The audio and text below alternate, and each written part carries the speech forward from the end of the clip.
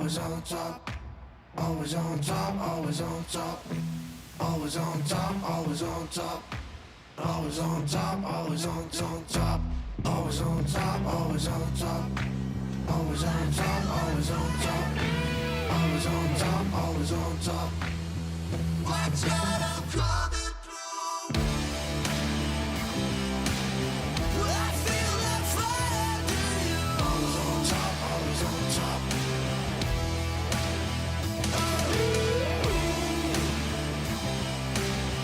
Watch out, I'm coming through. Always on top, always on top.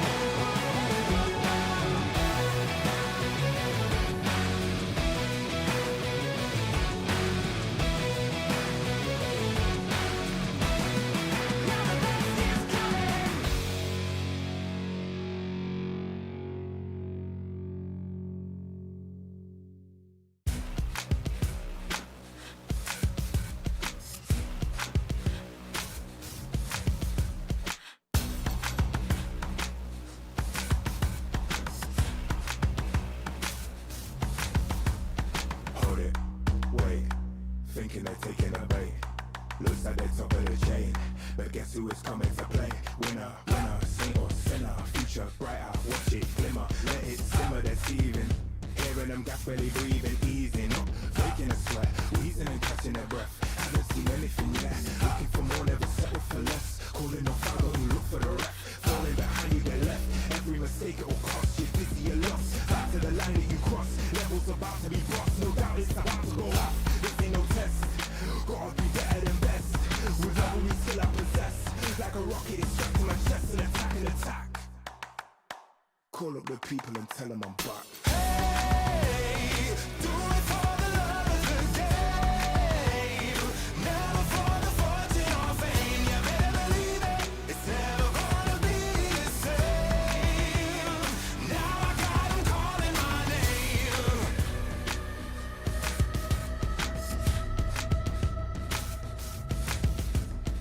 Hold it, wait, thinking they're taking a bait.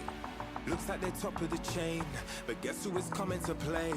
Wanna be greater and glorious, paving the way, there'll be more of us. Victorious, we're taking the throne, taking the title and bringing it home. Hold it, wait, thinking they're taking the bait. Looks like they're top of the chain, but guess who is coming to play? Wanna be greater and glorious, paving the way, there'll be more of us. Victorious, we're taking the throne, taking the title and bringing it home. We're at it again.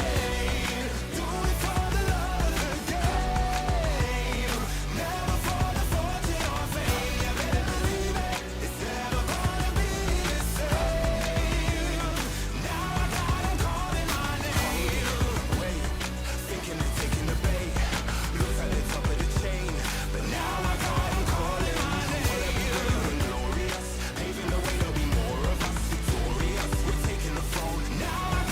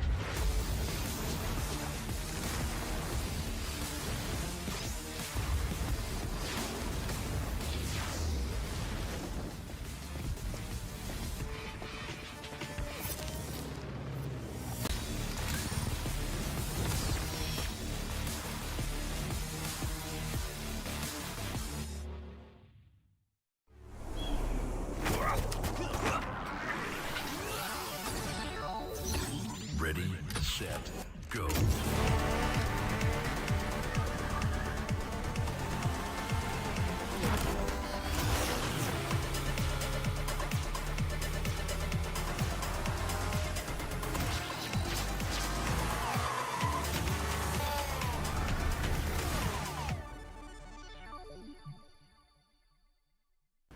لحظات البداية عاشت معنا،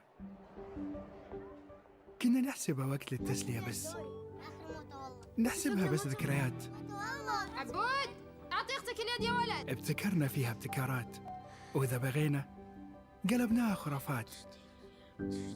كنا نحسبها بس لمة وصحبة وسهرات، انتبه نوب ترى نوب. لكن كنا نشوف عالم ما أحد يشوفه. ليت يشغل وقته بشيء يفيده. الله عليك على اليد صدق. عالم كبر وعاش فينا، عالم الحماس فيه يوصلك كل مرة لحلم أصعب، بس ما يصعب عليك. بارد معك وين ما تروح.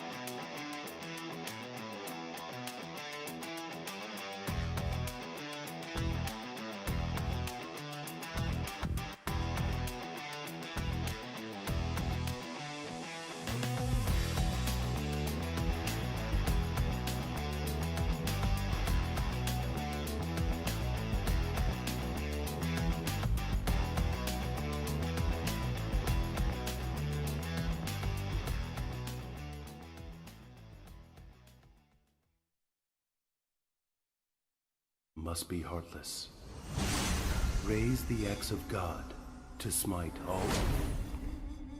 Only then bless the people of Ningmeng.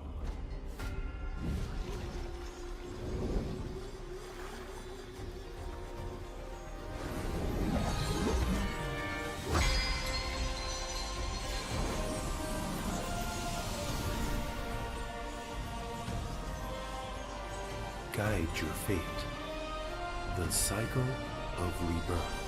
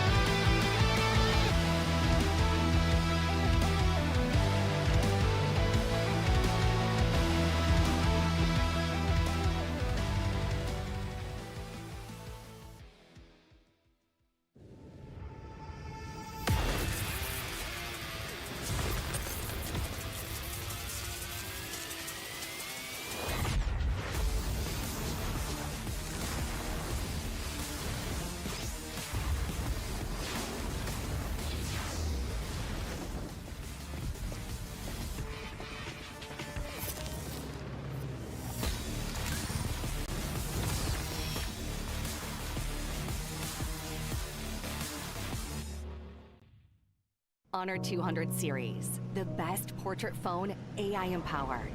Studio level, AI portrait camera, 3 hardcore portrait modes. Color, vibrant and classic to capture portraits that truly stand out. AI empowered magic portal. Snapdragon 8S Gen 3 AI chipset. 5,200 milliampere per hours silicon carbon battery. 100 watt. Honor Supercharge. This is Honor 200 series. You ever wondered how a Hollywood movie is shot?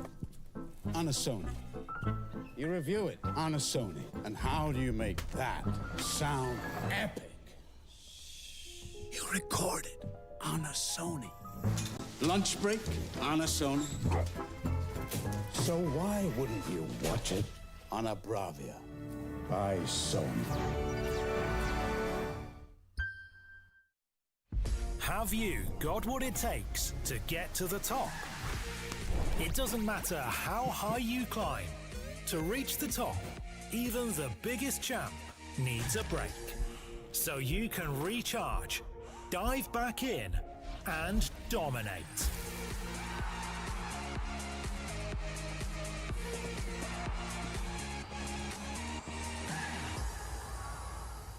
Have a break. Have a Kit Kat.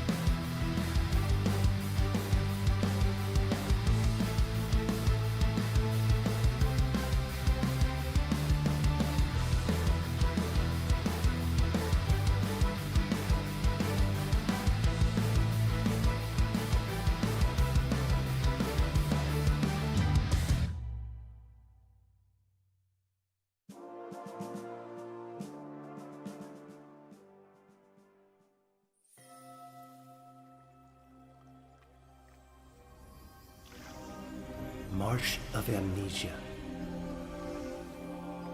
Souls return.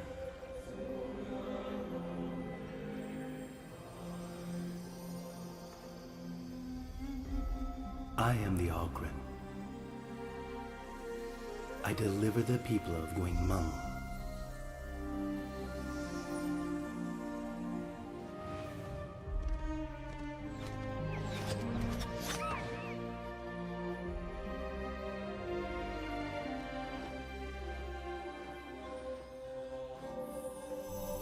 Speak your mind. The future may respond. The obsession does not subside. Do not live in the past. Leave the past behind. Let it go.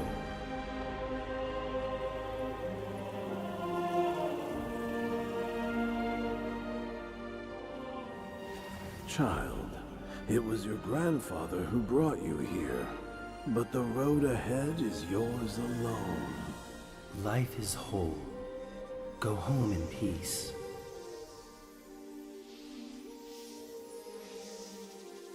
Birth, death, sickness, and old age. This is the circle of life. No mortal can avoid it. Cherish the present.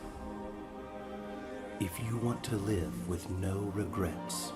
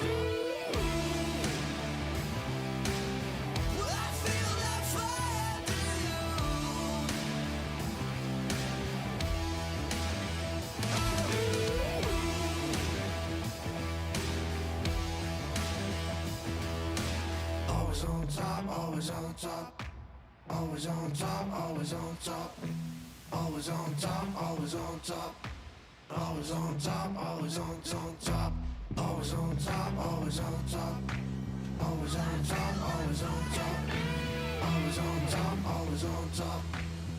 Watch out, I'm coming through. I feel that fire through you. Always on top, always on top.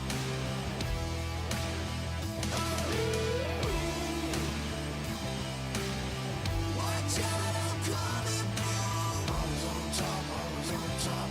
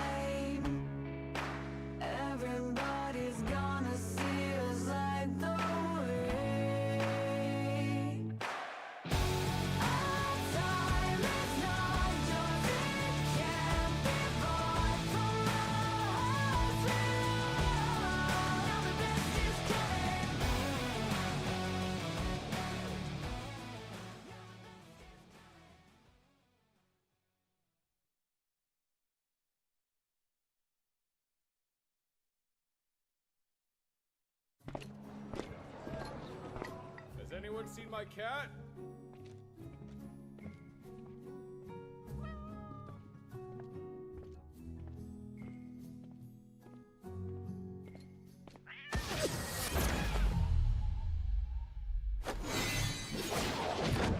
Long time no see, hey no!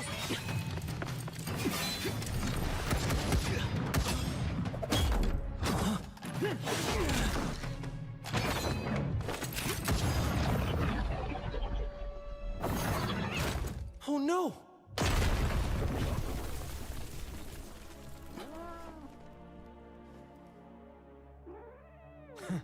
I don't like harming the innocent.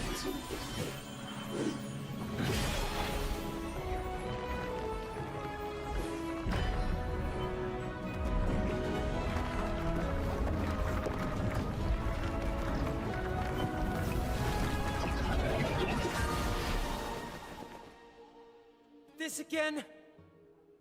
Did fate give you an answer? Where the heck's my cat?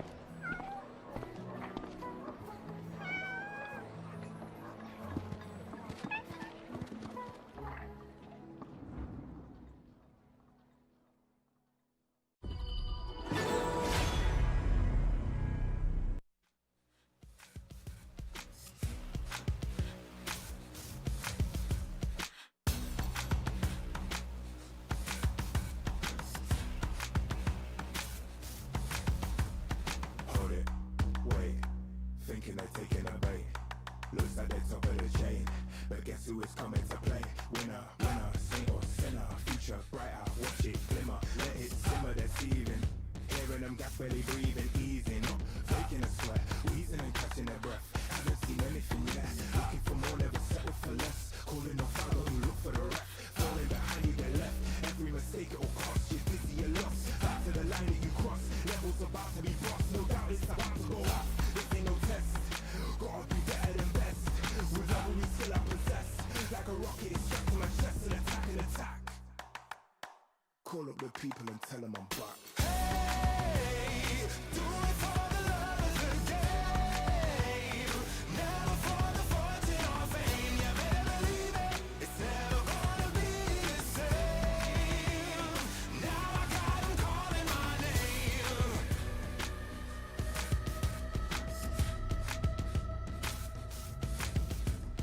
Hold it, wait, thinking they're taking a bait. Looks like they're top of the chain, but guess who is coming to play? Wanna be greater and glorious, paving the way, there'll be more of us, victorious. We're taking the throne, taking the title and bringing it home. Hold it, wait, thinking they're taking the bait. Looks like they're top of the chain, but guess who is coming to play? Wanna be greater and glorious, paving the way, there'll be more of us, victorious. We're taking the throne, taking the title and bringing it home. We're at it again. Do it for the love of the game. Never for the fortune or fame. You better believe it. It's never gonna be the same. Now I got 'em calling my name. Wait,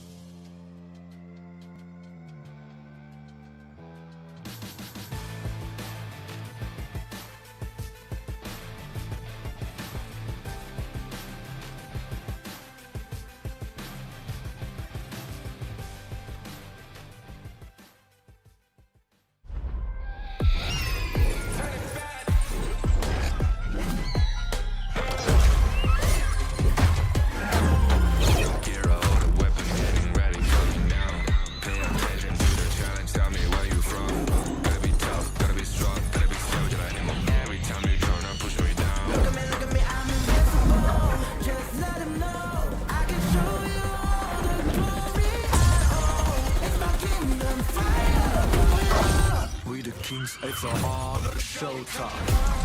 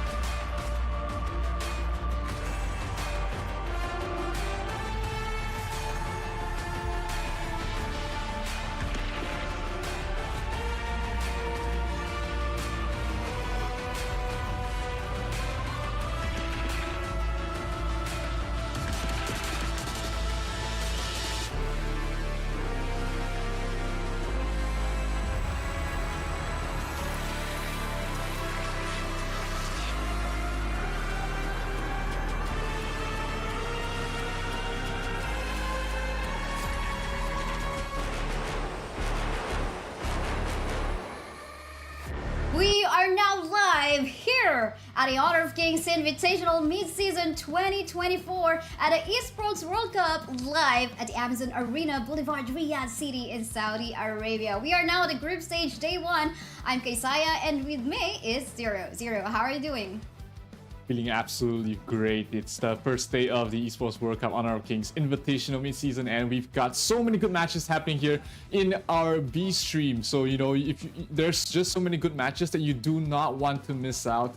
So make sure you either stay here or stay in the A stream as well, because we will be covering both groups and a lot of matches that are going to be happening today. Yeah, we were talking about that. Okay, is it like exactly for Stream A? Is it Group B or Group A? And then for Stream B, is it Group B? But I love it. Like, you know, you can actually see the action from whether Group it is. You can find where your favorite team is. But of course, that will happen if you're actually following all of our social media pages for Honor of Kings Global. So make sure you do that. Follow Honor of Kings Global Esports channel and make sure you use the hashtag HoKXEWC 2024 for a chance to win permanent skins, which you can also, of course, when following, receive the latest news and updates about the esports events here for Honor of Kings. So make sure you follow our channels now. Yep, absolutely. So yeah, there's a lot of matches happening today. There's a lot of teams playing today, but it can get a little bit confusing. So why not let Lam take you through what the entire format for the Esports World Cup is.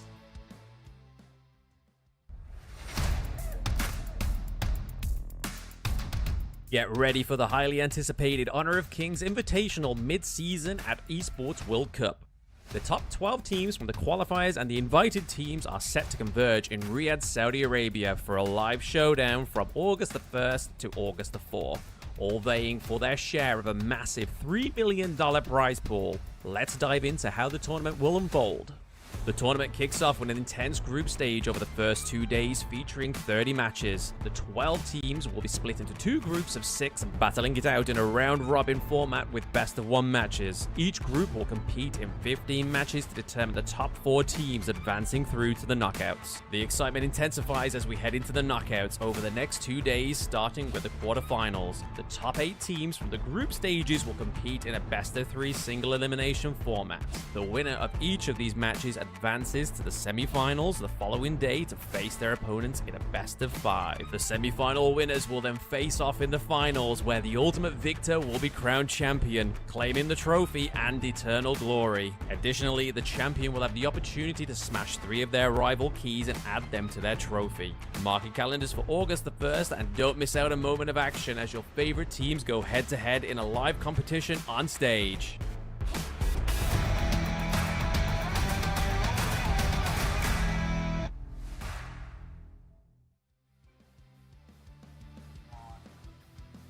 Intense amount of prize pool, $3 million, and of course a huge part of that will be taken home by the champion. But what I love is that none of them is actually going to go home without any share from that prize pool. But let's talk about the format. Zero, what do you think about the format? Like, our group stage is round robin, knockout stage, single eliminations. Is that like fair enough for like all the teams to actually showcase their capabilities?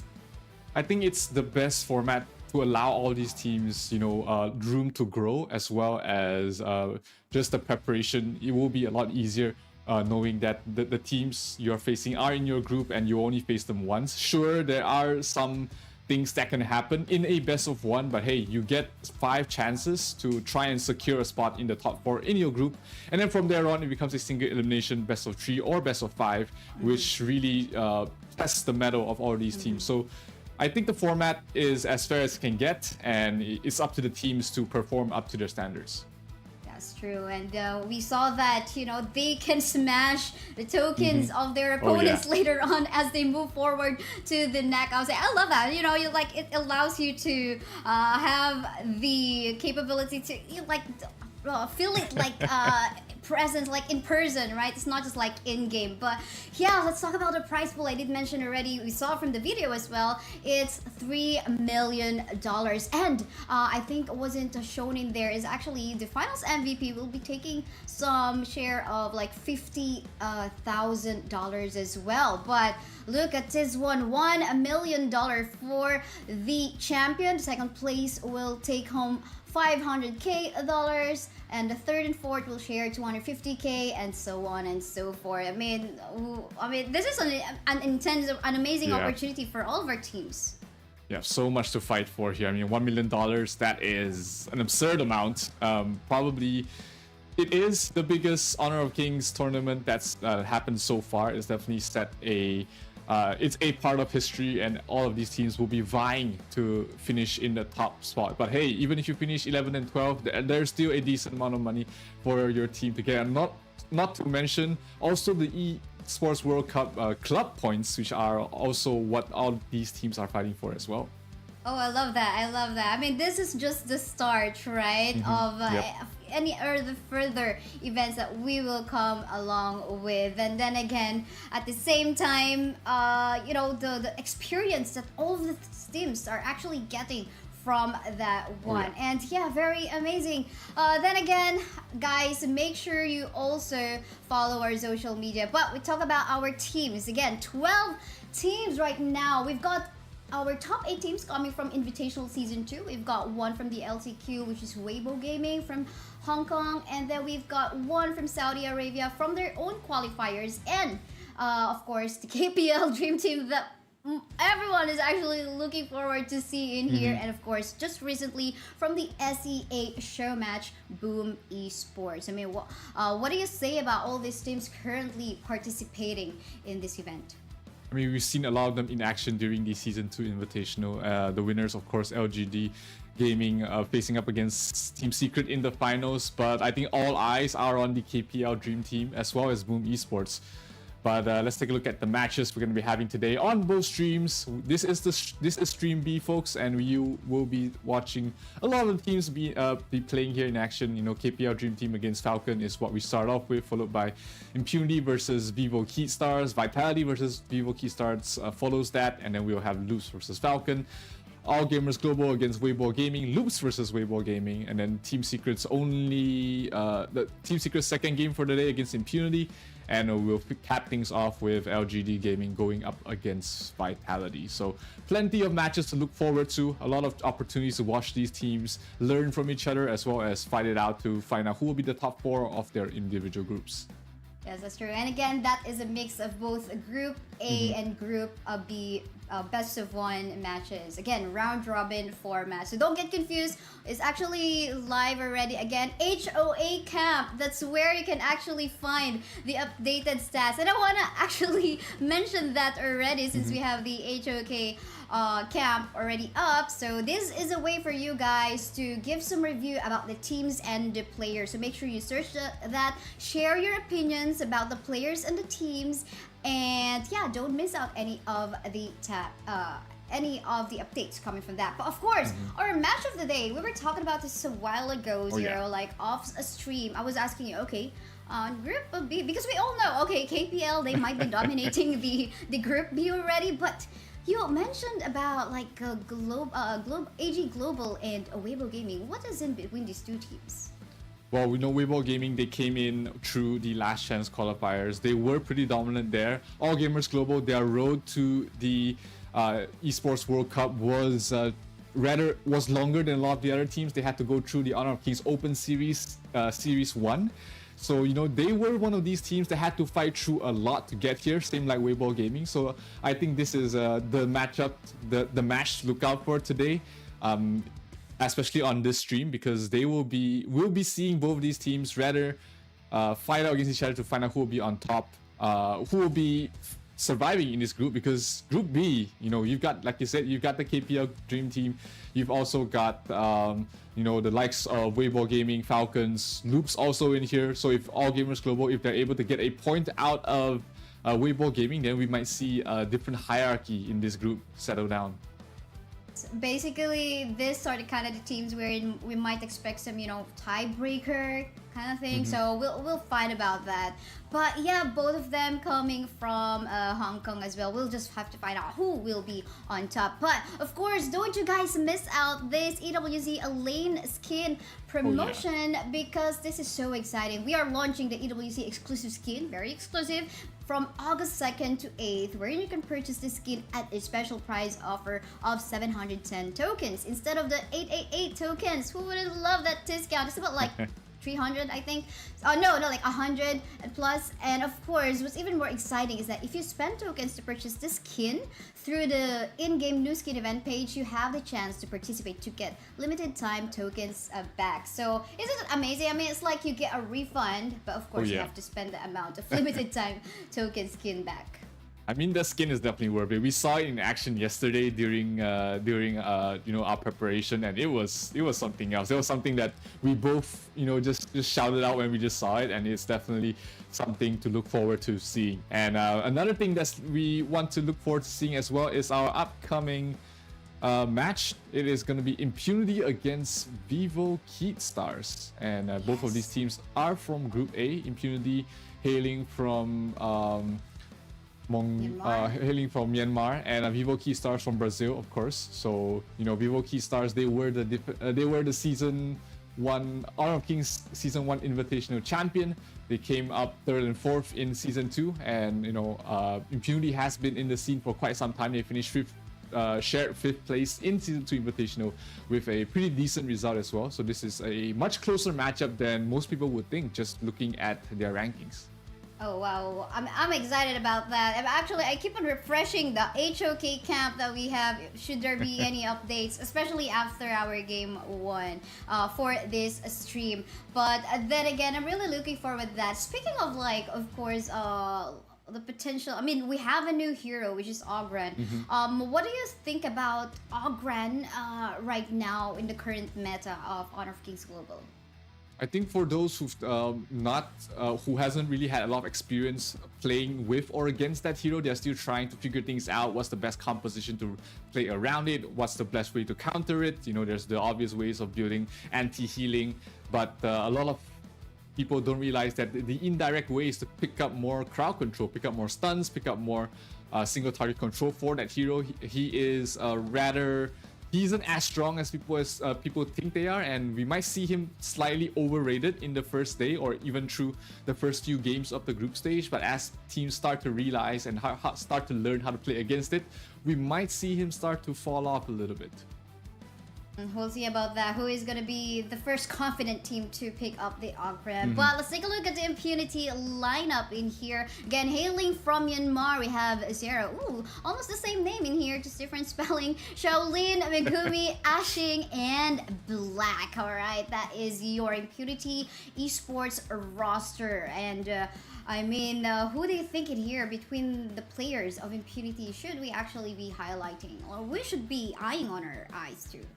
Well, X-Hero had a pretty good run in the Honor of Kings Season 2 Invitational. Asing as well, definitely a beast, someone you want to look out for. So both of these players would be my go-tos in terms of win conditions, or even just players to focus on. Like, these two players, they have a lot of experience in the game. They definitely know what they're doing, and you know, they are a major key to their team's success, and it all boils down to them, these two players, to try and find a way to defeat Vivo Stars, the HoK BR multi-time champion. And they are running a newer roster, the same roster they were running in the Season 2 Invitational. And if you caught one of the interviews, it was Danny that said this is the strongest version of Vivo Stars yet. And despite not being able to finish top 2 in the Season 2 Invitational, they are still a force to be reckoned with. Wow, I love that. I love that confidence wherein you really trust your teams, right? Oh, yeah. But for sure, I mean, all of the teams that we have right now at this Invitational mid-season at EWC really have to build a trust over their teammates, because, you know, your compositions and your execution can only be effective as 100% or even more once you've got that confidence and trust with your teammates. But you know, I'm even more excited because I saw, like, you know, following on the social media pages of these teams, you know, some really had a deep boot camp, you know, scrimmages in preparation. I think you were like, okay, sharing with me some information about the scrimmages as well, which I don't know if it's okay to share, but it's gonna be interesting how, because those are just scrimmages, they could be just like, you know, practicing some heroes and all that, but it might be different in here in the actual stage.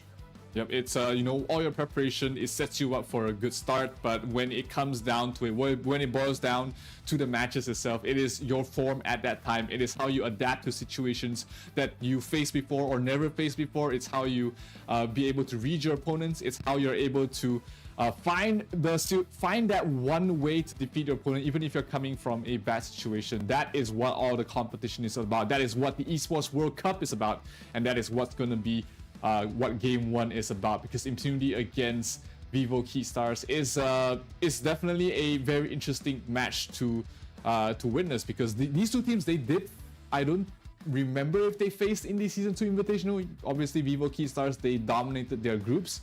But with that sort of information, where both of these teams came from the same tournament, they would have studied their opponents. So that their homework is definitely going to be very important for them to prepare for this match.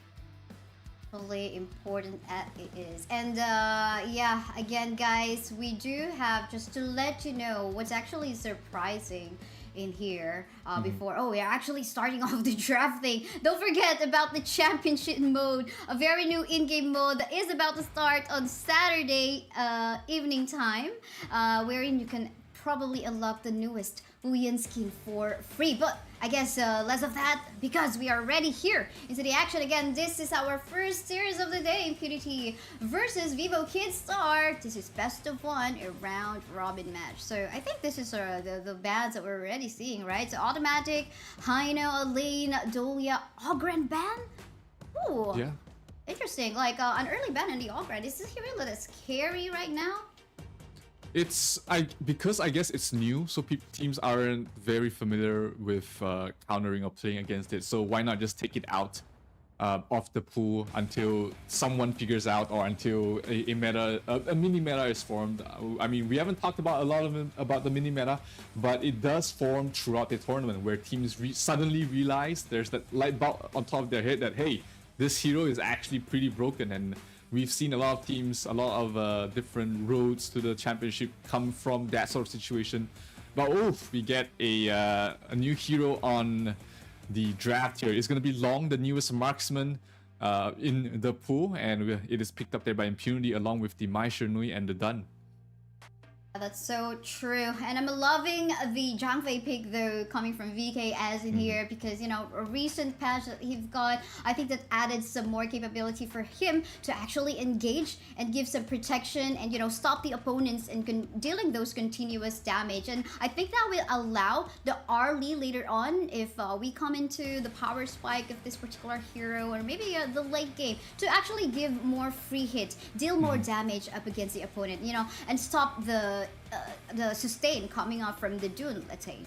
Yep, absolutely. And not to mention the setups for the Lady Zen as well to land better skills, you know, the setup, the crowd control. There is a lot of team fight here for the side of Vivo Key Stars. They're banning also strong team fight heroes from the pool, with the Sun Bin as well as the Lian Po ban from VKS. They don't want Impunity to have a lot of team fight, and that is looking like it's working out for them. There's not much more team fight heroes left in the pool for Impunity to pick up. They do ban out the Jing and the Musashi to try and protect mainly the Mai Shernui, because Long is a very elusive marksman by himself. He's not easy to bring down. He has plenty of CC of his own, move speed, healing, and even his ultimate gives him a long duration of time where he can just reposition himself. So, you know, Impunity might go for another route. They might go for a heavy single target burst sort of route and try and take the fights fast and quick before the main team fight starts to happen. That's true. I definitely agree. Infinite vastness. I mean, you are definitely untargetable on that state of the ultimate. And at the same time, one thing I noticed in here, of course, in the middle lane, if I take a look at the mid lane fight that we have in here, I think just during the early stages of fight, or during the early laning phase, Mai Shiranui, or Lady Gen rather, will just have to be very careful on the potential pick-offs that this that Megumi or Mai Shiranui might do in the early stages, unless of course he's got Kaiser or Zhang Fei ready to also go for the kills. But Kaiser, an additional sustain in here for the side of VKS, which I also love, I think, and will allow Arlie to give that free hit. So I'm seeing a lot of team fight potential in here coming from the lineup so far, coming from VKS. Yeah.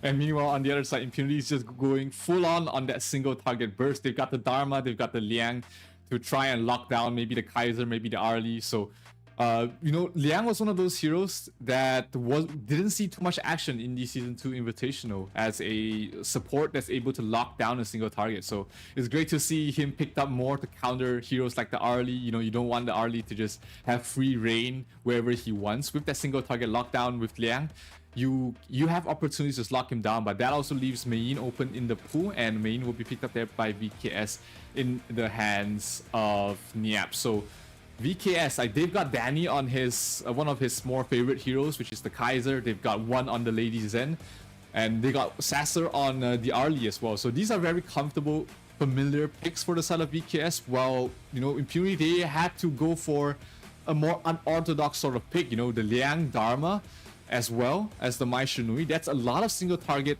burst as well as lockdown, not to mention the tempo that they can play with the Mai. It might set us up for a quick game, but if Impunity falters in the early game, we might see a completely different story, and this might be VKS's game to take. That's true. And at the same time, though, I think they have to, I mean, as Liang, I mean, abuse this hero, I mean, you really have to good with skill shots, right? Okay, Yep. If you really want to utilize, of course, your barrier power ward, you would want to make sure that you're really going to be blocking off your targets, or especially if we're talking about an Arlie that is very mobile, can actually just, you know, avoid. And even, of course, the latest update coming from with the Arlie as well, wherein, of course, the Maple Dance can block off some range damage as well. So let's see about that, because we are going to be heading on to our game one already. This is the best of one match between Impunity versus Vivo Kid Stars. Yeah, it's gonna come down to the laning stage, especially on the Dun and the Mai Shiranui. Let's see what sort of early aggression they can get. Maybe early invades into the jungle. Maybe to shut down the Mayin, we'll see the Dun rotating up towards the top a lot. But that's where he's gonna start off with, trying to give the Dharma a good start, get him that level advantage, and then just allow the Dharma to do his own thing against the Mayin. Because Dharma's stronger in the early game, while Mayin does pick off after the level 4 stage. Yeah, that's so true. And I'm pretty understanding here, like, as to how aggressive it is right now for Impunity. They've got more early game heroes in here, such as the Dun. You really want to take advantage of that. So I like the aggression that they've done in here. But I think what they need to be very careful of later on is once the power spike is already on to Kaiser. What, he got the level 4 already, his ultimate invincible warrior. Gotta be careful on that one. But we see a Tossle in here into the bottom lane part of the map. I mean, I don't think there's gonna be full commitment as of now. No, definitely not. I mean, Xiaolin is almost level 3. That's when he's strongest in the lane, being able to have all his skills up and running. That's when it's almost impossible to shoot him out of lane, except if ganks do come from the Kaiser or from the Lady Zen. So until then, this Long will be he'll be a lane bully, making sure that the Arlie cannot go close to hit creeps, and he'll be able to excel his farm pretty quickly. But you know, Danny, early on, we're not going to expect to see too much of a rotation from the Kaiser. He doesn't have a lot of setup, he doesn't have a lot of stuns, he needs to rely on his teammates a little bit, so we might be seeing at least another minute before Danny actually does anything across the map. That's true. Well, then he meets the Mai Shiranui just to say hi here and there. You're right. I mean, Kaiser definitely not the one to set up team fights. We gotta wait either the Lady Jen or the Zhang Fei for them to do that setup. For the meantime, you can see a super low HP Zhang Fei in here. Gonna be the first blood from the hands of Black in there in the middle lane. What a good point for coming from Impunity, but that's a roamer, so I think there's still a moment for the Kitsar to actually catch up onto the golden clock. You can see an invade happening here, coming from the side of Impunity, just disrupting in here. Danny on his jungle. Yeah, managed to take away the Crimson Golem buff away from Danny, which is going to slow down and annoy Danny a little bit. Not the end of the world, of course. This is still early game. Danny probably wasn't expecting to get anything done in terms of setting up kills, but it does take away some of that gold and also gives Black a good start as well. So all in all, Impunity is off to a great start, I think, but let's see if they're able to keep this up once the mid-game stage and once the power spikes of VKS starts to reach, because we're almost at level 4 there for the Zhang Fei as well as mainly the Zhang Fei as well as Liang. Liang's already level 4, so we might see VKS start to pressure across the map. Maybe on the first Tyrant is where they're looking for the first fight. That's true. I'm also actually looking forward to Zero in here, getting that pick off onto one target. Could be one or Wise Sasser in here, or Arlie and the Lady Jen, you know, at least to remove all the main damage sources coming from the side of VKS. But again, the rotation coming from Kaiser in here. They potentially would want a sandwich really this long. They don't want this long to actually get this power spike. Yeah, they're putting 5 members here, but they catch up with Lady Zen towards the back line. One's gonna fall. That's the Mai Shunwei for you. The burst damage. Mai going towards the back line, almost getting a kill. But will he pay for his life? Backlines though. White Sasser in trouble, but he'll be able to back off. And here we go, continuing with the team fight. However, Long is actually free-hitting onto the backline, deleting more member coming from the side of VKS. You know what, I was just actually mentioning a while ago, okay, we hope the Mai Shiranui Shero will actually be able to pick off a target. Apparently, he was the one who's actually picked up first. Yep. Still, a 2-for-1 trade does set things up nicely there for the side of Impunity. We talked about it in the draft. They needed a good start. They needed early snowball to get their heroes going. And they can't take the game too long. So that was as good of a start as you wished for. I mean, one falling that quickly. The burst damage was huge. Unfortunately, they did lose X0. But, you know, 2-for-1 trade, they're going to take it any time of the day.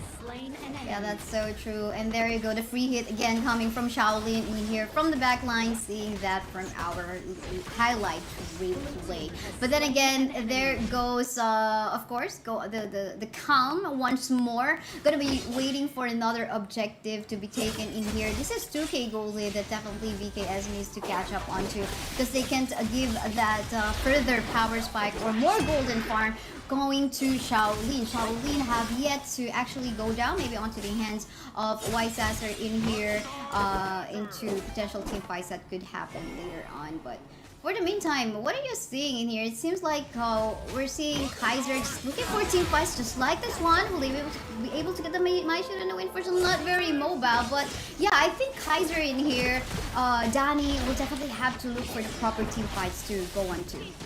Yeah, it's not easy for the Kaiser this early on. You know, Invincible Warrior only lasts a couple of seconds, and his items aren't complete yet. He doesn't have the sort of items he needs to really play and force in the back lines. Pops forces Mayna to pop his ultimate, which is a great win there for the side of Impunity, because it means that the moment they take the next fight as quickly as possible, there's not going to be a Zhangfei ultimate. That is so true. No ultimate from the Zhangfei in here, and Danny actually going so low, still being chased down, but will be able to survive with a slither of health. But then again, the rest of the members of Impunity in here will just go try to invade the jungle camp of VK as well. There's actually another job being done by Arlie in the bot. Yeah, but they get the tier 1 mid though, which is super important to control both the main jungle objectives and as well as the both golem buffs. That is a trade that Impunity will take any day. That mid tier 1 tower going down is going to set themselves up and also pressure VKS quite a bit, because, you know, Danny right now, even if he's trying to get that Azure Golem, he needs his teammates around him, because you never know when the invades from the side of Impunity are coming. While on the other side, you know, Impunity, they can just do anything they want on the map because they have control in the mid lanes. Yeah, definitely. I mean, this Kaiser is quite dependent on the Azure Golem, but getting pressured here and there at the same time with the Mayna getting his ultimate propped as well as Zhangfei. You know, team fights couldn't happen anytime soon. But for the meantime in here, we can see the engage coming from the side of VKS. They're getting mad on the side of Impunity, killing off Ashen in here in the process. But I love the cross-map play being done by Mai Shiranui Shero on the bottom lane part of the map, taking down the tower once more. They lose one hero, but they did manage to get the Overlord, and they get the tier 1 tower bottom as well. Like you said, that's gonna be you know, staving off the bleeding. You know, losing one hero is not great, but not the end of the world, especially if you get something else done across the map. So Impunity still keeping their lead. It's 1,500 gold, still a decent spot at this point. But the next upcoming fight is going to be very important, because that will signify whether if Impunity is able to extend the lead or will VKS crawl back. Because the next fight in the 8-minute mark for the next Tyrant will, in my opinion, probably decide the game. Yeah, that's right. I mean, we're about to close the mid-game time. Come late game, we're talking about Shadow Overlord, which of course gonna help you in terms of lane pushing, and at the same time, additional buffs coming from the Shadow Tyrant as well. And of course, if we're talking about late game, they do have that. We're talking about an Arlie in here that can actually go deal further damage from their side, and maybe the potential for an even tankier Zhangfei, which can go for more setups later on. But I think, you know what, Impunity is doing a good job so far in proccing this ultimate coming from the Zhangfei. They've definitely been forcing his hand and, you know, forcing VKS to not favorable fights. But this Tyrant is going to be important. Rotations, 5 all-time heroes are hitting towards the bottom. It gets taken down there by Danny. That's a good start. But can VKS win this fight? Oh, Impunity Black will fall down onto the hands of the members of VKS. And here we can see a free-hitting Assassin in here at the same time. And in the bottom lane part of the map, Mayin just had a 1v1 up against Ashing in the bot, forcing them to back away. Seems like somehow we can see the money in here, the gold gap in here is actually decreasing. And it seems like Vivo Keystar is catching up. Yeah. Definitely. So only 1,000. It's actually a 1,400 lead right now, and that's off the bat of as well as of getting the Tyrant and getting a kill on towards Black, because Dunn is one of those heroes just falls off. But hey, we talked about pickoffs. That's a kill, instant kill there on towards Niap. He's one of the more important heroes there for VKS towards the mid and late game stages. So any pickoffs you can get like that is going to set yourself out very nicely. So Impunity, that was a good job getting that kill. Definitely unexpected there for VKS. I mean, we were talking about Megumi on a Liang and Cheryl on a Mai Shiranui. That's too much CC you have to deal with. There goes the stun, of course, coming from the Liang, the control power word, and of course the kicks here and there coming from the Mai Shiranui as well. So that was quite unfortunate for Niap, though, not able to survive on that.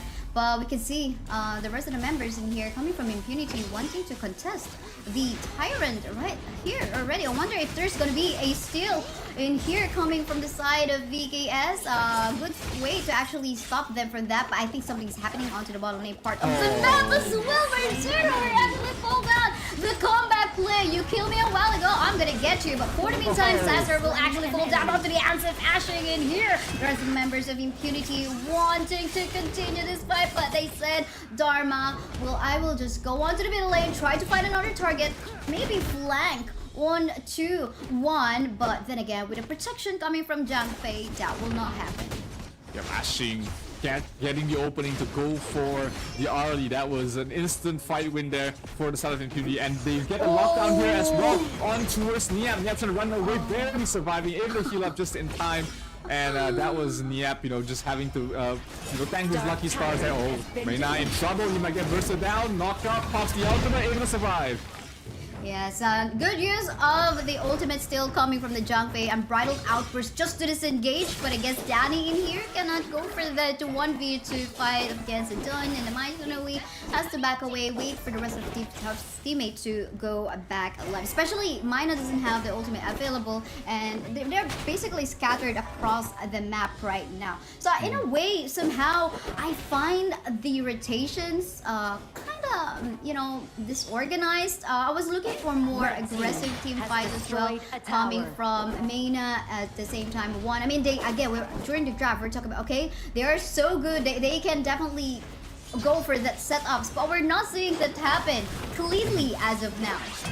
Yeah, they're playing a bit defensive, but here, oh, Dunn taking a lot of damage. Black almost falling there, but able to back off just in time. But that also gives the opening there for Vivo Keystars to go for the Shadow Overlord, and this fight might not be what Impunity wants right now. The heroes are not here, but let's see how it goes. Oh, let's see how we go indeed, but Niap actually just pushed away the Mai Shiranui right at the back. Who's gonna get the steal? And there you go, Ashing will actually steal that objective in favor of Impunity right now. And the rest of the members in here, however, 3 members from the side of Impunity already has fallen down. Sasser is all alone on the side of VKS. Now 1 for 1 right now remaining for the rest of them. But again, Impunity stole that objective. Okay. Yeah, that was huge. I mean, that just, they got 4 kills there. They did lose 4 heroes for themselves. It ended up with a 4-for-4 trade, but with the Shadow Overlords, that's gonna push out the lanes quite a bit. The Vanguards have already spawned. The bottom tier 3 tower down to half HP already. So, you know, all in all, they got almost 2,000 gold lead just from that fight. And let's take a look at how it went again. Huge pickup from Danny from the start, and then us being able to lock down one of those members as well. Sasser barely surviving towards the end, but the long on towards the backlines, way too much damage. Way too much damage indeed, but I'm actually like surprised, okay? Ended up still on a 1-for-1, but nice steal again coming from Ashing in there. Didn't even have the smite on his side. Usually we would see the 2 smite strategy in here, which we actually can see on VK as right now, but to no afford. Still, it was stolen by Impunity in here. Well, gold lead still onto the hands of Impunity. It seems like they're not allowing VKS to actually catch up. Yeah, definitely. They are, pushing their advantage constantly, taking fights with their goal advantage. But, they were definitely hoping for something better than a 4-for-4 trade in the last fight. So this next fight is going to be very important for them to see if they are able to take the lead here. Mid lane getting pressured here from the side of VKS, trying to wrestle some map control back in their favor. The tier 1 tower still very healthy though for the side of Impunity, as they're just angling, just positioning himself across the map. Done.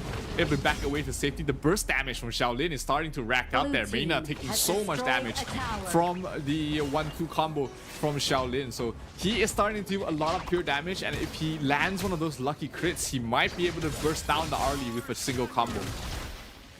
True, we'll just have to wait if Vivo Hitstar will actually let that happen. But I love the position of Ashing in here, when he's just waiting to potentially flank maybe on the Lady Jet. I mean, look at the reach, the potential reach of him on the Lady Jet as well as the Arlie. The moment that the Arlie or the Lady Jet actually go onto that side where Ashing is actually hiding, it could be disaster. It could be the end of Vivo Hitstar. But let's hold up thought, because it didn't happen anyway, because Vivo Hitstar just took the right route to just be, safe into the map. Still though, you can see the mid lane tower of Impunity is still standing strong, but Mai Shiranui is actually hiding somewhere in the map, potentially waiting for a pickoff. Yeah, he might try and go for the steal. He low.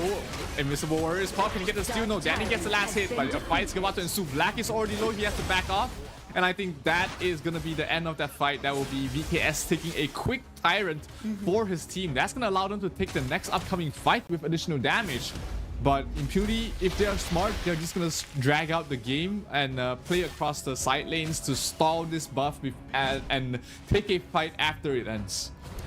Yeah, and I think that's what they are actually doing. Just waiting for this Arlie to get more farm for himself and just wait for the opportunity where actually have a good formation in the map. Not gonna go on to this part of the jungle wherein, there are a lot of walls and gonna be harder to actually go for that formation. But full of thought, because we can see Black in here super low with HP getting sandwiched and killed off by the Arlie in here. And there's even further because they are wanting to take the mid lane tower already. Could this potentially be it? But no, they're actually going to go for this Overlord take as well, as they would potentially want this to help them out in going for lane push. Yeah, that looks like it was a mistake there from Black, or maybe just miscommunication across the team. He was going, the rest of his team was retreating.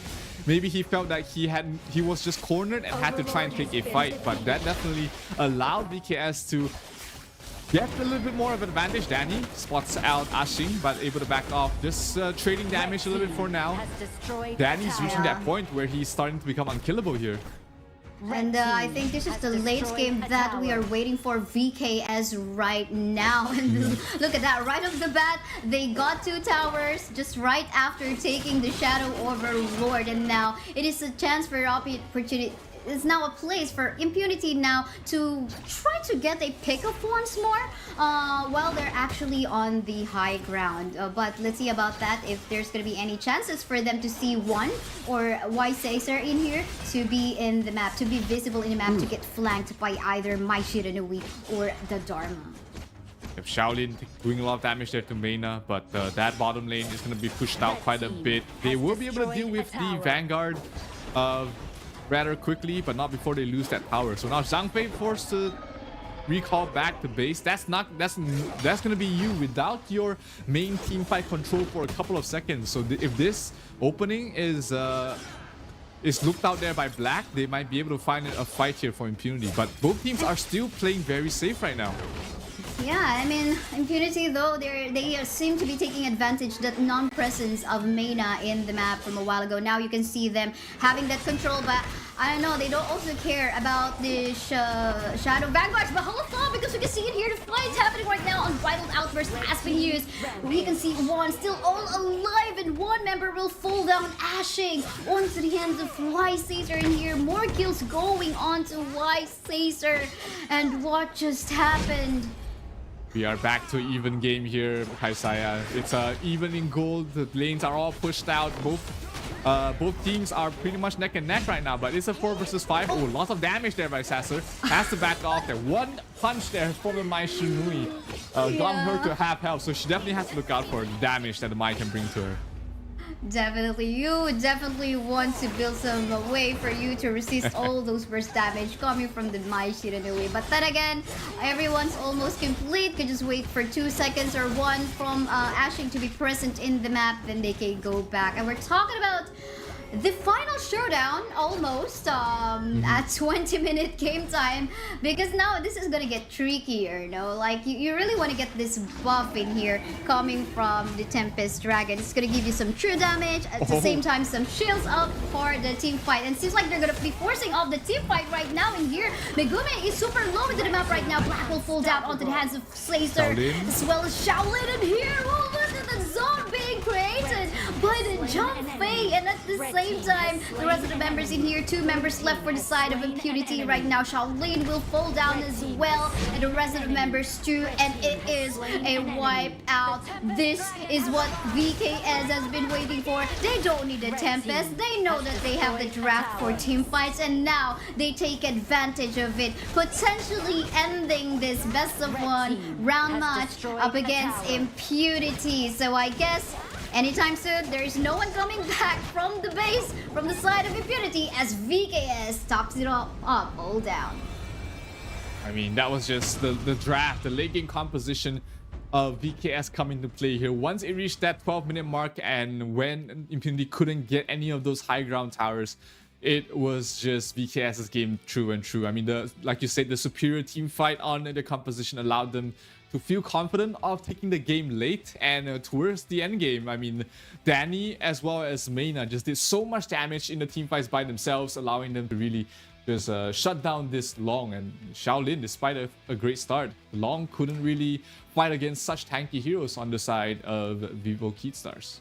Yeah, and you also did mention during the draft, I mean, there's a lot of one-target skills that they have in here. Yes, they can do all that, like what they have been doing up against the Mayin. Mayin was almost not having a good time wherever he goes on the top lane or the bottom lane, because he either gets picked off the Mai Shiranui or the Mai Shiranui or and the Liang. But then again, that's about like, okay, one target. But of course, if we're talking about team fights, there's a lot of sustain, there's a lot of CC and protection coming from the Zhang Fei, and at the same time, you know, Kaiser almost undieable in here for as long as he gets the Azure Golem, and at the same time, you know, he can just like go for that almost useful invincible warrior mode that he has in his kit.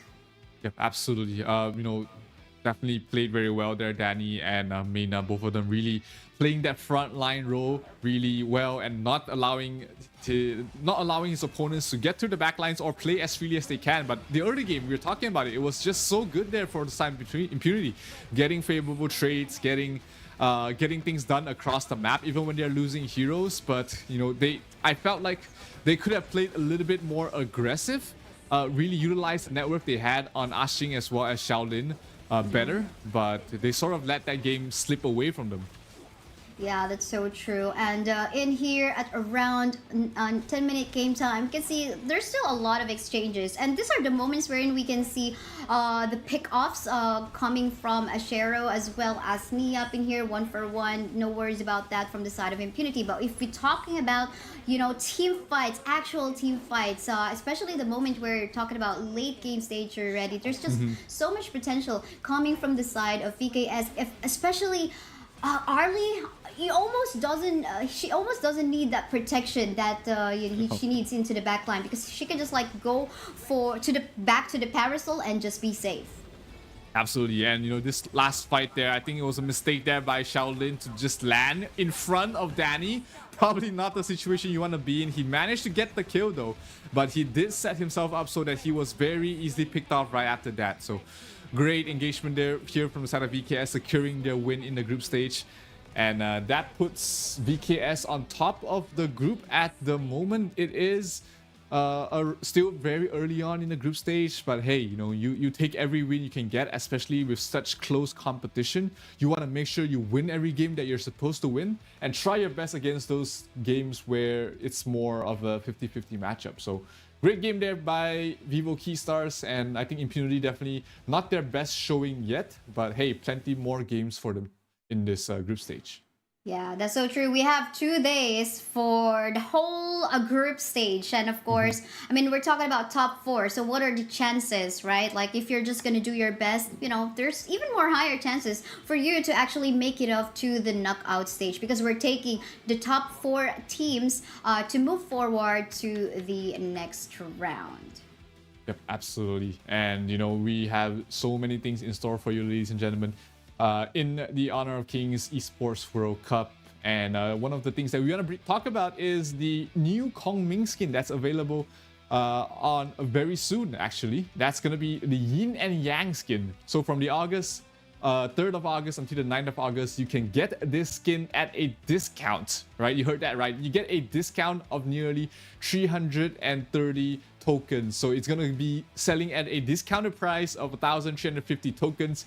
And you can get that skin to show off in the battlefield, because he is one of the more beautiful skins there for the Kong Ming. So true, and that's a huge amount of discount. But for the meantime, we're just going to be heading on to a really short break. Up next will be the match between Team Vitality versus, again, Vivo Keystar. We just had their match a while ago. Once again, we're casters. I'm Kaisai. With me is Zero. We'll be back.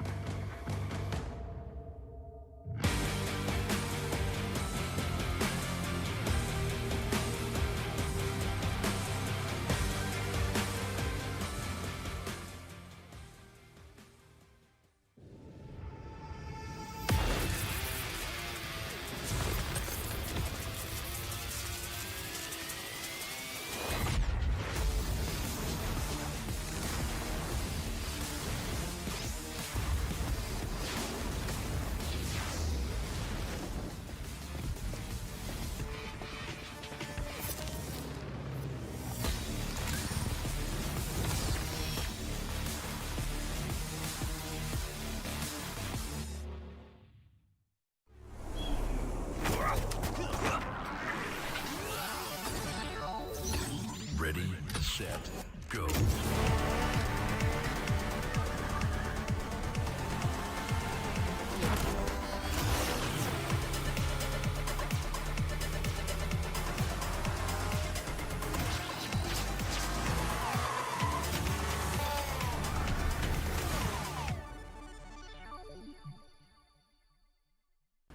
لحظات البداية عاشت معنا. كنا نحسبها وقت للتسلية بس. نحسبها بس ذكريات. عبود أعطي أختك اليد يا ولد. ابتكرنا فيها ابتكارات، وإذا بغينا قلبناها خرافات. كنا نحسبها بس لمة وصحبة وسهرات.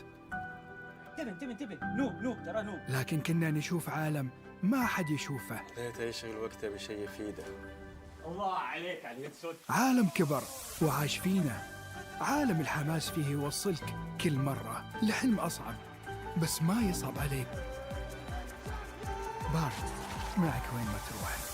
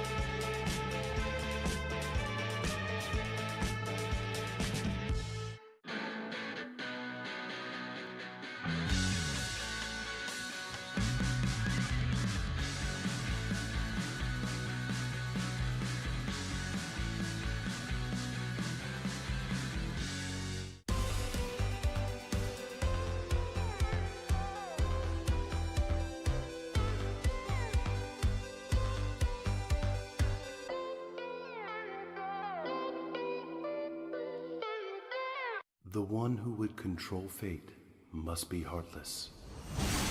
Raise the axe of God to smite all evil. Only then bless the people of Yimeng.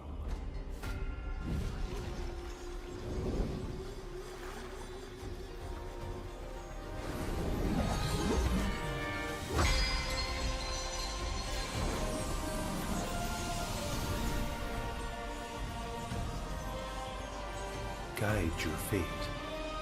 The cycle of rebirth.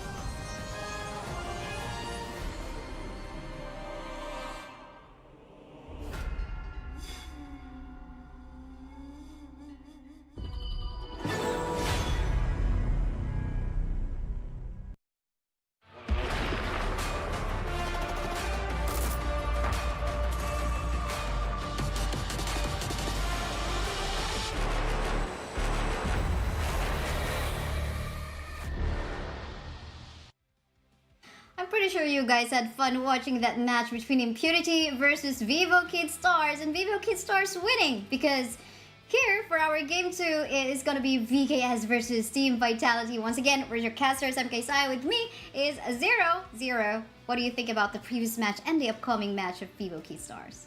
I think it was a good showing there by Impunity, but you know, Vivo Key Stars able to make it out of there alive, and they have another match coming up next, which is against Vitality. But hey, you know, this is one of the newer heroes available in the pool as well, along with Shlong. It is the Ogren that is available for you guys to play in the game right now. He is a warrior that can be both very defensive and also very aggressive, and the amount of lifesteal he's able to bring out is tremendous. So he's definitely a hero that you want to look out for when you're drafting for all these teams. So you have to, you know, draft with this hero in mind. But hey, we did see him banned in the first game, so obviously teams are still trying to find a way around it. But hey, if you haven't found a way to defeat it, maybe just ban it first, which is what we're seeing from all these teams at the moment. But once teams have figured it out, or when they're facing against a specific opponent, then we might just see the Ogren just ignored. Yeah, I'm very excited about that. We'll see about that. But for the meantime, our upcoming showdown will be Vivo Kid Stars once more, this time against Team Vitality from France. And you know, Team Vitality is a mix of different players coming from a different country as well. I mean, would you like to tell us about like these two teams that we are about to see? You know, Vitality had a good run in the Season 2 Invitational as well. They got 5th to 8th after a pretty decent group stage. They were in the same group as the Vivo Key Stars, and they only lost against Vivo Key Stars. So they are definitely a very decently experienced team. They definitely have learned a lot during the Season 2 Invitational, and they're coming in here trying to defeat one of the favorites. I mean, Vivo Key Stars, they have been playing the game a long time. They have been one of the strongest teams in the entire global scene. But hey, it is a newer roster, I believe, for the side of Vitality. Instead of playing with Shanks, they're playing with Jask as their clash lane, as their farm lane. And which makes us even more excited because, I mean, this is going to be their showing. And it is a big event. We're talking about Esports World Cup, you know, Invitational Midseason for this year. Way for them to actually showcase their might. But as we were talking about them, here you go. The lineup is going to be 90, Shanks, Highland, Benji, and CT Boy. I mean, these guys, I think they are ready to show Vivo Kid Stars what new strategies they have, and you know, maybe potentially can make an upset. We'll just have to find out. Yeah, this team is pretty interesting from the European region, of course. I mean, Vitality, they are a mix, like you said, of multiple different nationalities. They've got 2 Chinese players in the team. They've got a couple of German players as well. So it is it's an experiment, a very interesting experiment there by the Vitality organization to try and find a recipe for success. But it's not going to be easy against their opponents. I mean, Vivo Key Stars, they have been multiple time champions in the HoK BR scene, and they are looking like much better than they were in than Season 2. Yeah, we'll have to find out though. And one thing I want to point out though is like, you know, the communication, right? Like, okay, we for sure they have to make use of English for them to understand each other, unless they know, like, let's say one just speak Deutsch or Chinese, right? So for sure we are seeing that. But let's take a look at this prediction that we have: 63% on to Vivo Kid Stars, and for Vitality it's 37%. Really, just like what you said, Vivo Kid Stars, I mean, the favorite right now because of what they have shown in the previous events. But I wonder, like, what is going to be the showing right now with a pretty, new roster in here, or like a slight re-roster in here that they have. I wonder what's going to be new, because this could be a surprise for Vivo Kid Stars as well. Oh, absolutely. I think, 40-60 is a pretty good odd. If you're on the side of Vitality, you're pretty happy with the odds. Obviously, they are not going to be the favorites in this matchup. They're definitely the underdogs, but hey, this is pretty close in terms of the confidence that you're instilling in the audience against the Season 1 champions. That is going to be a good morale boost, and I hope that Vitality is able to live that up to the audience expectation. Not bad, not bad. It's like close to 50, right? Oh, yeah. It's just like 37, but if you round it up, it's close to 50. It can be.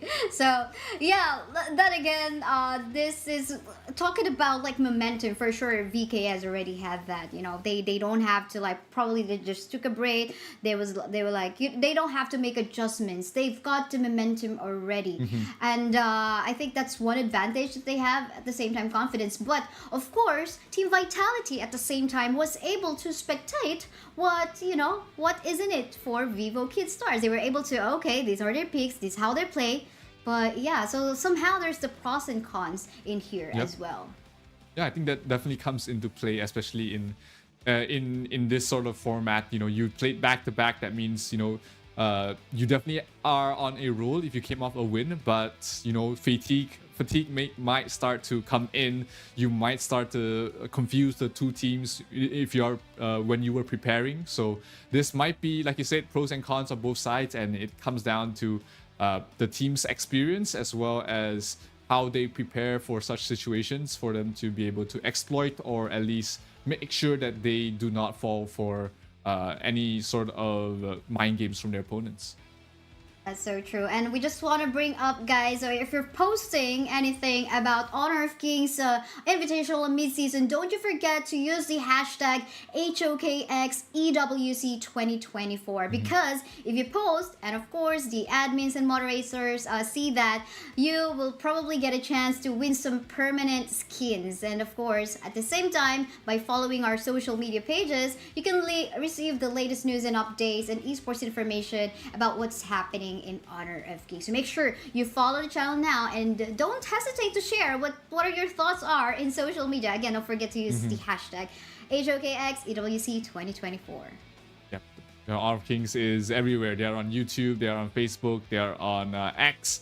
So make sure you follow all the channels. You also get all the latest esports information, not just the Esports World Cup, but also for other tournaments in the Honor of Kings scene, and also, of course, upcoming heroes that are released as well. So definitely a place you want to be. Make sure you're already following all those different social medias, and you get yourself updated with what's upcoming next. Did you post already, Zero? I did post already something making use of that hashtag. I hope you did, because we can get a chance to win these skins. Oh, you should do it now. I already did my selfie a while ago showing our casters this. But yeah, everyone's definitely invited in that one. So the teams are just like preparing in here. Of course, this is an on-site event. And you know what? The experience that all of the people, all of the players, Honor of Kings players in Saudi Arabia are experiencing right now in Amazon Arena, Boulevard, Riyadh City, I think is so intense and it's so fun. For sure, they have something in there. I wish I could be there. We wish you could have been there. We were talking during the Season 2 Invitational, me and Blam, we were talking about grabbing a shawarma there or two, but unfortunately, it will only be Blam eating my portion of the shawarma. But hey, glad to see all of the players, all of the talents here online and there as well, being able to enjoy and witness a new part of history, because the Esports World Cup is pretty much the place to be right now if you are into the Honor of Kings competitive scene, and it's definitely looking like a very interesting 4 days to come for this tournament.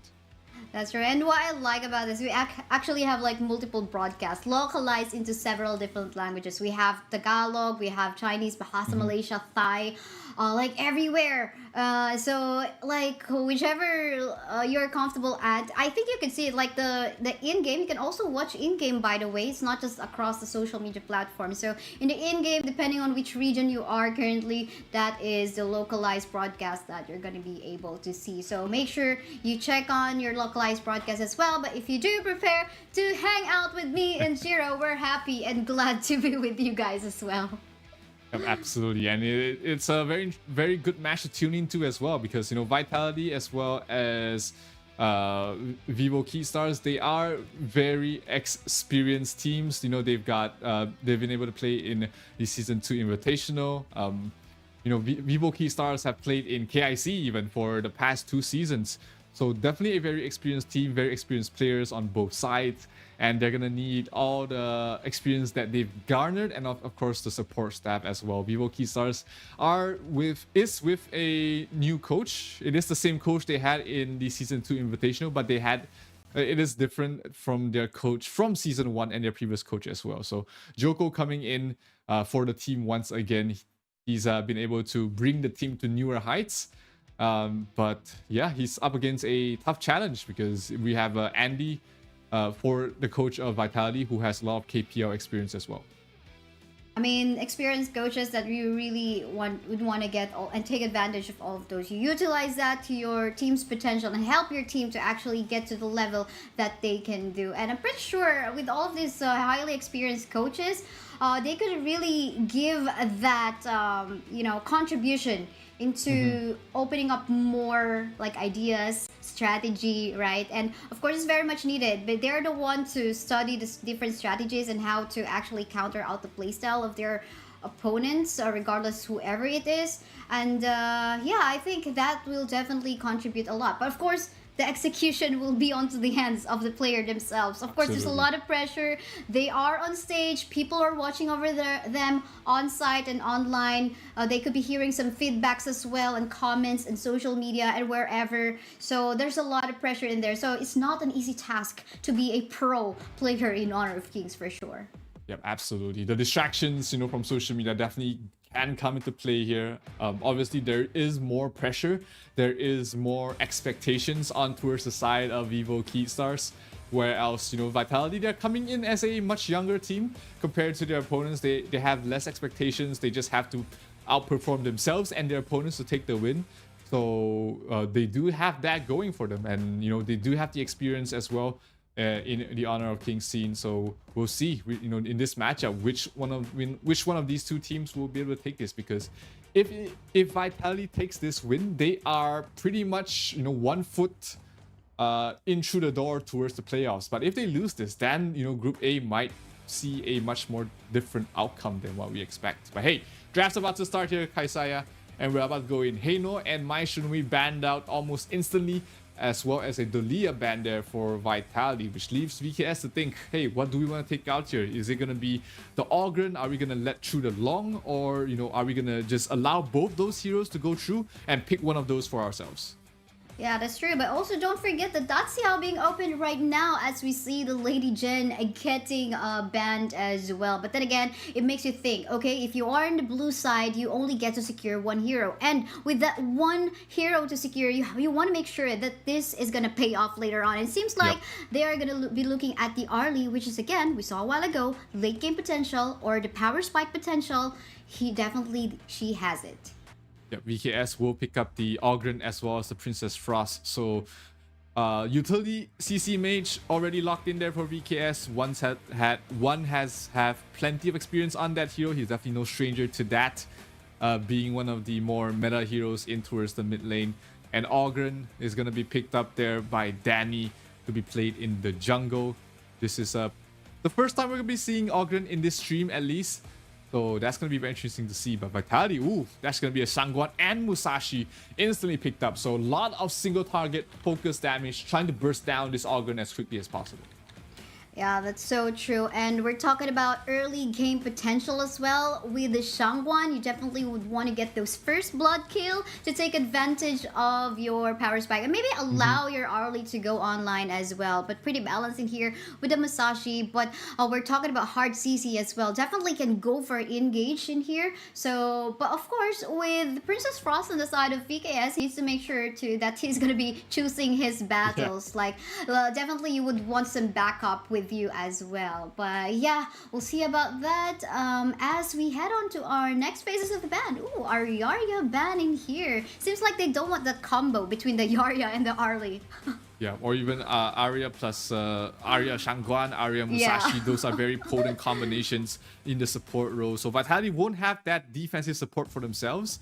But, you know, a Zhang Fei still left in the pool if they want to bolster up their team fight a little bit. If they don't, they can go for something a little bit more unorthodox, like the Guiguzi is still open for them. The Ming is available for them if they want to play it with the Arlie as well. But yeah, like 2 new heroes on the side of VKS, the Long and the Ogren being picked up by them. And let's see if they're able to play those heroes to the fullest. If they're gonna make an Honor of Kings content, this is gonna be coming from VKS game up against Vitality because they had to have the 2, you know, very fresh heroes. But yeah, you mentioned about the Guigutsu. I mean, I want to see this particular roamer as well. I mean, lots of surprise plays that this one can do, and at the same time CCs and setups. But then again, it's gonna be up to the teams. Still, there is no roamer from the side of team VKS and Vitality. But there are actually a lot of roamer ban, the Zhuangzi as well as the Zhang Fei being added into the ban pool. Yep.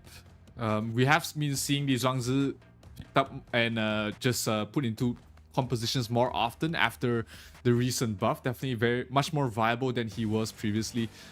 But will be taken out there by Vitality. Not many supports left in the pool for them. Would this be a Ming? Would this be a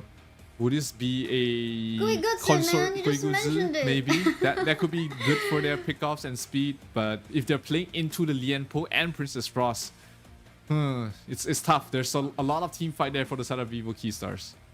Seems like Vivo Keystar really love this team fight type of composition, right? A while ago on their matchup against Impunity, that is their setup. Yep. Of course, just this time, it's just different set of heroes, but still the same playstyle that they can do. And I think they just have to wait for, of course, the power spike that may come up along in here. But at the same time, they have to respect the early potential of Ogren. Ogren is a very early game hero, so I think we should look forward to seeing that first blood coming from VKS as well, or the pickoffs.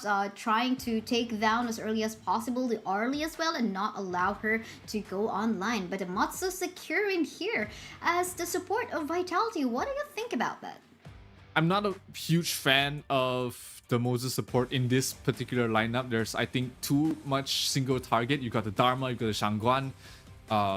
He does make the single target fights better, but it doesn't help your team fights a lot. So I'm a little bit I don't really like the Moses pick here, but it might work out there by Vitality if they're able to get these long-range pickoffs in towards a better sort of 5 versus 4 fight where they outnumber their opponents. But hey, it might turn out good for them, but we'll see. Niap gets his hand on the Mayin once again. Yeah, Niap on the Mayin. We saw how he played the Mayin well, just getting picked off by single targets a while ago though. But yeah, going back onto the Matsu though, I mean, yeah, that's so true. But I guess if he is able to utilize the pokes he can do with the Cannon Blast, maybe he can shut down the farm lane side early on. But of course, it's gonna be tough because we're talking about a Lianpo in here that has a lot of sustain and at the same time a lot of CC as well. So if we're talking about late game and of course team fights, I'm definitely eyeing more onto the side of VKS composition. But if we're talking about Shangguan getting the early and Musashi as well, allowing the Arlie to go online as soon as possible, maybe Team Vitality can do it. Yeah, they definitely have the earlier power spike, you know, the Shangguan, the Musashi. If they both play together very well, we might be seeing them take the game in their own hands with their aggression. But if VKS is able to do the same thing they did in the previous series, which is stall out the fights, get towards their power spikes, which is much later than their opponents, and then take the win from there, it will be going towards the VKS way. So laning stage going to be important for Vitality. VKS less so. They just need to make sure they don't lose out in the laning stage too much and try and stall out this game. Try and defend their high ground by the 8 to 12 minute mark, and if they're able to do that, they should take the late game.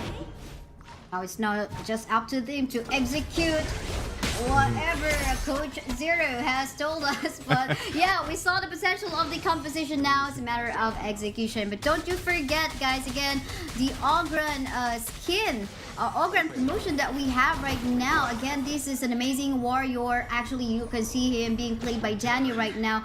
Balance of offense and defense, able to condense spirit of enemy heroes to assist in the battles. Again, very early game stage hero, which has the Seer state, wherein his basic attacks can kill off targets immediately if they have a low HP. So yeah, let's take a look at the action of this Ogren being used by Danny right now on the side of VKS.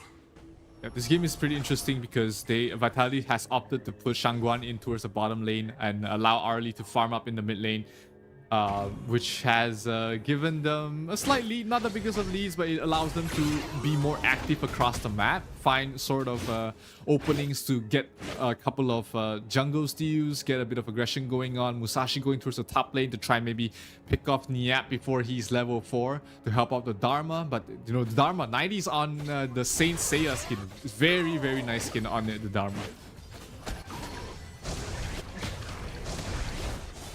Bottom lane, ooh, good stun there from Mozu, but the Long able to heal up, able to push them back, keep them alive for a bit, just create the distance to keep them alive, and they're not going to be able to progress any further from that.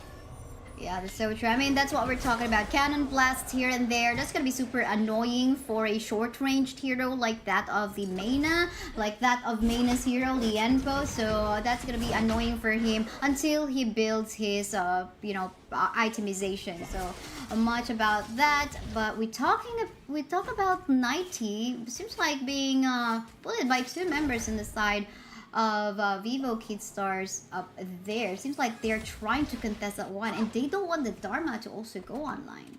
Yeah, Dharma's only level 4 right now. Niap's already level 5, so a little bit of an advantage going towards the way of Niap. His skills are gonna do a little bit more damage. Whatever is gonna be huge in the upcoming fights is if Niap's able to pick off maybe the Arlie, maybe the Shangguan before he's able to pop her ultimate. So that's going to be something to look out for if you are the side of Vitality. But very passive game so far. Both sides just content on really just farming across the map. Danny might be in some trouble. Here comes the ultimate there. He's going to get a kill on towards Danny. That's going to be a first blood going towards the way of Highland. Really nice finishing stroke in there. A while ago we were talking about, okay, this Shangguan really needs to find that first blood, or even the Shangguan or the Musashi. But there you go, we got it coming from the side of Vitality right now. But there goes a duel to death coming from the Musashi, killing off the target, preheating Shag right now, killing off the life of 1. Princess Frost is gone in the map, and they go for the invade. Lienpo is gonna go for that knockup, but then again, no other casualties onto the side of Team Vitality, as they are safe, pretty safe. No kills from the side of VKS. Yeah, they managed to take away the Sage Golem, Azure Golem buff, which is huge for the Ogren. Ogren really needs all the cooldown reduction and mana regeneration he can get. So that's going to slow down his game a little bit. And he's definitely not going to be too happy about that. But top lane, 90 trying to lay the paint on towards Niap. Mid lane, Highland might be in some trouble. Definitely though. Though we can see that Winter is here. You're already pop, not gonna be useful anytime soon that Vitality goes for any team fight. But knowing that there is no ult onto 1 right now, they are gonna go for this easy contestation onto the Tyrant, of course. Anytime soon that they would see potential team fight, that is gonna give some magical chain lightning buff for coming from them as well. Because we're talking about, okay, some source of magic damage, not only coming from Shangguan, but there's also some magic damage coming from Shanks Arlie. But hold a thought, because will there be a fight? No, they're just carrying off away for now. Yeah, Benji was in a good position to just stop them from progressing on towards Shanks. And yeah, Vitality off to a decent start for their heroes. I mean, 1,600 gold in their favor right now. CT Boy rotating towards the top to try and pressure on towards Niap with the Dharma. They definitely have the burst damage to burst her down if she gets caught out. So Niap has to watch out not to be caught out by CT Boy here. Ooh, I love the zoning in here. The position coming from the side of Vitality. Island. Even the Shangguan will be actually scaring off the Mayin in there. If you're not going to be backing away, I'm going to give you some painting. I'm going to give you some finishing stroke. That is what the Shangguan Highland was saying. But hold on thought, because we have a fight happening in here. An invade coming from the side of VKS right now. And there goes the Tremor Smash being used by the Lienpo. Unfortunately, not catching a lot of members on the side of Vitality. To no afford, they're not gonna get any kills as of yet still. Yeah, good movements there by Vitality. They baited out Winter's coming as well as the Tremor from Mayna. So that's two huge team fights ultimate off cooldown right now from the side of VKS. And Vitality, look at that. They're pushing towards the bottom lane, really just using the timing without the ultimate. Sasser doing a lot of damage, though Shang's in some trouble, but here comes Highland towards the back line. Long able to pop his ultimate and back off for now, but he's trying to re-engage. Will he fall? Almost dying, but Highland might be the next one to fall here.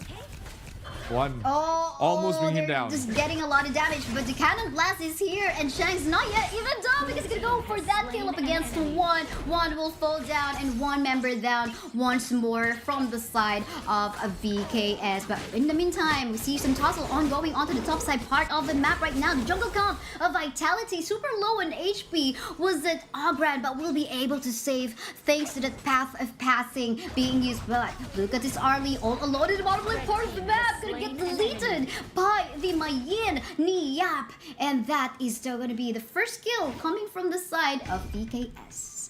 Good rotation there by Niyap, able to pick off Shanks. That's going to be a huge kill for them to try and slow down this Arlie before she reaches her critical mass there in towards the mid game. So that allows DKS to buy some time for Sasser to try and come back in towards this game. His laning stage was okay, but not the best they could hope for. But hey, oh no. Oh no, indeed. CT Boy in here trying to see all the damage right now. But we're seeing here, Tremor Smash has been used, but it's gonna get deleted by Highland right now again. That is the guy who actually got the first blood. He said, you're gonna get deleted even though you have some sort of tankiness in here. You are not yet on your power spike. So I guess in here, VKS rather, or Vitality will just need to keep up with their momentum right now and has to finish this game as early as possible before we can see, before they see VVK stars on actually getting their late game potential. But Olafat not yet even in here done for the T5 because we can see Long making use of the infinite vastness in here, trying to go for a kill. Will be able to go for that kill up against one more member on the side of Team Vitality. Yes, he will, because 90 is down. Highland as well getting slowed down. The triple kill coming from Danny. What is this? All alone is Shanks right now. 4 heroes quickly brought down there by Vivo Key Stars that will allow them to pressure on this mid tower. Shanks in some trouble. Parasol is up. He's able to back. Whoa, that's very aggressive. He's trying to go for the kill, but Sasser able to survive and actually get a return on towards Shanks. That's going to be an ace from the side of VKS, and that's going to be them back into this game. I think he should just really just back away. He was all alone. There is definitely no way. Even though, okay, you are very mobile, but definitely with a lot of CC coming from Lienpo as well as the Princess Frost, that is not something you cannot, move away from. This fight, I thought it would have gone towards the way of Vitality, but somehow, one able to survive. A lot of damage taken by Danny, but Danny was able to get all the lifesteal up and running, keep him alive for as long as possible. And it was just Vitality had not enough burst damage, had not enough damage to finish them off. And then the fights, the prolonged fights, is always going to go towards Algren's way. That's so true. We'll just have to find out though, because I mean the gold lane is not as massive anyway as well. It's not just, I think it's just a matter of execution. For as long as there is no pick off onto Shanks right now, there's gonna be a source of damage. Even Highland as well. We can see that. Okay, I thought he's gonna go all in on that one. He could have potentially died as well, but safe to say he went back, did not finish the stroke coming from her ultimate. So I think it's safe. They just really have to find a way to go for a good formation first. But talking about formation, is this the one that's gonna be pulled off by Vivo Kisar? Okay, there's a lot of here and there right now, so no full commitment as of this time. Yeah, both teams just trying to bring down this tier 1 mid tower that's gonna open up the enemy's jungle for them. But that's going to be the first Shadow Tyrant spawning towards the bottom. They're trying to go for it. Here is Vitality, but VKS looking for a fight, itching for a fight in fact. But we have to look out for Dharma. Dharma might find an opening here that might change the fight of this game.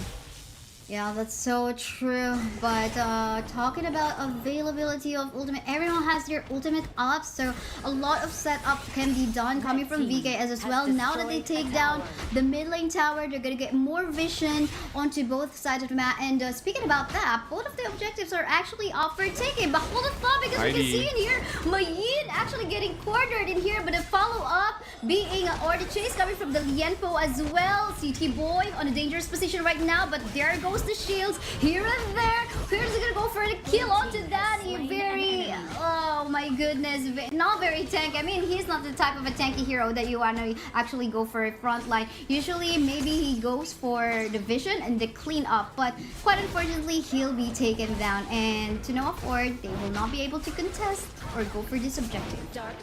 And they do lose the Tyrant for that, and the mid tier 1 is in some trouble as well. So great fight there for Vitality. They get the tower, they get the objective, they get the kill on towards Danny. Now this Ogren, he is not very sustainable if he gets imperiled as well as just get chain knocked up from their side. And the burst damage from Shangguan definitely enough to bring him down rather quickly. Yeah, that's so true. But now we can see though the reclaiming of position onto the top side part of the map. All of the members of Vitality in here are, you know, closely together, so in case team fight would happen, but nope, there's the Mayin actually catching up. A potential team fight would happen right now. There goes the finishing stroke. Will be able to finish it though, because there goes one will fall down as well thanks to the Dharma, but VKS Danny actually trying to go for the free hit, but to no afford because he will fall down as well. Sizer all alone. And here we can see the rest of the members of Vitality now free hitting as well. I think I really love 90's setup in there, or rather the pick off. And now what just happened? This is now Shanks just wanting to go all straight forward onto the middle lane. He just needs the creeps. He has the physical damage for sure. And once those creeps arrive at that tower, this tier 3 tower is not long for this world. CT Boy there to back him up as well. So that's going to be Vitality taking the first tier 3 of the game. We were talking about how Vitality needed to take a tier 3 as by the 12-minute mark. Sure, it is the 13-minute mark, slightly later than you would expect, but hey, they're still in a very commanding lead right now. Blue team has destroyed so true. I mean, this is okay now. It's now 5k gold lead we're talking about right now. Harley's huge.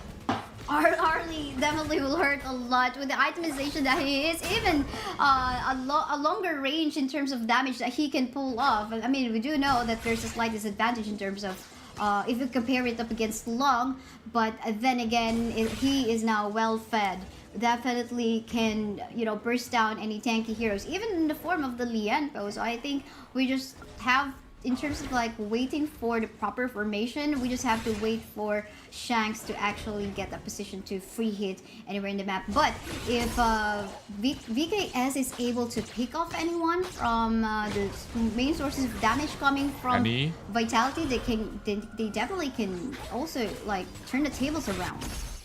Yeah, definitely one good fight is what Vitality needs to try and claw their way back into this game. The network lead definitely not helping them out. Shangguan dropping the ultimate. Are they going to bring down the Lienpo? No, Meina's taking a lot of that damage, but still stays alive for the moment. Oh, Arlie almost getting the kill there, but Shanks a little bit not enough damage there. Danny barely managing to survive, but that's going to be the Vanguard going towards the way of Vitality, and they will start pushing maybe the top or maybe the bottom lane. Yeah, that's true. And well, with that buff, of course, they definitely can take advantage of that one in going for that push. They're definitely gonna deal more damage if they go onto the lane where the Vanguard is. But seems like they're gonna go for the team fight onto the top side part of the map right now. Look at the back line being initiated in here by CT Boy, but CT Boy super low on HP thanks to the shield. However, still gonna be able to survive with a slither of a... Look at his HP bar, super low right now. He definitely needs to back away. Yeah, good itemization there by CT Boy, keeping him alive. That was too close to call. I mean, I thought CT Boy was pretty much dead at that point, but somehow managing to survive there and able to back off and get his HP up before the Vanguard does spawn to help them push out. So that's gonna be an opening for VKS but it's not going to be too much of time left because this Tyrant is going to go towards the way of Vitality. So true, and this is a free one. Really nice way to actually create that space by the Matsu in here. Almost close, but look at this damage coming from the Army Shanks. Just taking down the life of the Lianpo, even a double kill. There is no tanky hero in here for the side of BKS. Said Vitality, and there you go. All the members of Vitality healthy, all alive, and these are like 2 members remaining from the side of BKS. Is this gonna be it? We're talking about 33 seconds death timer right now, but there's still a possibility on fast clearing though. But look at this finishing stroke being done by the Shangwan, defeating the life of BKS 1. But there you go. This is the underdog play that Vitality has just showcased us. What a win. We're talking about how 30%, 40% odds look absolutely perfect there for the side of Vitality, and they definitely showcased to us that, hey, underdogs, they have a story to tell too. And that story is they will take a map, they will take a win against Vivo Keystars, against a team that they couldn't find a win in the Season 2 Invitational. This is the growth that this team has showcased throughout this preparation phase for the Esports World Cup, and right now Group A looks very interesting. Wow, I mean, I am so impressed. This is like, I mean, sometimes like when you become the underdog or like they're like lesser support, this just challenges here, right? To just focus on like doing the best. And I guess again, the coach helped as well for sure in, you know, re-strategizing, making sure that they can actually pull off the composition that they have drafted from a while ago, and it went really perfect. We were looking for the Shangwan early pick-off, and that did actually happen. I think it really paid off as well in making sure we're in okay. Benji will just be poking out whoever it is that will try to go on to either the Arlie or the Shangwan. I mean, there's not much protection needed between these two because they're quite mobile anyway, but still, the poke really hurt a lot. I mean, we saw even Mena, that's a Lianpo, quite tanky, as well as Niap as well. So, but the damage onto the late game coming from the Arlie, I think that really hurt a lot. Oh, absolutely. That was, you know, a great showing there by Vitality, the early game aggression, and then them really dismantling those team fights. Sure, there was some lapses there for Vitality towards the mid game, but their late game execution, their late game fights, their targeting as well as just team fight positioning was absolutely perfect. And long 0-2 so far, at least in Stream B, it is not a good showing for the new hero. At least we got a lot of highlights from Danny. I mean, you remember the triple kill that Danny got on theOgrab. But yeah, for 2 new heroes, being on the losing side, that's not a good showing. But I think we can just like select, you know, some bits of highlights coming from the whole stream. But then again, this is an amazing series to watch. To be honest, a lot of things can happen. I mean, Vivo Keystar got their 1 point up against Impunity. Now it's the time of Vitality to actually shine, and you can see this is 60-minute game time wherein Shanks is just basically free hitting from the back line. They're having a hard time with this like 3-item, 4-item power spike that was given to her, and I think thanks to the confidence coming from the Shangwan a while ago, Highland for doing that early pick offs. Absolutely great fight there, and I think, you know, MVP for me from the side of Vitality definitely has to be City Boy. City Boy there, really great showing from him in this match, and he was able to really play the Musashi to its fullest. I mean, Musashi is one of those heroes that if he's not played well, he falls off. He doesn't do much around the map, but City Boy in this game was able to lock down key targets, able to go for very crucial knockups, very crucial the Imperos to be able to really just force the hand, and this was a great game there by the Musashi. Yeah, that's true. Many times we actually saw him go onto the back line, just managing his, like shields and HP regen. I think that really paid. He knows, like, he really knows this hero so well. I'm pretty sure of that, because you know when he's gonna go back away to make sure that he will still survive with, even with this leader FL. And I think that allowed the space for Shanks and Highland to actually free hit, and that actually stopped Caesar the long on the side of VKS to deal the damage that he needs to do. Yeah, like he was so impressive knowing like when he can go in and when he needs to back off. How many fights did we see him just running away with an inch of his health but always surviving there? Really great showing there from the entire team, in fact, from the side of Vitality. 90 played great on the Dharma. Of course, Highland was very spectacular on the Shangguan, and of course Shanks with the damage that he's brought out there. Really crucial for Vitality to win this fight. Yeah, that's true. But in here for the whole stream, there will actually be another match for Vitality if you want to see. I think though it's going to be quite a long break for them, because they're going to be the last match later on Series 3 up against LGD. But still, a good start for them. Again, we were talking about the pros and cons. VKS having that momentum from a while ago, but at the same time, Vitality seeing the playstyle of VKS from their matchup against Impunity. But yeah, very interesting. I'm loving the storyline so far. It's like it's getting tricky to, you know, guess like who's gonna be on the second spot, first spot, third, or fourth for each group. Yeah, absolutely. I mean, it's up in the air right now. If you look at all the performances of all the teams, it looks like anyone can get out of the groups alive.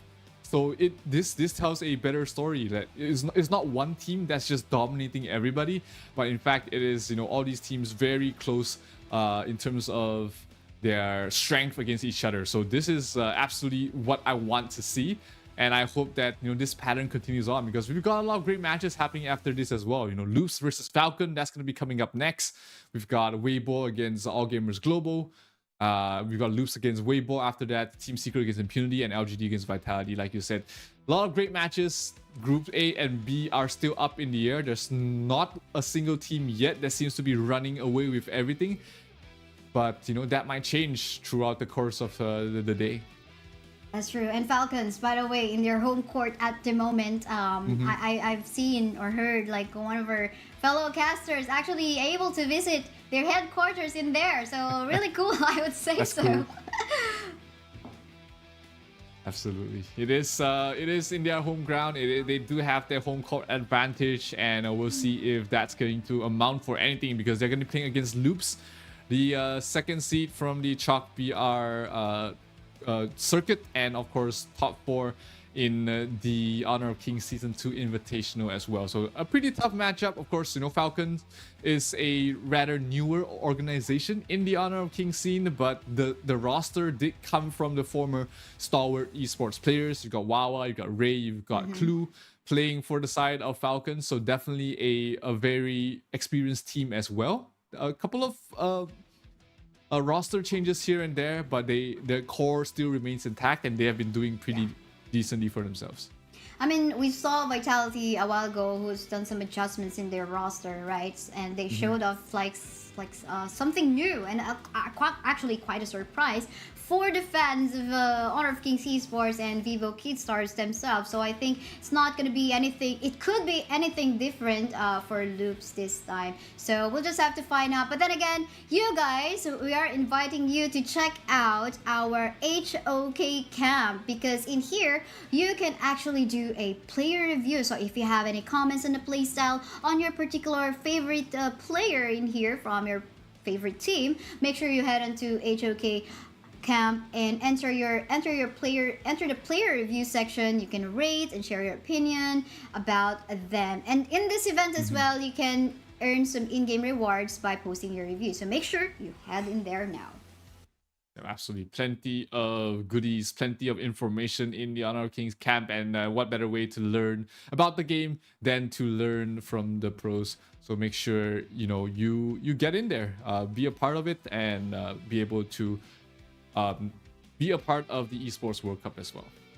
Yeah, I'm actually looking at that right now. That's the advantage of being a remote caster. We can just like make use of our second monitor to, you know, browse through whatever is happening in there. So yeah, there's a lot of updates in here. You can even actually vote for the teams that you think will move forward to the next round per group. So yeah, that is something like it. I like it, the fact that, you know, Honor of Kings would love to hear everyone's voice, right? Like, okay, you can share your opinion, whether in social media, on their or their official website as well. Let's say, for example, the Honor of Kings camp section. So make sure you share your thoughts in there, and a way for you to connect with other community members too. Yep, definitely be in there, and of course be here as well to witness the next upcoming match. That's going to be Falcons going up against Loops, but that's going to happen only after a short break, guys. So don't go anywhere. Loops versus Falcons will be coming back after a bit.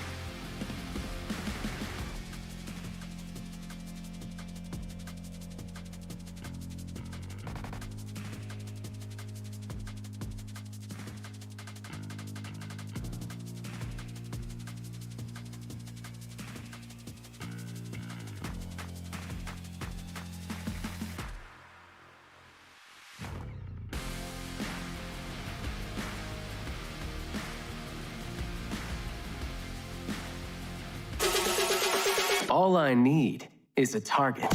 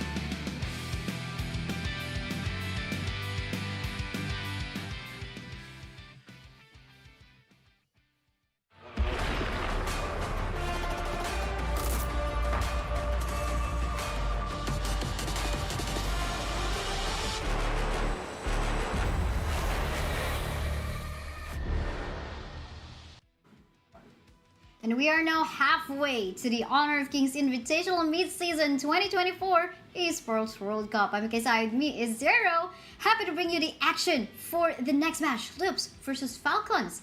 Zero, what do you think about that? This is going to be a very interesting matchup for sure. I mean, Loops, probably the second best team from Brazil right now, will be facing up against the strongest team from the MENA region, so it's going to be a very interesting matchup. And if anything, you know, Vitality versus VKS has shown us that underdog stories can happen. They are in fact very likely to happen.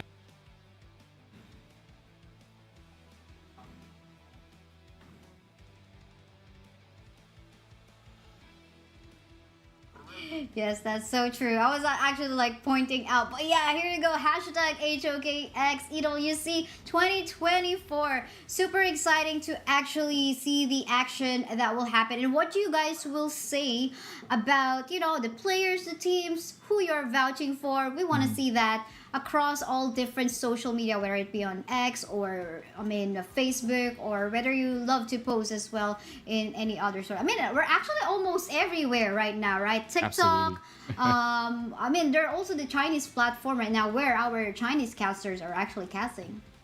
Yeah, we are everywhere. This is the place to be. This is going to be Loops going up against Falcons. And this is going to be, both teams are from Group B. So it's going to looking at how Group B has gone so far. KPL Dream Team hasn't lost a match yet. We've got Loops defeating Boom Esports earlier in the day. So this is their second match of the day. If they take this win, they will be firmly on top in Group B to compete with the KPL Dream Team. And for the side of Falcons, you know, they lost their first match against Falcon lost their first match against the KPL Dream Team, which is what a lot of people would expect. You know, KPL Dream Team being the strongest team in this tournament. But hey, if they want to claw themselves back and secure a spot in the playoffs, this is the match that they need to try and win. Yeah, you want the top 4 spot, whether you be on the second, third, or fourth, doesn't matter anymore. Doesn't matter. Maybe just come back on the knockout stage. But we'll see, you know. I want to see an upset to happen because that is going to be, you know, one of the best storylines maybe that we could tell here in the mid-season group stage. But yeah, we'll just see about that. Again, something for Falcons to catch up on. But at the same time, Loops to actually get more points to secure for their position to the knockout stage. But yeah, this is gonna be super interesting. But then again, you see that you can also head into stcplay.gg if you want to share what your predictions are. I think those were the source. This is where we get our sources when we show off, like, you know, the who's got the better teams. But yeah, let's take at our roster coming from the side of Loops, coming from Brazil. We have ABH, Mighty, we have Cher, Kang, and Tempest. Really, I think they are really here. They are prepared to actually take on the stage. Maybe top second, second place or third here in Group B. So I'm just so excited to see how are they gonna go on for this matchup against Falcons. Yep, they are a lesser-known team in the Brazil region, but currently pretty much up there in terms of strength. Definitely a team to look out for. Meanwhile, they have been sticking with the same roster as well. You know, Tempest has been the player to look out for in terms of the farm lane. Zere as well, very strong in its individual right. So, you know, Loops defeating Boom Esports, which did come from the SEA showdown. They just finished a match yesterday against RRQ, so they have qualified, but you know, obviously not a good start to the group here. But let's see if Falcons is able to stop their bleeding a little bit. You know, they are currently 0-1 and they would like to get a win on the board for themselves. Clue, Wawa, Ray, Nabil, and Sofiane, a lot of very experienced players that played from the Season 1 Invitational up to the Season 2 Invitational. Under a different organization, of course, but the core of the team still pretty much remains the same, and Falcons looking to get even more Esports World Cup club points for themselves. It's true, and they are in their home court, so might as well just could be just the warm up that they did a while ago. Maybe now they do have the chance and the momentum to actually take on a win on this group. But then again, this is just day one, but this, you know, it couldn't be that much of an excuse if you would say, okay, this is just day one, we're just warming up, we want game 2. But yeah, let's show you the predictions. If you have voted in here, you definitely contributed. Oh, look at that whopping 84% for Team Falcons. Ooh, what is this? Court advantage. This is home court advantage right here. 16% for Loops. That's crazy. I would have put this matchup more of a 50-50. Personally, you know, 55-45 maybe going towards the way of Loops, but damn, this is a huge, you know, showing. This is a lot of pressure for Falcons to need to show up in front of their home crowd.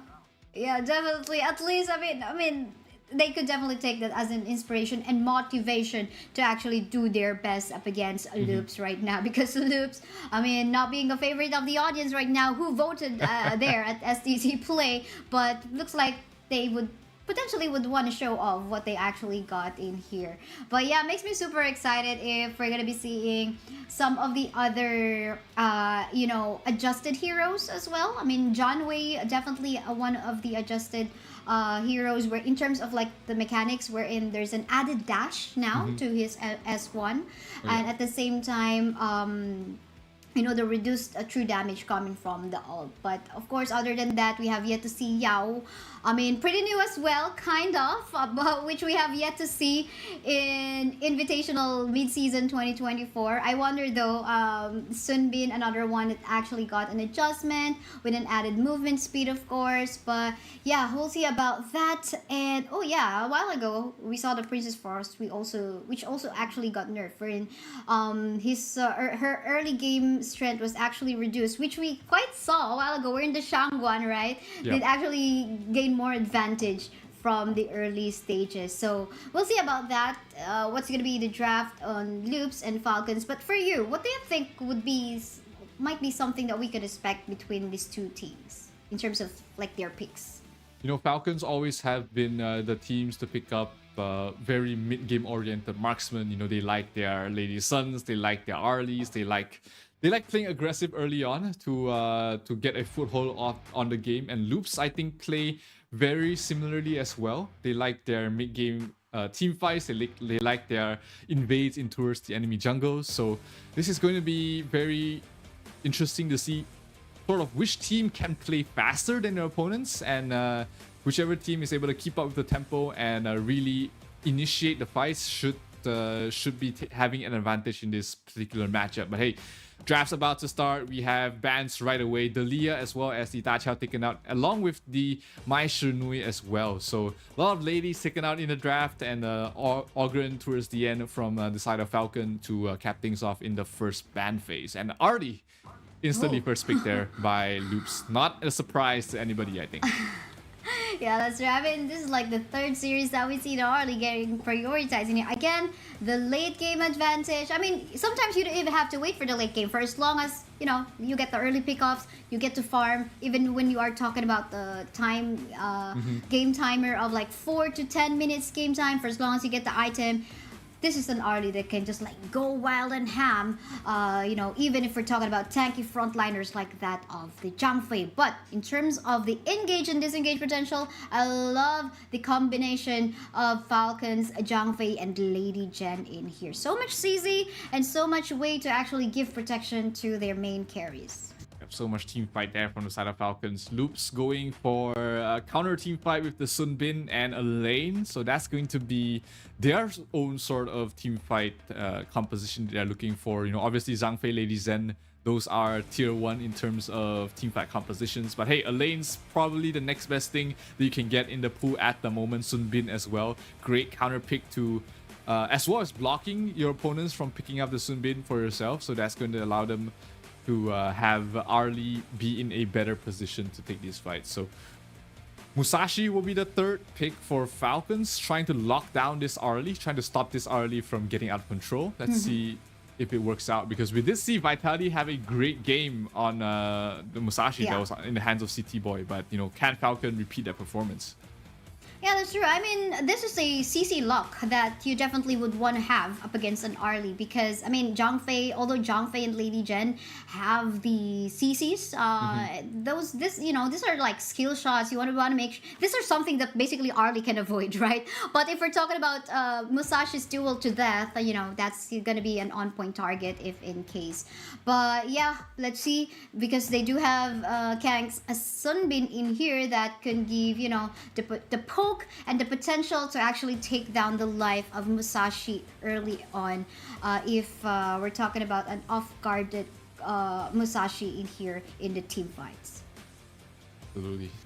This Musashi has to be dealt with though, some way or the other, because we've seen Musashi sort of fall off if they are shut down early on. So let's see if Loops has any answer for that. They do ban out the Mayin as well as the Dharma, taking away the Clash Lane pool, which leaves open heroes like the Charlotte, like the Byron. If Falcon wants to pick that up, they will lock down the Charlotte for Ray, and it's going to be just the jungle missing right now for Loops, as well as their mid lane, of course. No Jing, no Dun taken away, so jungle heroes not many left in the pool as well for Loops. Maybe the Kaiser is an opening for them if they want to go for that, but without seeing the enemy marksman, they might be hesitant to pick up something as polarizing as the Kaiser, and maybe they want to just play a hero that fits into their tempo. Is that going to be the main key though? I'm not sure about this main key pick right now.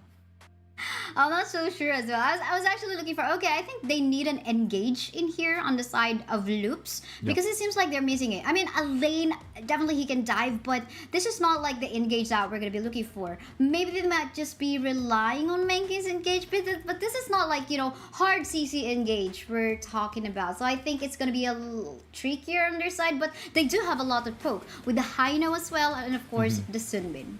Yeah, they have a lot of decently tanky heroes as well.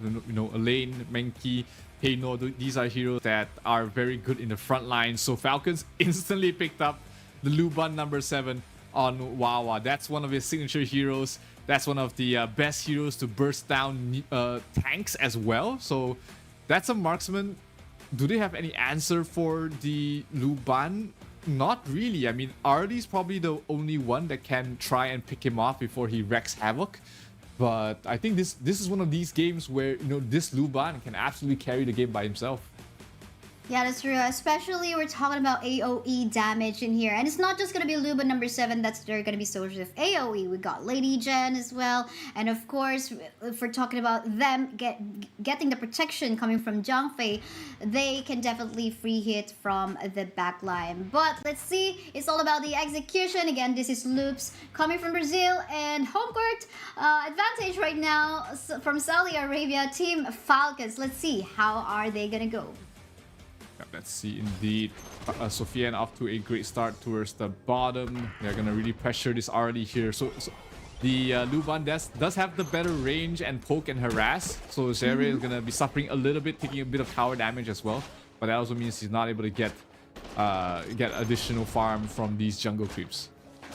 Yeah, that's so true. Of course, with the range disadvantage that the Arlie has, he needs to cool down. What more if there's actually Zhangfei guarding this Luban number 7 with lots of protection? But then again, he can just like go under the tower, just be safe, avoid potential death. But we can see some rotation coming from Haino as well as the Sunbin. I wonder if they actually plan out, but I think they saw that, right? Like Lady Jen said already, okay, they're going down, just be careful, go back under the tower, and just be safe.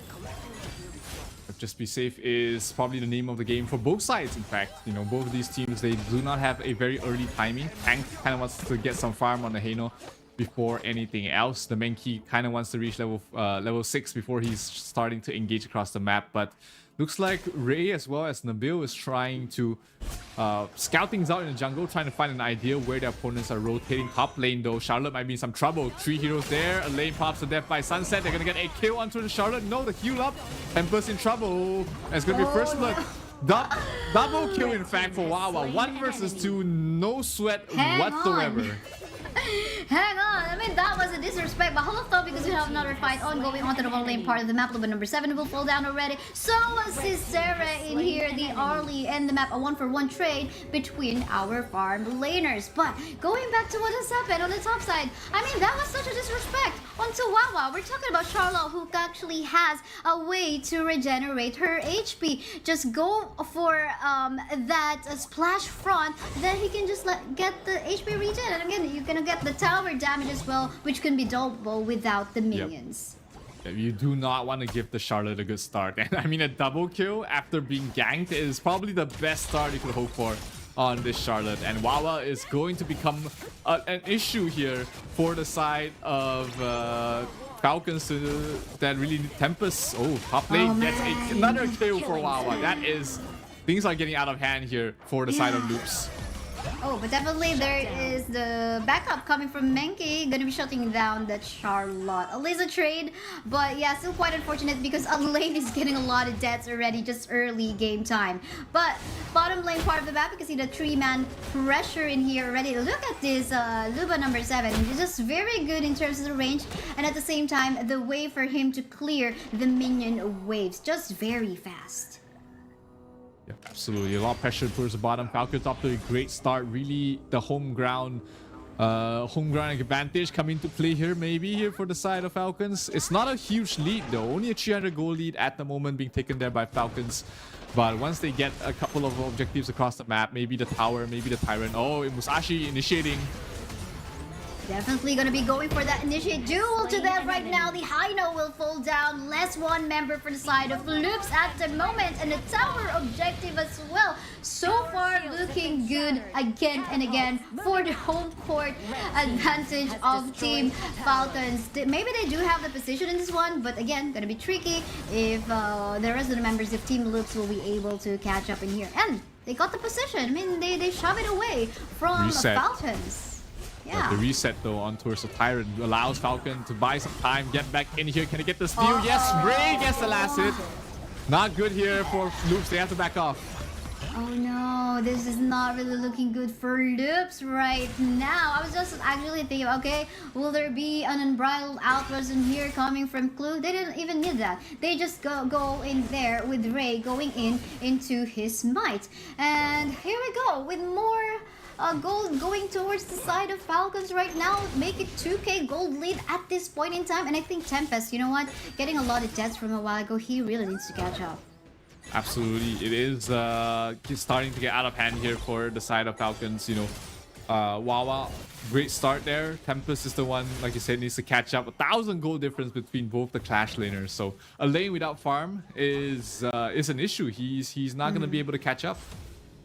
Yeah, a while ago he did try going for the Death at Sunset, but you know what, Ford? Oh, this is like an outnumbered position right now. I'm gonna go for the Death of Sunset just to back away, but the rest of the members are actually catching up. Clue will have to go for the Unbridled Outburst for the disengage. Gonna be clearing off the waves, and just like that. I mean, that was a dangerous position, but 1v1. Look at this one. Sarah in here in the bad position right now. Gonna go for the Autumn Storm just to shove the rest of the members. Actually, Wawa in here, and he will be successful. I mean, thanks to that damage advantage coming up from the early, but we're not yet even done with a tussle in here, as it seems like Falcons would want to get the position onto the top side, and it seems like they will. That was a huge outplay, I would say, by Zeri. The micro positioning, able to dodge the skill, just breaking the combo there by Wawa and just getting burst down. So breath of fresh air there by Loops. Can they utilize this? So can they take advantage of this, of the little advantage they have? But this Azure Golem going to be taken by Ray, and just another attempt there by Loops to try and stall things out as long as they can. That's true. We've got the minion waves. They're flowing in favor on the side of Falcons onto the top side. Just a little bit of balance on the bot side though, because see, they want to poke out everything out of Wawa in there. They were mad about the advantage that she got a while ago on the early stages of the game. But as we prolong this one, we could be looking onto a more damage output coming from Sarah. Yep, Sherry definitely starting to, getting that solo kill on Wawa. That gives her so much net worth to try and come back to this game. So that's gonna help her out a lot. in terms of that marksman matchup. So Fian not in the very most farm position. Nabil might be in some trouble. I mean, that's just a poke. He's gonna play out with a parasol. Just go back with a maple dance. And I think that's the advantage. That's the reason why we can see Arlie getting picked as a priority. But meantime, seems like everyone's just waiting for a potential gag in here. Will there be a Death at Sunset? Yes, there will be. In here though, a target. Look at the Arlie will fall down onto the hands. Not unfortunately not for Ray, but will be taken down by Clue on the Zhangfei. But meanwhile, even though that has happened, there goes the push coming from a lane. But we'll have to back away because again, he's scared to die once more. Huge pick up there on towards Seri. That's going to help Sofiane close out the gap quite a bit in terms of the farm. They're pretty much neck and neck at the moment. And this Luban, once you give him a bit of space, it really becomes an issue for your heroes to try and close him out, because the burst damage and the percentage-based damage on towards these tanky heroes is going to shred them, shred their HP bars quite a bit. And with the Musashi playing towards the front lines along with the Zhangfei, it's very hard to close out the distance, close out the gap against this Luban number 7. That's true. Will there be still no chances for Kang on that one? Not enough damage even indeed as well. Scepter of Fate, but then again, nice try on trying to go for that still. But yeah, I mean, they're late in the position. So somehow it feels like Falcons are already actually really getting that consistent momentum. They just have to maybe just try to pick off Arlie, just like what they did a while ago, right? Like with Ray as well as Clue being in there on a potential gang, just going for that duel to death and just Arlie to pick him off. Yeah, it's gonna come down to oh, huge silence. Really huge silence time lapse coming from the Sunbeam. Sophian will fall down. No more Luba number 7 in here for the side of Team Falcons. So they would potentially want to get another objective in here, but no. There goes the reset, and they couldn't find Wawa anywhere in the map. Just hiding in the bushes there, though. Yeah, but that's the Zhangfei ultimate down without the cooldown right now, so that's going to be a huge opening for them. A lane going for the kill on towards Wawa. Wawa in trouble. He has to back off. Zhangfei is here to back him up. Uh-oh, there goes continues the team fight right now. Wawa so low, not able to regenerate his HP, and there goes the comeback kill coming from Tempest and the other end of the map into the middle lane. We can see this Arlie, Sarah going for the kill to another member on the side of Team Falcons. And again, a position into the map by taking down the mid. Let's see what Clue can do though. We can see Sophian in here trying to dish out some damage, but to Nova Ford not going to be picking off anyone. Yep, Clue managed to secure the Crimson Golden buff for himself, not the biggest of things. Interestingly enough, Falcons didn't go for the double smite on the Zhangfei. He went for the weaken to help his team, intimidate to help his team and help him survive a bit longer. So rather interesting there from the side of Falcons, but Loop's able to secure the Tyrant for their team. So the next upcoming fight is going to be hard for Falcons to take because the net worth lead is basically gone to 0 right now. Yeah, definitely. Let's take a look. This is where the Sunbeam actually did a really great time lapse. Look at that one. And that actually slowed down the rest of the members of Team Falcon so much, not allowing Hino as well as Arlie to just free hit. But I guess we have a live action ongoing onto the bottom lane part of the map right now, where the rest of the members of Team Loops eyeing on to taking down the tower in the bot. And look at the Sarah right now, just dashing here and in and out and poking out the HP bars of Clue, not being a tanky Zhangfei right now.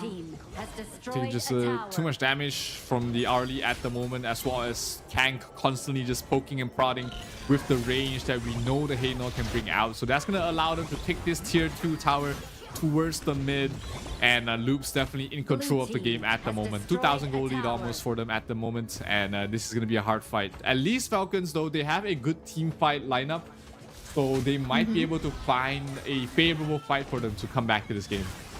Yeah, I think for as long as Sophia will be able to free it in here, and maybe they could try to avoid or proc the time lapse coming from Sunbin, because that is the hard way to actually like avoid. At the same time, the whole thought, because Wawa will actually fall down. So much damage coming from the Arlie, but the Death at Sunset in here already has been used by Silence. the Elaine in here. Oh, look at the chase! Look at the backline being targeted by the Death by Elaine. Sunset. Death at Sunset in here, unstoppable kill coming from Sarah, taking down the life of Clue as well.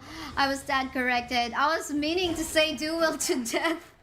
Duel to death at Sunset in here. Musashi, I mean, that is a nice engage onto the Arlie, but I mean, Arlie is just like, his damage is like way too much right now, and oh, no. look at that, just deleting Sophia's in the map. My goodness, and Tempest in here onto the side. Okay, we'll be able to survive still though, but look at this position in the map of our Musashi Ray. You will just fall down like that. You are not so strong up against 4 members on the side of Loops if you're all alone. My oh my. Loops on the advantage for sure right now. Absolutely. 5,000 net worth right now. Tier 3 tower already down towards the mid, and they will be getting the Shadow Overlord as well. That's going to help them push out the remaining lanes, and Loops definitely back in control of this game. They're going for more. Clue in some trouble. Silence. Oh, definitely in trouble right now. Getting silenced, getting slowed down. You won't be able to walk away. That is the power of the Sunbin. You can both engage, go for those surprise attacks and the chase as well, and you can also make use of it to back away from team fights. But this time they're definitely making use of it to actually go for engage. Look at that, being forced to make use of that sustain in here. Nabi will be able to survive, but then again, Vian is already deleted on the map, and the rest of the members of Loops right now trying to go for that to secure onto the crystal right now. Doesn't Sunset will be used, but then again it's gonna be safe in here. Nabil for the second time, but then again will fall down. But members of Team Loops right now will still try to aim for that. They're just waiting for the Vanguard in here. The Vanguard is already in here, and this seems like it's going to be a secure on the side of Loops right now, winning up against Team Falcons. That late game control, the amount of team fight that Loops was able to bring on board. The Elaine found his way back into this game. He was such a menace towards the late game fight, and of course, I mean, Arlie, that was just a beautiful late game Arlie performance. Getting solo pickoffs towards the late game stages. Zere definitely made up for a bad start and just carried his entire team towards the end. Yeah, I mean, that's so true. I mean, this is the third series that we've casted with Arlie. I wonder if there's going to be some sort of realizations to the teams later on. Okay, we should ban this out. We should, or just not allow them to get the first pick on this particular late game hero. Again, yes, this is a late game hero, but give him the farm. Maybe first blood. Whoever it is from the team, could be the mid laner, and then she goes crazy with the just need 2 or 3 items, then he can just like go for that those kills. And wow, I mean, we saw the votes a while ago, and I think this is Loops just proving the fans that hey, we can actually take this. We can actually take Falcons down. Yeah, I mean, Falcons had a good start. Mid game was great, but their late game was just, it was just all Loops. The team fight, we saw the Elaine as well as the Zeri definitely came back in this game. That was absolutely huge. Here, I think that was the start of the mistakes there. Wawa getting solo killed there by Zeri. Look at the micro movements from Zeri, avoiding all the skills, stopping the combinations, and Zeri was just able to get himself back to the game. This was the huge first fight there. Huge silence coming from the Sunbin. They picked off Sofiane, and Zeri just started to go on a roll after that. Yeah, that's so true. Mistakes after mistakes definitely happened on the side of Team Falcons in there. And this is the time when, I mean, they could just like utilize the lead that they already have, because for sure they could just like burst down the rest of the members, just like what we see in the map. And again, mistakes after mistakes, you would actually be confused as to why, okay, why is it still engaging in here? You're all alone. You could have just like back away, clear off the minion waves. It's going towards your crystal and just be safe. But yeah, I think it's like it came to a point when they were already like tilted already, like not knowing what to do, because I mean, Harley is just super online, and Sunbin is just so annoying in terms of like the chasing, and you know, he definitely can, you know, plus movement speed for you for the Sunbin's team for Team Loops, and then a lower movement speed for the Falcons. But yeah, our MVP in that game is gonna be Shere with a KDA score of 924. Look at the damage dealt, 34%. 18% on damage taken, and a total gold of 12k. What do you think about his performance in this game? I mean, he absolutely clawed and fought his way back in this game. His laning stage was horrendous, but his mid-game control, his itemizations, his targeting in the late game was absolutely perfect. Absolutely well-deserved MVP in my book. And like you said earlier, it might be time that teams take a look at this Arlie hero, because she is the 100% win rate right now, at least in Stream B. Yeah, and this could be a source of inspiration for our ranked game players, right? Okay, Arlie is winning a lot of competitive games right now, high-level competitive games, mind you. So I think it's time to master this highly mechanical hero right now for you farm laners out there. But at the same time, of course, it boiled down onto how they executed and somehow protected this one. What contributed in there as well, I would say, was the Sunbin too, wherein, you know, you could see that he can actually, although there is no hard CC. During the draft, we were talking about, okay, no hard CC on the lineup of Loops in here. This is going to be looking scary because in comparison to Falcons lineup, they've got the Masashi who can go to for duel to death. But what paid off already, even though it's just slow, it's not just slow, because it's a massive amount of slow. But yeah, then again, we are down into our halfway of this group. The Stream B cast, but we're not gonna go into a break yet because I want to ask Zero onto what he thinks about our upcoming next match. But yeah, scoreboard maybe first. Yeah, I mean, we saw, you know, Falcon take a great lead in the start, you know, Wawa getting a solo double kill, but you know, he sort of fell off. You know, that's the problem with Charlotte. The moment you make a mistake, the moment you misplay a little bit, the moment you stop farming, the moment you stop, you know, progressing towards the mid game, you do fall off. She's not a very tanky hero towards the late game. Yeah, like that solo kill in the bottom, giving the kill towards Zeri just really allowed him to start picking off, because that's what we saw, right? After that kill from Zeri, he got another kill, and then another kill, and the kills keep coming in there, and that was just the start of the end there for the side of Falcons. But let's take a look at how the groups are shaping up right now. Loops on top, 2-0. LGD on the other side is undefeated right now in Group A, but definitely plenty of games left to go on both sides. Yeah, that's so true. But Loops is definitely having so much fun right now with their current position. But we are just halfway, because we will be able to see more of the action between these two groups. So later on, you'll see 2 more series from Group B and 2 more series from Group A. But before we head into our next series, we're just going to be taking a really short break. Once again, we're Casters MKSI. With me is Zero. We'll be back.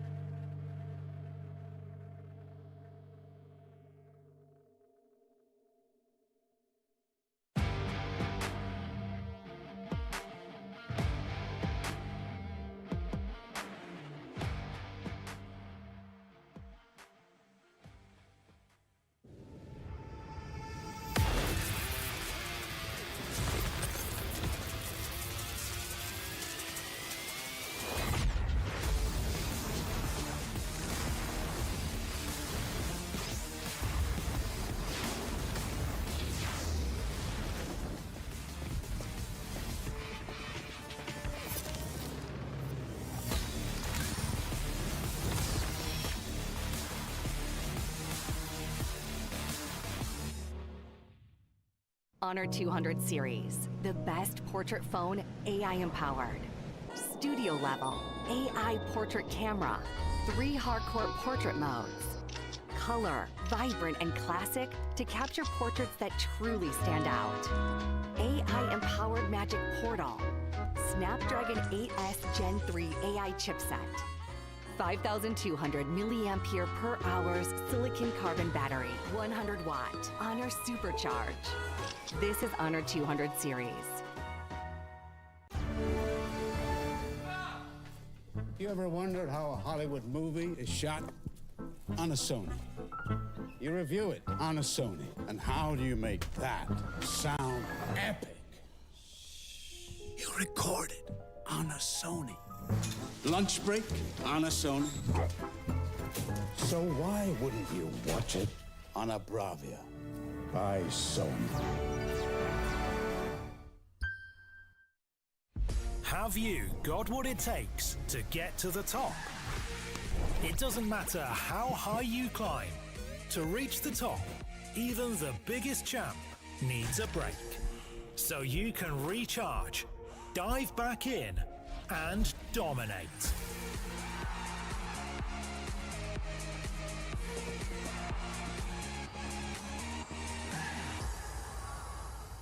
Have a break. Have a Kit Kat.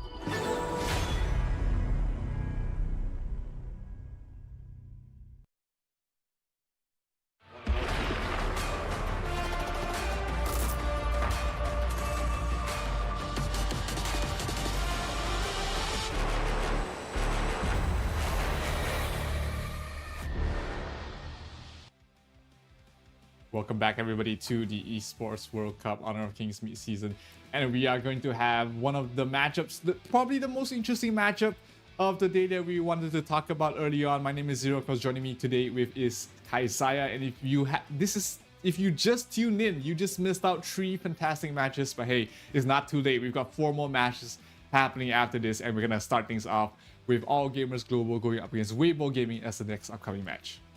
Yes, that's so true. Very excited on this one. I mean, they've gone through a lot of challenges to be in here at the Esports World Cup. So I think it is a challenge for them to, okay, who's going to step up even further? Who have, prepared and have done their boot camp so well? But before we talk more about that, make sure you guys follow us on our social media pages. All right, Honor of Kings Global Esports channel. And if you're going to be posting some insights or comments about the teams and the players, make sure to make use of the hashtag HOKX EWC 2024 so that the fans, the players and the teams can also take a look at what you have been saying, because you also get a chance to win some permanent skins from posting your opinions. Absolutely. I mean, I know players definitely, some of the players definitely do take into account and also they do scroll around the social media as well. But other than that, of course, we've got Ogren in the Heroes Gorge at the moment. He is one of the 2 newer heroes that we last seen since the Season 2 Invitational. So make sure that you learn all about Ogren. He is one of the stronger jungler heroes right now. He is a physical warrior that can play very aggressive, lots of CC on him that he can bring to the table. So you gotta make sure that you know all about the hero, because you never know when you will be in the same team with him or playing against him. So true. I mean, also we have yet to see, I suppose, a team in here in the Invitational mid-season to actually pull off these Ogren hero. But before we talk more about that as well, let's take a look at the lineup of AG Global from Hong Kong. We have Qinglin, Size, and okay, I did not see everyone in there, but I do believe that we are going to be taking a look at how they have come prepared for this matchup against their fellow Honor of Kings, Hong Kong team, which is Weibo. Yeah, I mean, Qinglin, Zeiss, Devil, Mysotis, and Snow, they have been a pretty strong team, but their opponents are even stronger coming from the last chance qualifiers for Southeast Asia. It is Weibo Gaming. They've also gone through a heck of a run to try and make it here. Guiyu, Kongling, Gu Huai, JD, and Nono. They've had to defeat a lot of good teams on their way to the Esports World Cup. They went 4-0 in the last chance qualifiers, not dropping a single map whatsoever. They have been dominating there, but this tournament, the Esports World Cup, is a completely different beast. Yeah, for sure. And I think now it's a matter of is it gonna be the same thing? Will they be able to get that 1-0 this time up against Team AGHK? Because AG is also another strong team that we're talking about in here. We've seen them play in a dominant fashion up against several teams, even up against Brazilian teams. So I think this is like in terms of like being confident in playing on site with an actual live audience, there is much more in terms of like the experience on the side of AGHK. Yep, definitely. It's definitely tougher. And let's take a look at what the audience thinks. Which team will take the win. So if you are there, make sure you make a vote in stcplay.gg. Show the support to your team. And also, this creates a lot of great storylines as well, because we've seen underdog teams win. We've seen huge odds, in fact. But this game is looking pretty close here, Kaisaya. Yeah, very, very close. I mean, so no wonder. I mean, I think this is a fair prediction, to be honest. That's why this is actually one of our... it's a series that we're actually looking forward to see in this match, because they can actually, they could be the reason of some sort of like tiebreakers later on as we move on to day 2 of this group stage. So, but of course, this first game that they're going to be having will set up the momentum on how they can actually move forward to their other opponents. So we'll just have to find out. Absolutely. I mean, this is as close to a 50-50 as you can get. Obviously, I'll be slightly rooting for my Malaysian brethren there from the side of Weibo Gaming. But hey, All Gamers Global, they had a great showing in the Season 2 Invitational as well. So I think, like what the audience thinks as well, this is going to be a pretty close match between both these teams. Yeah, that's so true. And going back to the Ogran, I wonder if this is whether either of these two teams will actually show us, a successful Ogren win. I wonder, because we did see a while ago from Danny, right, on VK as a triple kill. I mean, for as long as he gets the early game, and of course, I think the backup as well at the same time, he'll be able to pull it off. But let's talk about that. That's already the past. Let's move on to our game between these two. The early ban. Some realizations in here, huh? Yeah, maybe Arlie is a bit too much to deal with, guys. Maybe we should ban it. I mean, it's about time. I mean, it didn't take an entire tournament, the Season 2 Invitational, to show how strong that hero is. But finally taken out of the pool here from the side of Weibo Gaming, along with the Zhang Fei. Meanwhile, All Gamers Global, they do ban out the Delia and the Mai Shiranui, and Weibo Gaming is going to get their hands on the Ogren for themselves, while All Gamers Global looks like they want the long end of that shell. We've seen the Daciao being open from a while ago, right? But not getting a priority. But this time, AGHK would want to take advantage of the global presence that this one can do. You can just go for the surprise attacks in one particular area of the map. Or maybe just call for backup if in case there are some ganks being done by Weibo Gaming in here.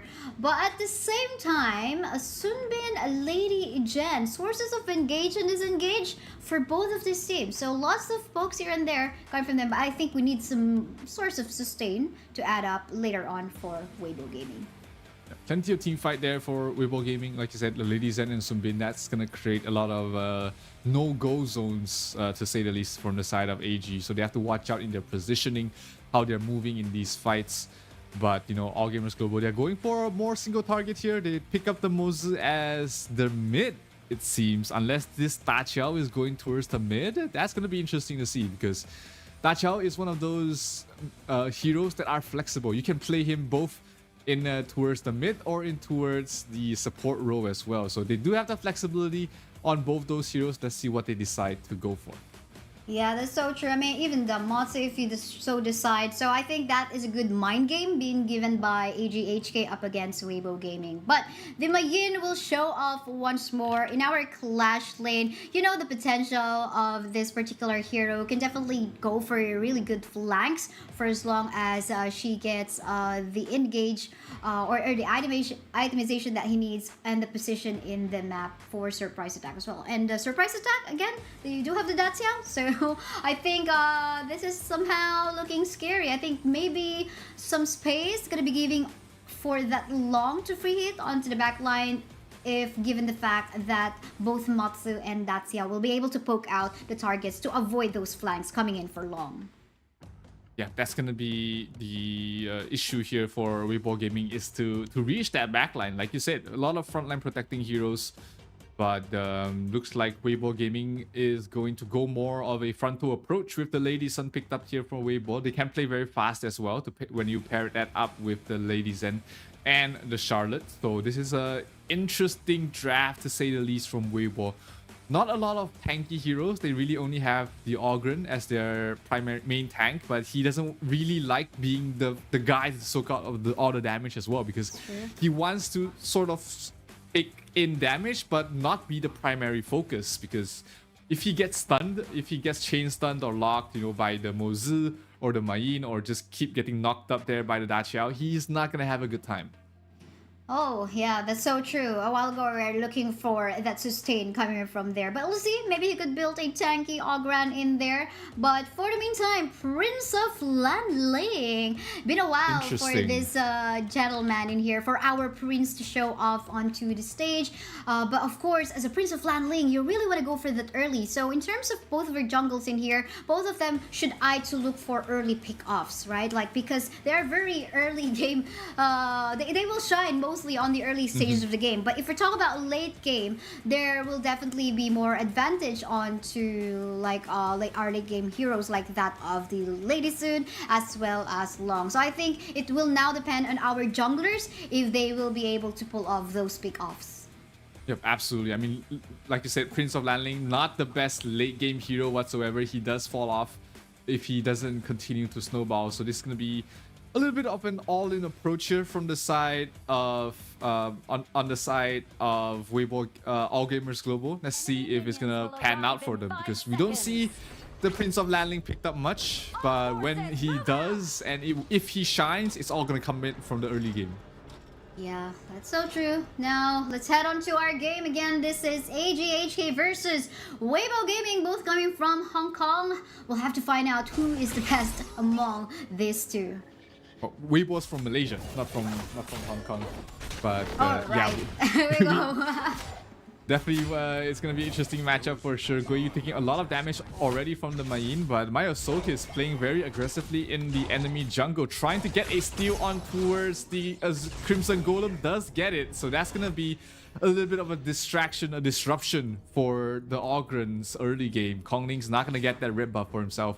Yeah, that's so true. But for the meantime, though, just like what the Motsu can do right now, just go for the pokes here and there. Just stop the Sunbin from going all in and give that speed acceleration for the Lady Sun. And it's talking about the potential in here on the laning stage for both of our farm laners. For Lady Sun, the online potential of this one, we definitely have to wait for, you know, the sometime late game, mid to late game for this particular hero, because she doesn't shine as what can the Long do actually in the early stages of the game. Yeah, she is a much later stage hero, but a lot of teams have been building her for the mid game. So let's see what sort of tempo they want to play for. Meanwhile, Devil will be playing towards the mid with the Da Qiao. Like we've been saying, how flexible that hero is. Devil definitely has been showcasing that he can play the hero a couple of times. So meanwhile, top lane, Kong Ling in some trouble, taking a lot of damage there for the Mai Yin, whatever, almost getting a kill. But hey, Guiyu is there to pick up the pieces. Double kill going towards the way of Guiyu. Double kill. Seems like this is the same Charlotte kind of play we've seen from the recent series. But then again, that is good news for the Guiyu. Hopefully, will not commit any mistakes any further as we go on to the mid and to the late game. But then again, really good pick-offs that happened into that particular area of the map. But now we can see in here a potential gank that could happen on the bot lane part of the map as well. But I love how Long is actually making sure that he's not going to go overboard. But hold the thought, because in here a 2v1 clash is happening right now. Look at the damage coming from Gui. You're going to get that kill up against the Prince of Land League. This is the second time Myosotis has fallen down, and this is not looking good as a jungler. Yeah, Guiyu definitely showing that he cannot be bullied. He shall not be bullied. 3 kills already on this Charlotte. I mean, we've seen what Charlotte does when she gets absolutely anything that she wants. And this is not going to be great there by All Gamers Global. It's already 1,500 net worth lead going there, going towards the way of Weibo. And this first Tyrant is going to set up so much with this lead that they have. That's true. And it seems like Guiyu doesn't plan on committing any mistakes. And you can see how much of the farm is being lost onto the hands of our Prince in here. And now he has to go for that cross-map play, but can't find any jungle camps to farm for himself as well on the side of Weibo. So now I think he just have to rely on maybe finding that pick-offs, maybe try to plan something out with the Da Qiao, but it's getting even tougher right now because there's a lot of catching up to do. Yeah, that's the problem with this Prince of Landling. If he doesn't get all the farm he needs, he slowly becomes a pauper. And look at his net worth. It's really getting in towards the part where it starts to become very worrisome. Bottom lane, Qingling taking the silence from Nono, but there's no follow-up for that. Kong Ling trying to secure this Tyrant, but Myosotis is right towards the backline. This is a good engage though for the side of AG. If they can get a couple of crucial knockouts, Kong Ling is in trouble. Myosotis gets the last hit. That's going to be a crucial kill death. Liv will be able to get a kill on towards... Oh no, Liv gets... doesn't get picked off there. So that's going to be just 1 kill on towards Kong Ling. That's going to be AG's way back in this game. Really nice use of the Eye of the Whirlpool in there, just calling off the rest of the members on the side of AG, HK. But then again, there is a potential chase. Look at this Charlotte right now, but think inside the box has been used. But then again, Qingling will fall down still, but will be shutting down Guiyu in the process. What a 1-for-1 trade. And I think this is, I mean, at least Guiyu, like, getting the chance, just so unfortunate that the rest of the members weren't able to catch up to his speed. But then again, nice way to actually shut down Guiyu. But the question is, will that be enough? That's a great start already. And here Myosotis walking into a street. Nono in some trouble. Nono might fall for this. Snow getting a kill, getting a double. And he might be getting more as Kong Ling trying to fight back against 4 heroes. But it's not enough. Snow with a triple. And that is going to be AG coming back into this game with a menace. Oh, top lane Long trying to back off. Guiyu back in towards the fight, but Long is not easily picked off here. That's going to be Zai's being able to back off. Qingling trying to go for the Guiyu. Nice sidestep though, keeping him alive for the moment. Nice way to actually juke out all those CCs coming from Moxto as well as Da Qiao. But then again, I think also nice way for Long to actually just make use of the Infinite Basses that to save himself. You don't want to die or give more kills onto the side of Weibo in there. But here we go for this replay wherein Snow actually got his triple kill. I guess this is not the best position for you to actually clump up together. We're talking about a lot of walls in there, making it a hard time for the rest of the members of Weibo Gaming to actually find a position where to actually flank. And they're only going to be relying onto their flash and of course the roll coming from Lady Soon in there. But the rest, I mean, this is Snow just going for the power spike now as well with a triple kill. Yeah, definitely. I think you hit the nail in the head there. That position was just set up there by Devil to just wreak havoc there. Snow has to pop his ultimate to back off there, whatever has been used. So that's going to be one skill down. Oh, Pink inside the box. So Guiyu gets knocked down. Zeiss gets the burst. And meanwhile, bottom lane Snow gets a kill towards JD as well. Things are unraveling here for the side of Weibo Gaming as they continuously get objective after objective. 2 heroes down, and they're looking for more here. Kongling and Nono trying their best to try and find Myosotis. The exclamation mark on their heads just keeps annoying them. They don't know where he is. But the Sage Golem is going to be brought down here. AG off to a fantastic mid game.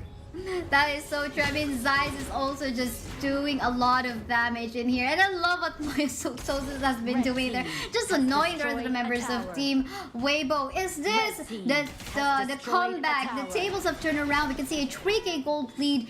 And Myosotis is actually proving us wrong with the Prince of Landling. Even though he's got a bad start, it seemed like the Mayin snowballing. I mean, Snow for his name, snowballing already. And at the same time, Zeiss as well going for the massive amount of damage. Seems like this is now their time to actually put more pressure. I mean, they got the Mayin, they got the Matsu to actually stop the members of Weibo Gaming to actually go onto the back line. This 3,000 net worth lead is all they need to really start pushing the snowball, like you said. Oh, we might see a quick pick up here onto his Kongling. Ogren has to back off. Zeiss down to half HP though. He has to back off with the help of the Dart Shell, and he's gonna get back to base and rejoin his team really quickly. But this Crimson Golem probably out off limits right now. Ogren's gonna be the one to pick it up. But Guiyu on towards the Charlotte has fallen off. I mean, he's just got caught up after that fantastic early game. So the Charlotte not as scary as he would be early on. But look at that. Zeiss already doing so much damage. Kongling has to back off. Oh, here comes Myosotis towards the backlines. Kongling gets bursted there. Devil getting the kill on towards the Ogren. And that's going to leave the Tyrant open for AG to pick up. This is what we're talking about. During the draft, we're looking for a frontliner in here coming from the side of Weibo Gaming. They don't have any unless, again, the Kongling forms, builds the damage, the tank here items. But then again, they're going to be lacking some source of damage as well. But now, AG Global just now taking advantage, I suppose, with the lead that they've got right now. What I think Weibo Gaming needs to do in here is that they need to pick off a particular target. But the question is how to do that, right? I mean, Pokes coming from Quinglin in here, and Snow always almost present in the map right after he shoves a wave. So I think this is kind of tricky unless they burst down maybe Prince of Landling once he show up himself. Yeah, they need to make some sort of play, maybe with Guiyu and JD trying to burst down, like you said, catch someone off and start to regain the advantage from there. But it's pretty tough because the Lady Sun doesn't want to run around trying to find a pickoff. She wants to continue farming. She wants to bring down these towers. And that's a rather high risk play. Huge big stun there by Gui Qinglin. He spots out 4 heroes. And they're trying to look for a fight here. The damage from Zeiss, he has to force to pop his ultimate. The silence has come true, but it's not going to connect towards anyone. Can they get more? Another huge stun there by Qinglin. And Kongling has to back off. No HP on him. He cannot take a fight now. Definitely not. And I think Weibo Gaming shouldn't be looking for any team fights, to be honest. Kongling is currently 0-4 at the moment. He only built out like 1 tanky item in here to actually stop the healings coming from the side of AG Global. And that's not enough for you to be called tanky frontline. Definitely not. And at the same time, JD is not on the power spike that we're looking for right now. Not enough burst damage, but if Weibo Gaming maybe still try to prolong this one, they could try to hope for the damage coming from the Lady Soon. Yeah, they have to drag it out as long as possible. Like you said, the Ogren is not very tanky at the moment. Only the Red Lotus Cape completed. He needs at least a couple of more items. At least the Eye of the Phoenix to come out, as well as the Succubus Cloak to help him survive against all this damage that's coming out from Devil as well as Snow. So mix of magical and physical damage is always an annoying thing to build up against. And he's gonna have to do a lot to come back because he's falling far behind Myosotis at the moment. That's so true. I mean, talking about that magic and physical, like what do you prioritize, right? So now it's like depends on the situation. But then again, seems like they are doing that right now. Just try to prolong the fight, wait for the pickup, maybe try to get that Prince of Landling visible and lock him in. And there, however, though, again, they have to make sure that they can lock him in with the freeze coming from Lady Gen and maybe the slow coming from Noa. But that's about that. Again, they don't have some sorts of CC lock. But yeah, there's something fight that could happen as well. No, they're gonna be backing away as they know they couldn't match up right now. Yeah, they used Nono's ultimate already, so that's the instant back off the moment it didn't land on a couple of crucial heroes. So that's going to be All Gamers Global picking up yet another map objective that's going to help them out push out both the side lanes, and that might be the opening they need to push up towards the high ground on the side of Weibo. So Lady Sun is starting to become a problem. The criticals are starting to reach that 2000 mark where it really is going to be devastating for their opponents. But Zeiss is doing a lot of damage on his own backline. That's going to be a huge knockup. Kong Ling has to back off, taking another stun to the face. Where is everybody? Where is the engage? Looks like everybody will be more than happy to back off for now. Another huge stun there by Qinglin, really harassing them on towards the backlines. But Devil will be able to back off towards his base and recall. Nope, not going to be in time. The Whirlpool not going to be, the duration is not going to be long enough. So they are going to have to walk back to base. But Kong Ling is already pushing out towards the mid lane, at least finishing off the Vanguard, and they need to defend this bottom lane. It looks like the Eye of the Phoenix is completed, so Kong Ling is going to be a lot more tankier right now. But is it going to be enough against the burst damage that Zeiss is going to be able to bring out?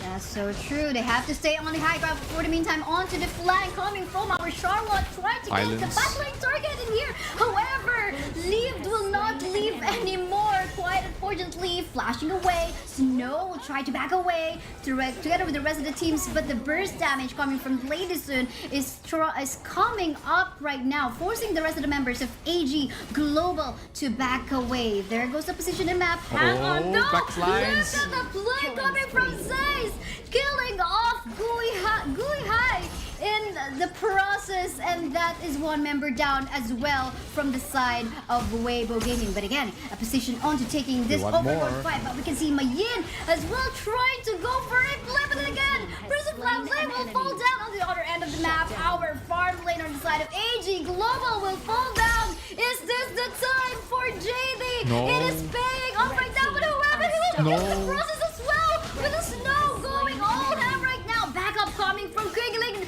at the same time, but then again, they're not even stopping because the HP's lifesteal in here. HP region coming from Guiyu is just way too much to handle. 3-4-3 trade, but it looks like the Weibo Gaming definitely had the advantage throughout the entire fight, and they managed to at least close out the gap a little bit, stop the bleeding for a little bit, and this is where we start to see the Ogren becoming an issue. They didn't have the damage. Zeiss couldn't burst in town in time, and Zeiss just constantly being chased down there by the Ogren. So that is going to be a breath of fresh air from the side of Weibo Gaming, giving them a little bit of an advantage, but that's going to be quickly turned its head as Zeiss is able to bring down the Shadow Tyrant. So let's take a look at the replay of how that started out there. It was just a important engage from Guiyu on towards the backline, picking up Devil, and then another engagement here where Zeiss tried to go greedy, go towards the backlines. Maya Solis was picked up by himself, and Zeiss alone couldn't deal with the Ogren. Snow did manage to salvage the situation, getting a double kill on towards JD as well as Noa, but ultimately it was just a couple of quick kills, no real objective being picked up there by Weibo, and All Gamers Global will be able to continue to push on with their lead. But this is not the fight they want to look out for. They still have the debuffs on their head. The Primal Bonds is going to slow their engagement here. So let's see how things are going to go. Oh, Ogren taking a lot of damage. Kong Ling has to back off. Maya Solis, exclamation mark, back off, he says, as they're trying to get this Shadow Overlord and push out at least the tier 3s once again.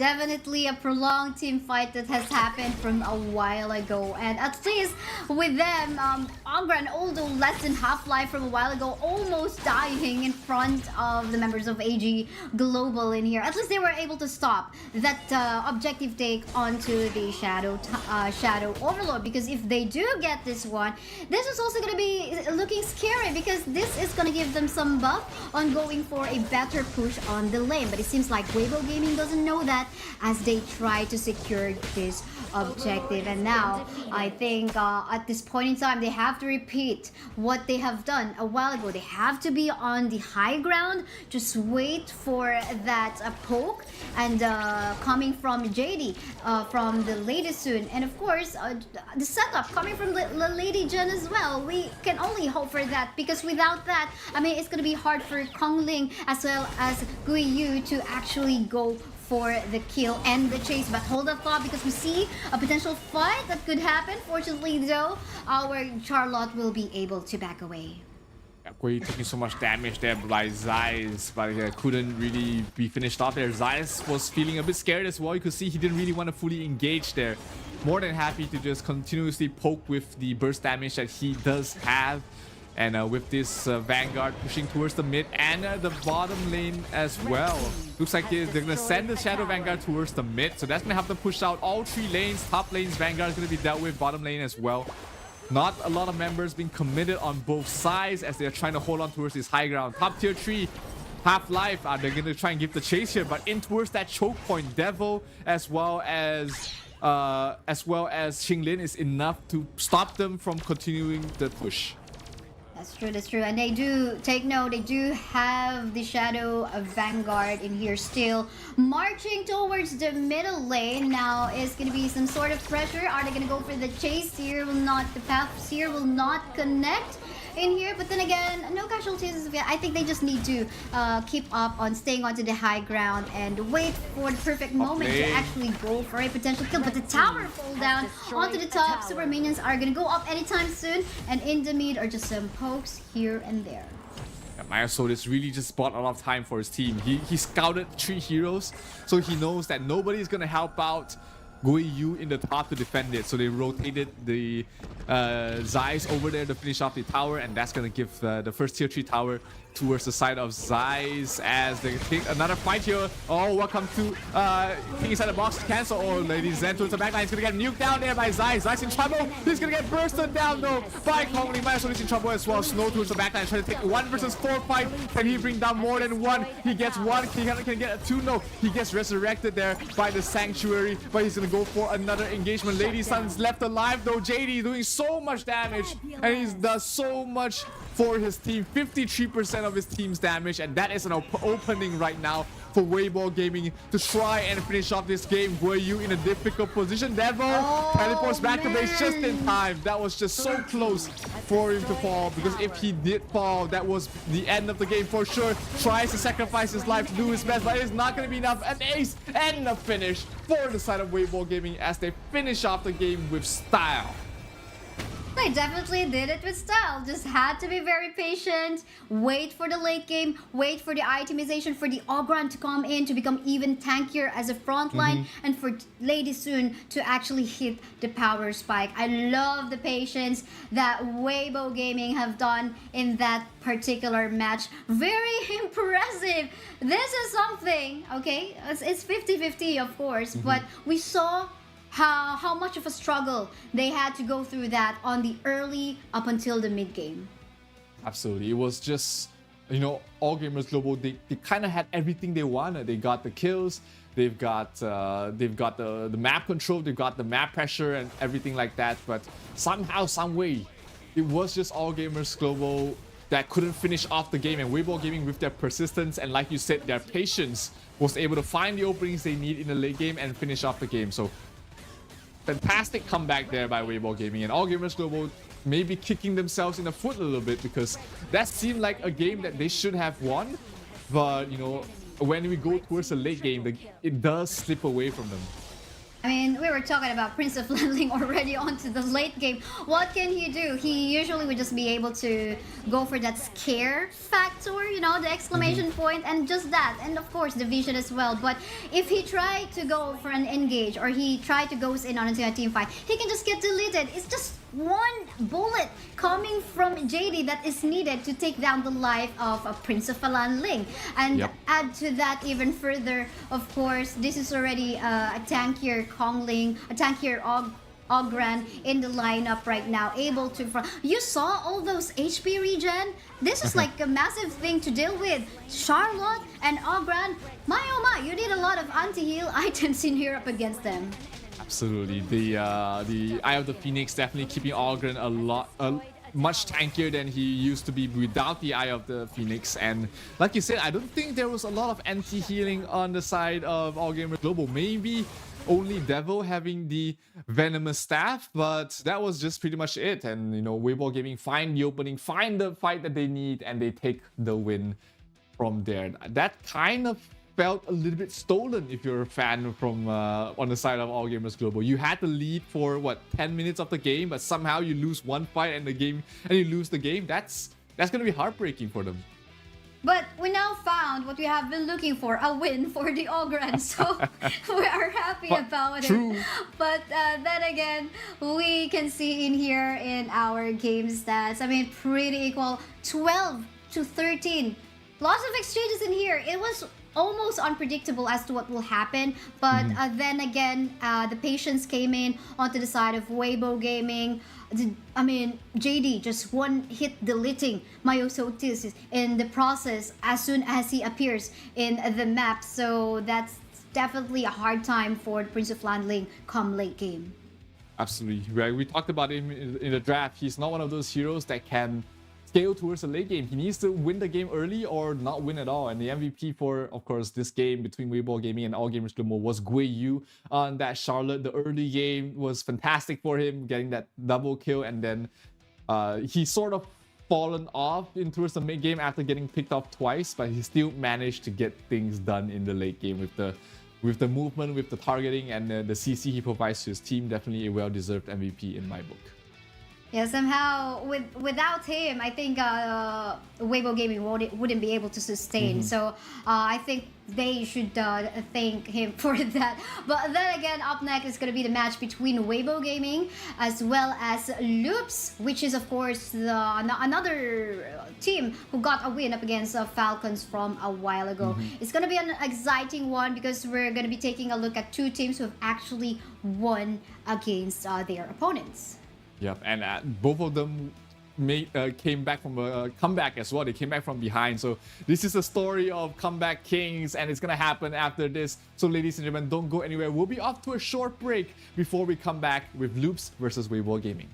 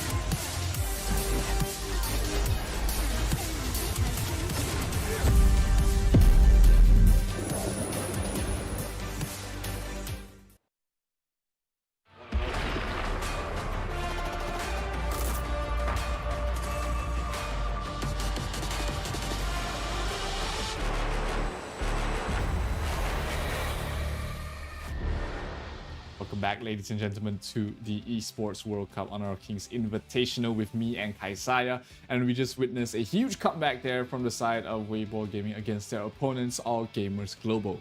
Now, you know, Weibo Gaming, they can't rest on their laurels yet. They still have another upcoming match against Loops, and this will be the both teams' last game of the day. So this is the time to, you know, shake off the maybe a little bit of a wariness after the first game and perform once again. And who actually will win in this particular series will get more security onto being onto the higher ranking for the top 4. But then again, guys, we would love to hear all your opinions, all your insights as well. As a viewer, as a supporter of HFCC, make sure you follow all of our social medias, HoK Global Esports, and make sure to use the hashtag HOKX EWC 2024 for us to, you know, be able to see where you're commenting, because you can also have a chance onto winning some permanent skins by participating on this one. Yep, it is the and you know, you gotta make sure you're in on it, because we've got a lot of things going on here. And if you've noticed that, you know, a lane has been picked up quite a bit recently, it's because, I'm just kidding, but you know, the skin is beautiful. The Esports World Cup limited skin is absolutely beautiful. The Heaven Blade is already ready. It's going to be launched tomorrow. It's going to be in the game tomorrow for a discount. So instead of 888 tokens, it's only going for 710 tokens. So make sure you pick up this opportunity, pick this one up, because it is absolutely beautiful. The effects are mwah, chef's kiss right now. Right, that's so true. I wish that we could actually already see it in action, right? Like all the animation and all that, but that is for our surprise, especially for all of the players, whether you are pro or just aspiring to be pro, for you to take on that one. But then again, here we go. As we have mentioned, upcoming match, Loops versus Weibo Gaming. Both of them got their wins from a while ago already, most especially Loops, who have been playing, I think this is their 3rd game for today. So, wow, what a way to grind the points for today for Loops. Yep, it is Loop's 3rd game of the day, their final game of the day, in fact. So I hope that, you know, they're not feeling too tired, they're not feeling too wary, but ABH, Mitty, Zere, Kank, and Tempest, they have to find something in their tank. This is their last game of the day. They need to perform, and they need to find a win against Weibo Gaming, who does still have another match after this. So, you know, Weibo Gaming also wants to pace themselves as well. They don't want to use up all their energy here against Loops, because they have a final match against Boom later on in the day. Yes, that's so true. And you're currently watching on Stream B, and so in case you're wanting to look forward to where the match of that final game for Weibo, that's gonna be on Stream A. So make sure you support on that one. And yes, Weibo Gaming, we saw them a while ago, Kongling, Guhuai, Guiyu, Nono, and JD. Really impressive patience from a while ago, waiting for the proper timing and not really giving up. For as long as the crystal is there, they didn't really lose hope. And I think that is something we can adapt as players in the rank game. As grinders in the rank game, right? Yep, absolutely. Their resilience, their mental fortitude to crawl back from that game was absolutely crucial. I hope they keep up with this sort of mentality. The game's not over until your crystal breaks, and you gotta fight throughout the entire way, because this is the biggest stage right now for Honor of Kings. It is the Esports World Cup. There is more than $3 million on the line for all these teams to fight for, and they have to make sure that they bring out their best. They bring out their A game against their opponents, because Loops is not going to be easy. They are one of the best teams from the Brazilian region, and Weibo Gaming, they did have to come through a gruesome last chance qualifiers to make it here. But hey, they are finally here, and they want to make sure they stay. Or they have come prepared in here, ready to grind all those points as much as they can right off the bat. And again, it was a pretty shaky game a while ago from Weibo. Let's see if they will be able to show us an improved execution as they go on a match against Loops. But then again, at the same time, I'm actually wondering, will there be an early ban once more? Will we be able to see another Ogren a ban or respect? I think that is something personally I will be looking forward to. Yep, absolutely. It's going to be, the draft is going to be coming very important. Like you said, the Arlies has sort of been on a tear, and we did finally see it banned the previous game. But hey, let's see if both these teams put as much emphasis on Arlie as we do.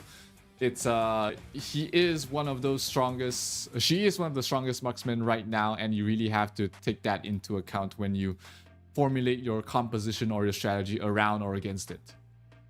Oh yeah, definitely. And usually, even if you actually build a composition, even when it's lockdown, CC lockdown, like that of the Musashi we saw a while ago, I mean, the Arlie still shine in the end because she's just basically dishing out a lot of damage, bursting down the life of this Musashi. But we'll see about that.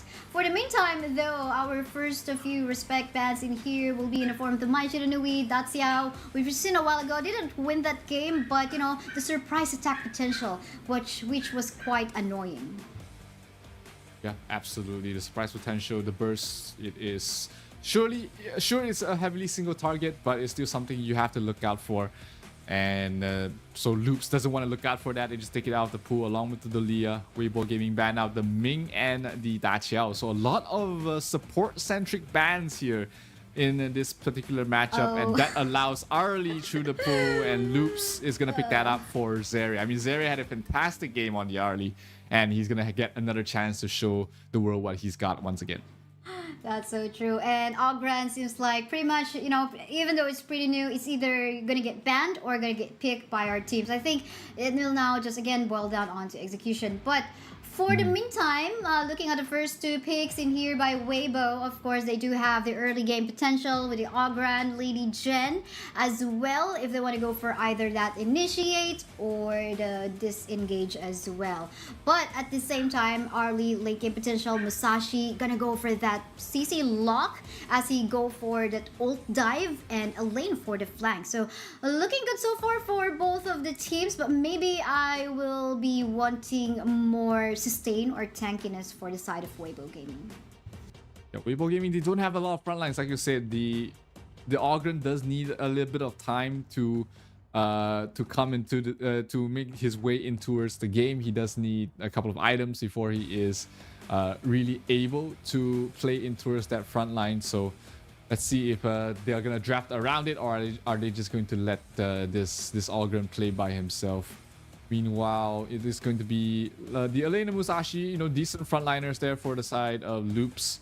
but they do still need a mid lane and a support for themselves. So not much mid lanes left in the pool. Lady Zen picked up by Weibo and the Princess Frost banned from Weibo. So you're left with what, the mid lane, maybe a Shangguan that is available if they want to go for more single target. If they want to go for more team fight, the Zhou is available, the Dr. Bien is available for them to go for. The Hey No is also still left in the pool for loops. So let's see what they're gonna go for, because if they pick up the Hey No, that's gonna be 3 heroes that's capable of playing in the front, and that's going to be a problem for this Ogren to play against. I'm actually also looking for an Angela. Been a while since I last saw this Angela. Not getting picked earlier on in a few series of matches. There's again more priority either on the creation of space by the Princess Frost or Lady Jen.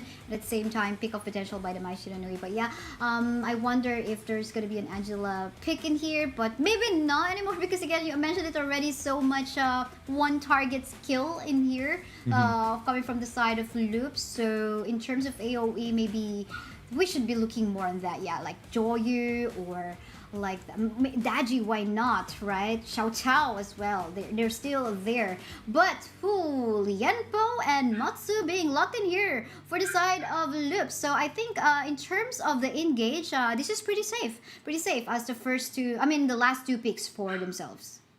Yep, and they continue on with their tankiness, right? The Lian Po and Mozu, both heroes, can play towards the front, can play very aggressively in the front lines as well. So that's going to allow them to really play aggressive as long as they're not too far behind. And this RL is going to be very well protected. There's so much CC and stun coming from the entire Loop squad. While Weibo Gaming, they have the silence from Sun Bin, they have the Lady Zen with the freeze and the knock-up, and of course the Ocean of Tears. And Byron is a great way to initiate as well, but it is a lot harder to coordinate all of that. Right, the Renji in here getting picked as the last one. We almost totally forgot about him. It's a balance between when he is gonna go online, so I think it's pretty much safe to say that in terms of saving himself from the CCs that the Matsu as well as the Lianpo is gonna give on in here, he'll be able to make himself safe. For as long as I think still though, he needs the Sunbin to be around him to make sure that he is not gonna get flanked by either the Musashi or the Elaine. Yeah, definitely a decent pick. I mean, against, like you said, all these CCs, he has the way to purify himself with his second skill. But still not an easy game to play against. Musashi is able to lock him down. You've got the Lian Po able to jump towards the back line. And Arlie is always going to be keeping her eyes on you, trying to find an opening to burst you down. So tempo-wise, though, that might be an advantage going towards the way of the Direnje. The Direnje is a lot faster in terms of tempo. So if the side of Weibo is able to abuse that, we might see a quick win for them. But if Loops is able to bring this to the late game, then we might be in for a long one here. Definitely, I agree. It will now just really always fall down onto execution of their draft. But for the meantime, just as we see, definitely a need of help in here for the Matsu to clear off the minion waves faster so that they can rotate towards the other end of the map. But surprising though, we can see Nuono actually wanting to back up the Byron more onto the top side on the early. They want to make sure that the Byron has a good lane. He's supposed to be the lane dominator. He's supposed to win against the Elaine, and they want to make sure that that is the case. They don't want the Musashi to slow him down, slow down his farm, and just create havoc there. Elaine is stronger towards the late game just because of the team fight, but here 3 heroes from the side of Weibo hanging out towards the mid.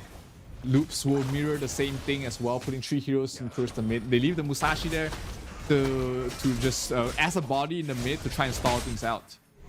Bottom lane. We have a fight going on to the bottom lane part of the map. Super low in HP is JD already getting CC'd here and there by Mithy using the Lianpo. So that was looking scary. Again, even though with the cleanse, legal immunity, he's not super safe because we are talking about a lot of CC to deal with. Yeah, JD is a bit behind in terms of the levels. He has to watch out. His HP is not that high as well. The Lianpo as well as Zeri on the early definitely can find an opening to pick him off.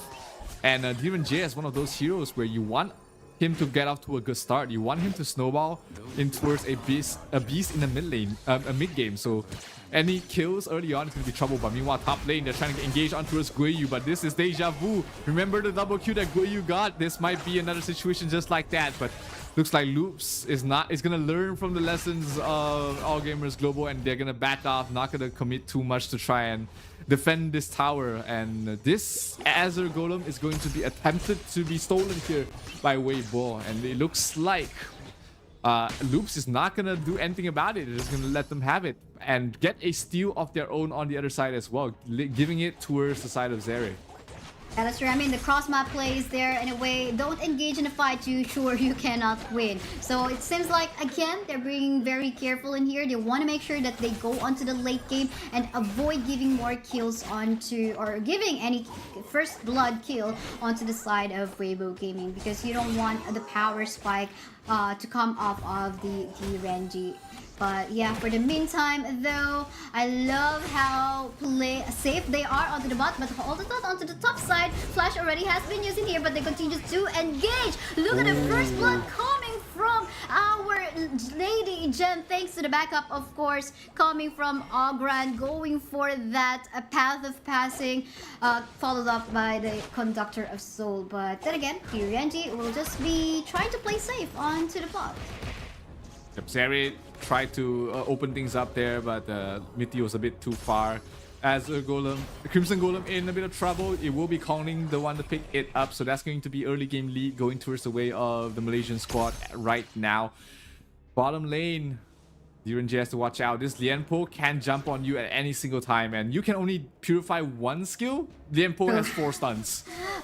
True, that's what we're talking about. And it's not just Lianpo you have to worry about, because there's Kang, there's also ABH onto the Masashi. Again, we're talking about a lot of CCs in here, so I think he needs to make sure that there is some sort of additional backup to come his way. But hold a thought, because we have an invade happening here on the jungle camp of Loops. And I think it was stolen away, right? Kongling took it away from the side of Loops. Only able to get the last hit, that's going to be huge there, because Musashi without the Sage Golem buff, Azure Golem buff, he's not going to be as mobile, as tanky as he likes. So ABH not having the best game of his life at the moment. It is still only 1,000 gold lead though, going towards the way of Weibo Gaming. Not an insurmountable lead by any stretch of the imagination. So the next fight, as long as it goes decent for the way of Loops, they will find themselves back into this game.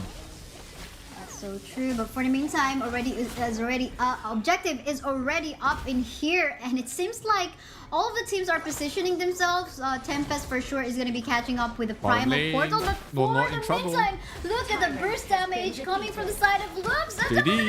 Arlie locking some source of damage in here, but bursting down the life of JD in the process. But hold the thought, you are being sandwiched already. You weren't looking at Kongling in the process. I think that was a very aggressive move coming from Sarah in that bot lane engage. Yeah, he couldn't get out, no more Parasol, everything's on cooldown. He just has to submit to his fate and maybe try and get a kill on his own on towards JD. But JD just played at too safe of a distance. They weren't able to get him to get the kill on towards JD, but at least they got the Tyrant going towards the way of Weibo as well. So net worth lead still 700 right now. Top lane Tempest trying to go for Gu Huai, but it's tough with Sun Bin with Nono protecting him at the moment. So the Primal Bonds will stop Weibo Gaming to attempt on towards this Overlord. Not that the Overlord is very important at this point of game, but it is still a little bit of an objective that Weibo would have loved to gun. That's so true, and I think they're just waiting for a potential gank in here that could happen. But in any case, everyone's just scattered around the map right now. Will there be a potential kill onto the Byron? Look at the damage early on coming from Sarah. I think if given a chance, she's able to free hit at any point in time. It will be something that is wonderful for the side of Luz. But that is not happening right now. Said Weibo Gaming, but hold on, look at that! Kang is gonna fall down. Really nice combination of skill coming from our Lady Jen in there, freezing him, not able to just flash away in the process. Hank being the mid laner usually don't build too tanky. That's why he just fell very quickly here. And that gives the opening for Weibo to go towards the tier 2 tower. Here backline, Tongling being a one-man army, really pushing two heroes back. The Arlie as well as the Liempo could not join their team in time to defend the tier 2 tower. So this game fully in control of Weibo Gaming right now. And Loops trying to find an opening. Here comes the Tremor towards the back lines, only knocking up Nono. No. The silence comes in by the Sumbin as well to try and stall them, but not enough follow-up, not enough damage on both ends. So it's just going to be a trade of ultimate cooldowns, but no kills going on either side.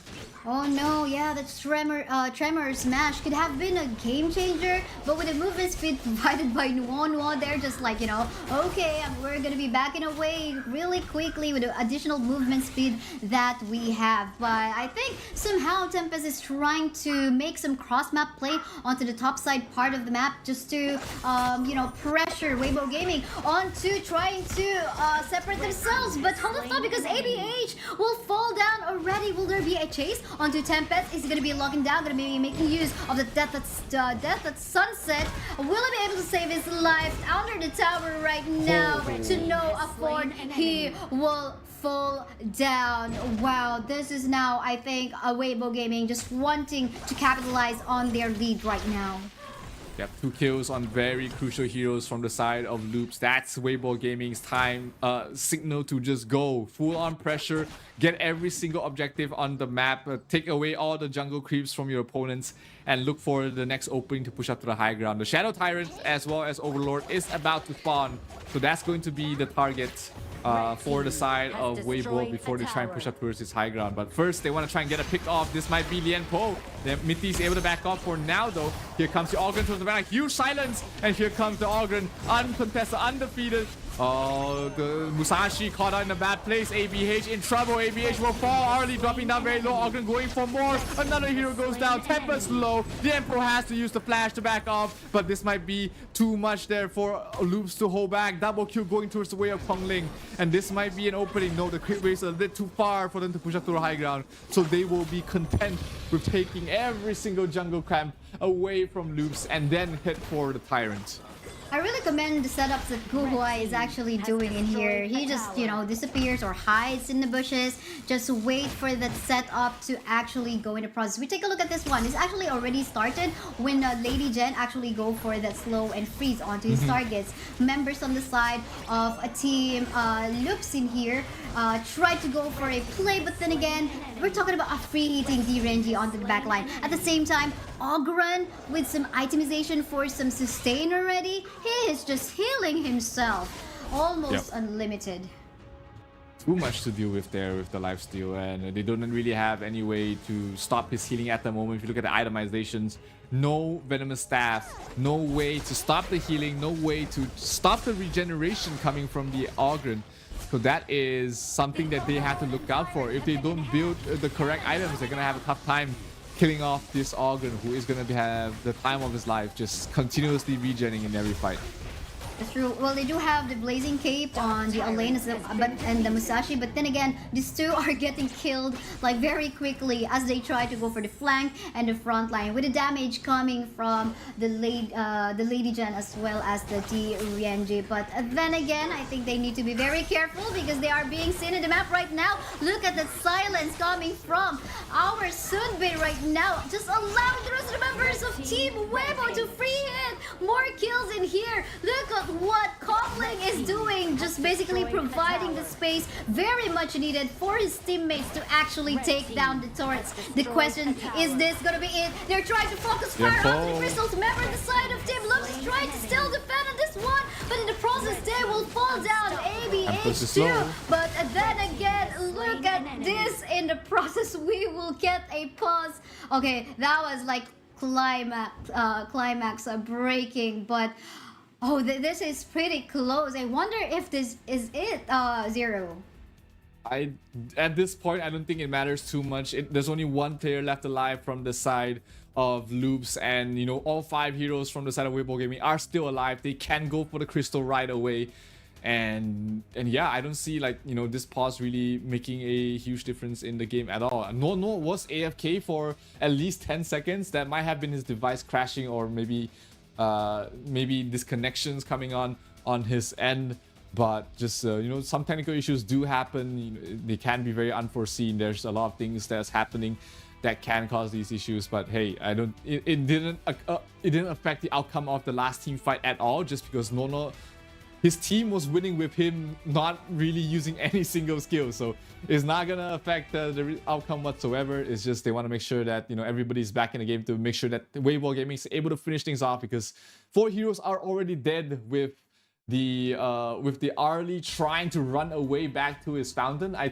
I think that was the situation before the pause came in. So this is looking like it's pretty much over there for Loops.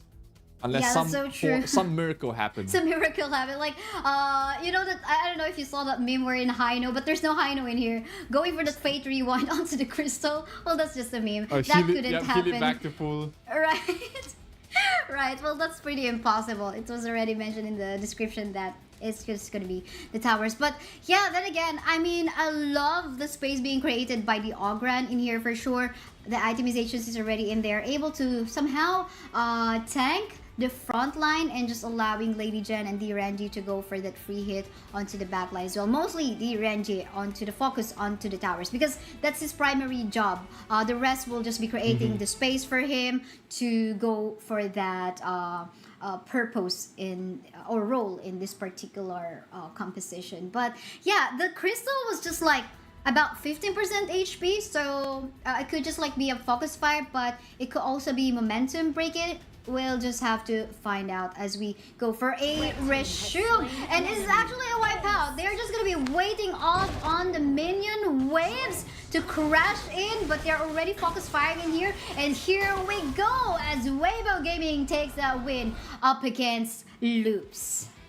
Wow. That was a very impressive showing there by Weibo. They don't look too tired. They don't feel too tired to take the win against Loops. And that was a very convincing win. I think throughout the entire game, it didn't feel like, Weibo Gaming really lost any form of control over the map. And that was just a very impressive showing there from the Malaysian squad. Loops is now 2-1 in the group after this loss, while Weibo Gaming is now 2-0 in the same group. Yeah, that's so true, and it makes the storyline on this group even more exciting. And you know what? Weibo Gaming came from that, almost coming to a loss from AJHK from a while ago. And yes, the last chance qualifier. But yeah, this one is very fluid. How they executed it, they do know that they cannot go onto the late game. They don't want the Sheriff's Arlie to go online, and maybe even Tempest. And I think again onto the Clash lane, Guiyu providing that early advantage up against a lane is just so impressive. How they actually backed him up. So we got a few highlights of clashes in here, because it's a pretty short game at almost 11-minute game time. At 11-minute game time, so it's understandable that we did not have match to show from the highlights. But I guess look at this one with a KDA score of 603 for our Ogren. He didn't die once. Yeah, and I need to be critical about the itemizations here coming from the side of Loops. Not a single one of them built Venomous Staff or Mortal Punisher. So no way to stop the healing, no way to stop the sustain coming up from that hero. And if you don't stop him with the counter from the reduced healing and lifesteal, you have to draft a lineup with a lot of stuns. And sadly to say, Loops' entire lineup lacked a little bit of both. They had no way to stop the healing, and then they had not much stuns in their lineup. Yeah, that's so true. Blazing Cape, it was all that to stop the HP regen. But then again, Musashi and Elaine would usually fall down first because they had to frontline. But then again, nice try. And I mean, they're not falling off on the ladder in Group B. So, and they still have some game to play tomorrow, right? So they don't have any more for tonight. But yeah, Weibo Gaming, it was very smooth. I think this is the fastest game that we have casted so far for this day one for our stream B, and it's such an impressive. It's like a different Weibo gaming this time up against Loops in comparison to they had against AG. Yeah, this was a much more aggressive, much more assertive Weibo gaming across the map, regardless of you know, regardless of their positioning, their plays, their itemizations, they were playing to win. And when they did a very convincing win there, like you said, 11, 12 minutes. And we'll take a look at the MVP here from the side of Weibo Gaming. I think it's going to be the Ogren. I think it's going to be their jungler for sure. What do you think, Kaisaya? It could be the Ogrand as well, to be honest, because this is the first time that wherein we did not see the Ogrand fall off like on the early stages of the game, and which is correct. He's got the MVP, Kongling 603, very impressive. We saw him quite a lot of times wherein he's just like frontlining effectively, right? He did not fall off. He knows when to back away and save his life, go for that HP regen to actually give more sustain and space for the D-Renji to free it. So I guess that was like super effective Ogrand that he have showcased to all of us. Yep, absolutely. And a little bit of the fault does go towards the way of loops, you know, the itemization, like I said earlier. No Mortal Punisher, no Venomous Staff means that he can get all the healing he wants. And let's take a look at the post-game stats. Actually, 0 kills. I swear that they should have at least gotten 1 kill if I'm not mistaken. But I thought so too. Wait, hang on. I was like dreaming about like, okay, could have been the Arlie got some kills or whatnot. But yeah, this is a very dominating Weibo gaming game. Yeah, true and true, you know, Kongling, top of the damage for his team. Zere tried his best, but was not able to carry his team on his back. And let's take a look at the updates in terms of the grouping. That puts Loops on a 2-1 scenario, putting them behind Weibo Gaming and the KPL Dream Team, who has yet to lose a single game. Meanwhile, on Group A, LGD still on top there. Vitality has one more game left, at least one more game for the day. Impunity and Vivo Keystars still neck and neck in 3rd and 4th from Kagendra. And Secret has not been able to find a win yet. Looking sad on that one. And talking about Team Secret, up next will be the match between Team Secret versus Impunity, who's also sitting pretty somewhere there on the top rankings for Group A. So I'm so excited about that. It's going to be a battle between two SEA teams once more. And yeah, this is gonna be looking so exciting because again, will there be another Ogren pick and ban, which is quite shaky because it's either they really prioritize or contest this particular hero and the Arlie as well, which we now finally have seen. We saw lose on this particular match. Okay, Arlie is balanced. She lost the game. She's definitely balanced. So, you know, teams might start to move away from her. But hey, I don't think it was, you know, an Arlie issue. Zeri definitely played very well on her. It's just that the entire composition was just not built to deal with the Ogren. And we have seen what happens when you let an Ogren roam free. He can do absolutely everything and anything for his team. And you really need to keep him into account when you are building your items for sure. But yeah, like you said, next matchup is going to be very important. Team Secret against Impunity. Team Secret needs the win to crawl away from the bottom of the groups, while Impunity needs this win to almost secure that spot in the top 4. And we're going to take a short break, ladies and gentlemen, before we come back with that game. So don't go anywhere. We'll be right back.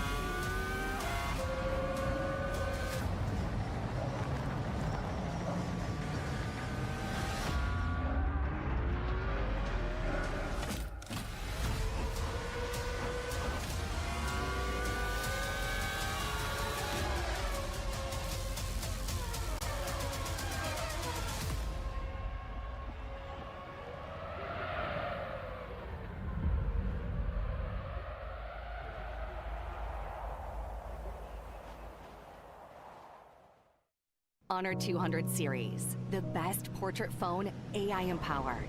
Studio level, AI portrait camera, 3 hardcore portrait modes. Color, vibrant and classic to capture portraits that truly stand out. AI empowered magic portal. Snapdragon 8S Gen 3 AI chipset. 5,200 milliampere per hours silicon carbon battery, 100 watt, Honor Supercharge. This is Honor 200 series.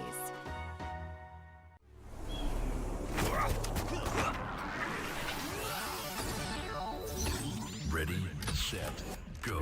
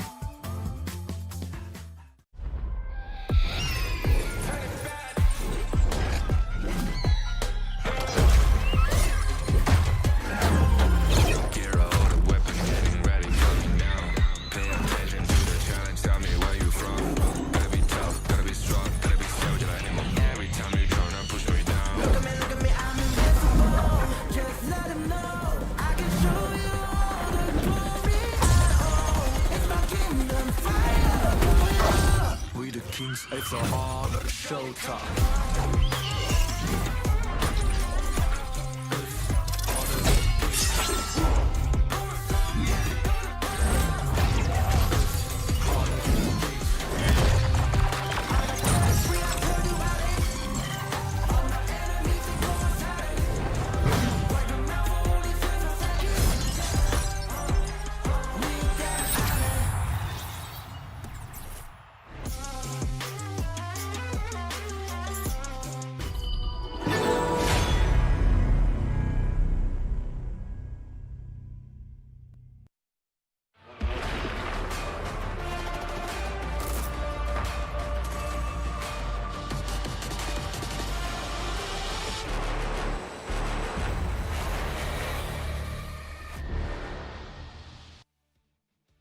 Welcome back, ladies and gentlemen, to the Honor of Kings Invitational Midseason 2024. This is the group stages, and we have been looking at a lot of games that's been happening today already. My name is Zero. Of course, joining me is with Kaisaya, and we have 2 more games left on this stream. That's going to be Team Secret going up against Impunity Esports, and of course, finish off the day, we are going to have LGD Gaming against Team Vitality. So, Kaisaya, next game coming up, Team Secret, not a single win yet. What do you think of their performance, of their chances against Impunity? Chances against Impunity, I do believe that they definitely can match up against Impunity. They've shown some really good play up against LGD before during their Malaysia trip. And I do believe that they can come back. It could just like be, you know, first few games cheaters, but can say that even further because, you know, they have few games left in here for their group in Group A. So I think might as well they have to really just get up and try to come back in their game. Because Impunity in here, although they've got a shaky score as well, having a loss already too. So I think there's some... It could be just like a 50-50, I would say. But chances are still there for Team Secret. Yeah, it could be, you know, just not a great start for Team Secret. I mean, they are the runner-up for the Season 2 Invitationals. So they definitely has what it takes to take it a bit further. Obviously, one of their losses was against Team Secret in a 15-minute match earlier in the day. So these two teams are very close in terms of their skills, so it could have gone either way. But here's the lineup here for Team Secret: Xuan, TNX, Shisan, Sun, and Yu Han. So no long for this tournament. Interesting. No long for the day, at least. This game, yes, for this day. But it's gonna be very interesting on how they're gonna be pulling it off. It could be some surprise plays this time because again, there's a lot of catching up to do in terms of getting those points that they need to make it to the top four. So it's no joke in here. It's just best of fun. But then again, let's take a look at Impunity Esports, who got their loss from a while ago from VKS as well. Cheryl, Megumi, Shaolin, Ashing, and Black. Let's see how they're going to be matching up and be prepared up against Team Secret. I wonder if they'll be showing us some Ogren play once more or the Arlie as well. We'll just have to find out. Yeah, I just want to correct my mistake there a little bit. Shishan is long, just a little name change. Very interesting to see him change his name in between tournaments. But hey, this is Team Secret at their strongest. This is their strongest roster that is going to be competing here in the Invitational for this mid-season. So yeah, like you said, are we going to see more Arlies? Are we going to see more Ogrens? Team Secret has been showing that they are a team that can play it. And if you look at the audience predictions on stcplay.gg, 64% towards Team Secret, 36% towards Impunity. I would say this odds, this supportive ratio is pretty much accurate, at least for me, in terms of how these two teams measure up in terms of strength. I think this is going to boost the morale of Team Secret as well. Again, they are on a low streak right now. They would very much need this trust and support coming from their supporters and fans as well. So let's see how is this going to be, how is this going to turn out as we later on head on to the draft. But the draft is actually already in here. Let's move forward to it. It's very quickly though. A quick My Shiranui secure in here. No Arlie priority, which we've commonly would see from a while ago. Yeah, we might see Impunity pick that up right away. Arlie left in the pool, Zhang Fei taken out there. They will go for the Arlie and the Delia. Both heroes locked in there. Both very strong heroes in the current meta. They will definitely want to pick that up if it's available. But look at that. Team Secret really prioritizing on that single target. Musashi and the Mayin picked up right away. So Team Secret going all in this single target burst. They want to make sure that this Arlie doesn't see the light of day. That's so true. I was actually wondering, okay, are we also potentially going to be seeing that combo of the Datiao and rather the Yuan? I would say Yuan is still available, but they anyway have secured they have secured the Lady Gen anyway for themselves. But because usually would wanna go for the Yuan in the mid to just match up against the Mai Shiranui or just let him be safe. But seems like in here they want to create more space for the Arlie to free hit rather than just gonna go for that sustain. Okay, we go for more damage this time because we just want to burst down later on onto the late game stage both of this Musashi and Mayin. They definitely need the amount of bursts against the Delia. You can't take the fight longer. You can't prolong those team fights because Lady Zen, Dun, the Delia, those are heroes that excel the longer the fight goes. So Team Secret looks like they are kind of all in this single target burst. They're gonna pick up a Garo. That's interesting. Not a hero we see every day in the highest level of competition. We did see RRQ pick that up in their SEA showdown. Unfortunately, it didn't do so well. But yeah, Team Secret might want to try and change their fortunes with this marksman pick. Still, again, very heavily single target. Yeah, true. With Garo being locked in there. At the same time, Garo is good with, lots of heroes with shielding as she makes use of priority into taking that shield off. But let's see, because it seems like there's going to be a lot of protection and healing coming from the Saiyan as well. For the Garo to free hit onto the backline, I think there's a way. Okay, it could be an engage coming from Mai Shiranui, Mayin, or Musashi. Ooh, surprisingly, they're all letter M. These all start with letter M. And the Saiyan will just be there into the back line. So usually it could be like Ming, but this time they want to go for that sustain. So let's see if they will be able to pull that off, depending on which one is going to be the last pick of Impunity. It's going to be Lamb. So depends. I think now it depends on if they try to take down the life of Garu early on. Just go for that early gank so that he doesn't go onto the late game. But definitely in terms of range advantage, she has that up against the Arlie.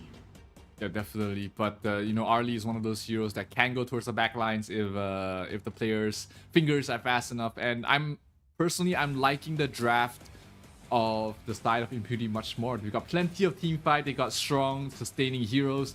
They've got their late game also secured with the Arlie pick. So you know, I never like these heavy single target focused lineups, because if you don't burst their core hero right from the get-go, you are in for a terrible fight later on.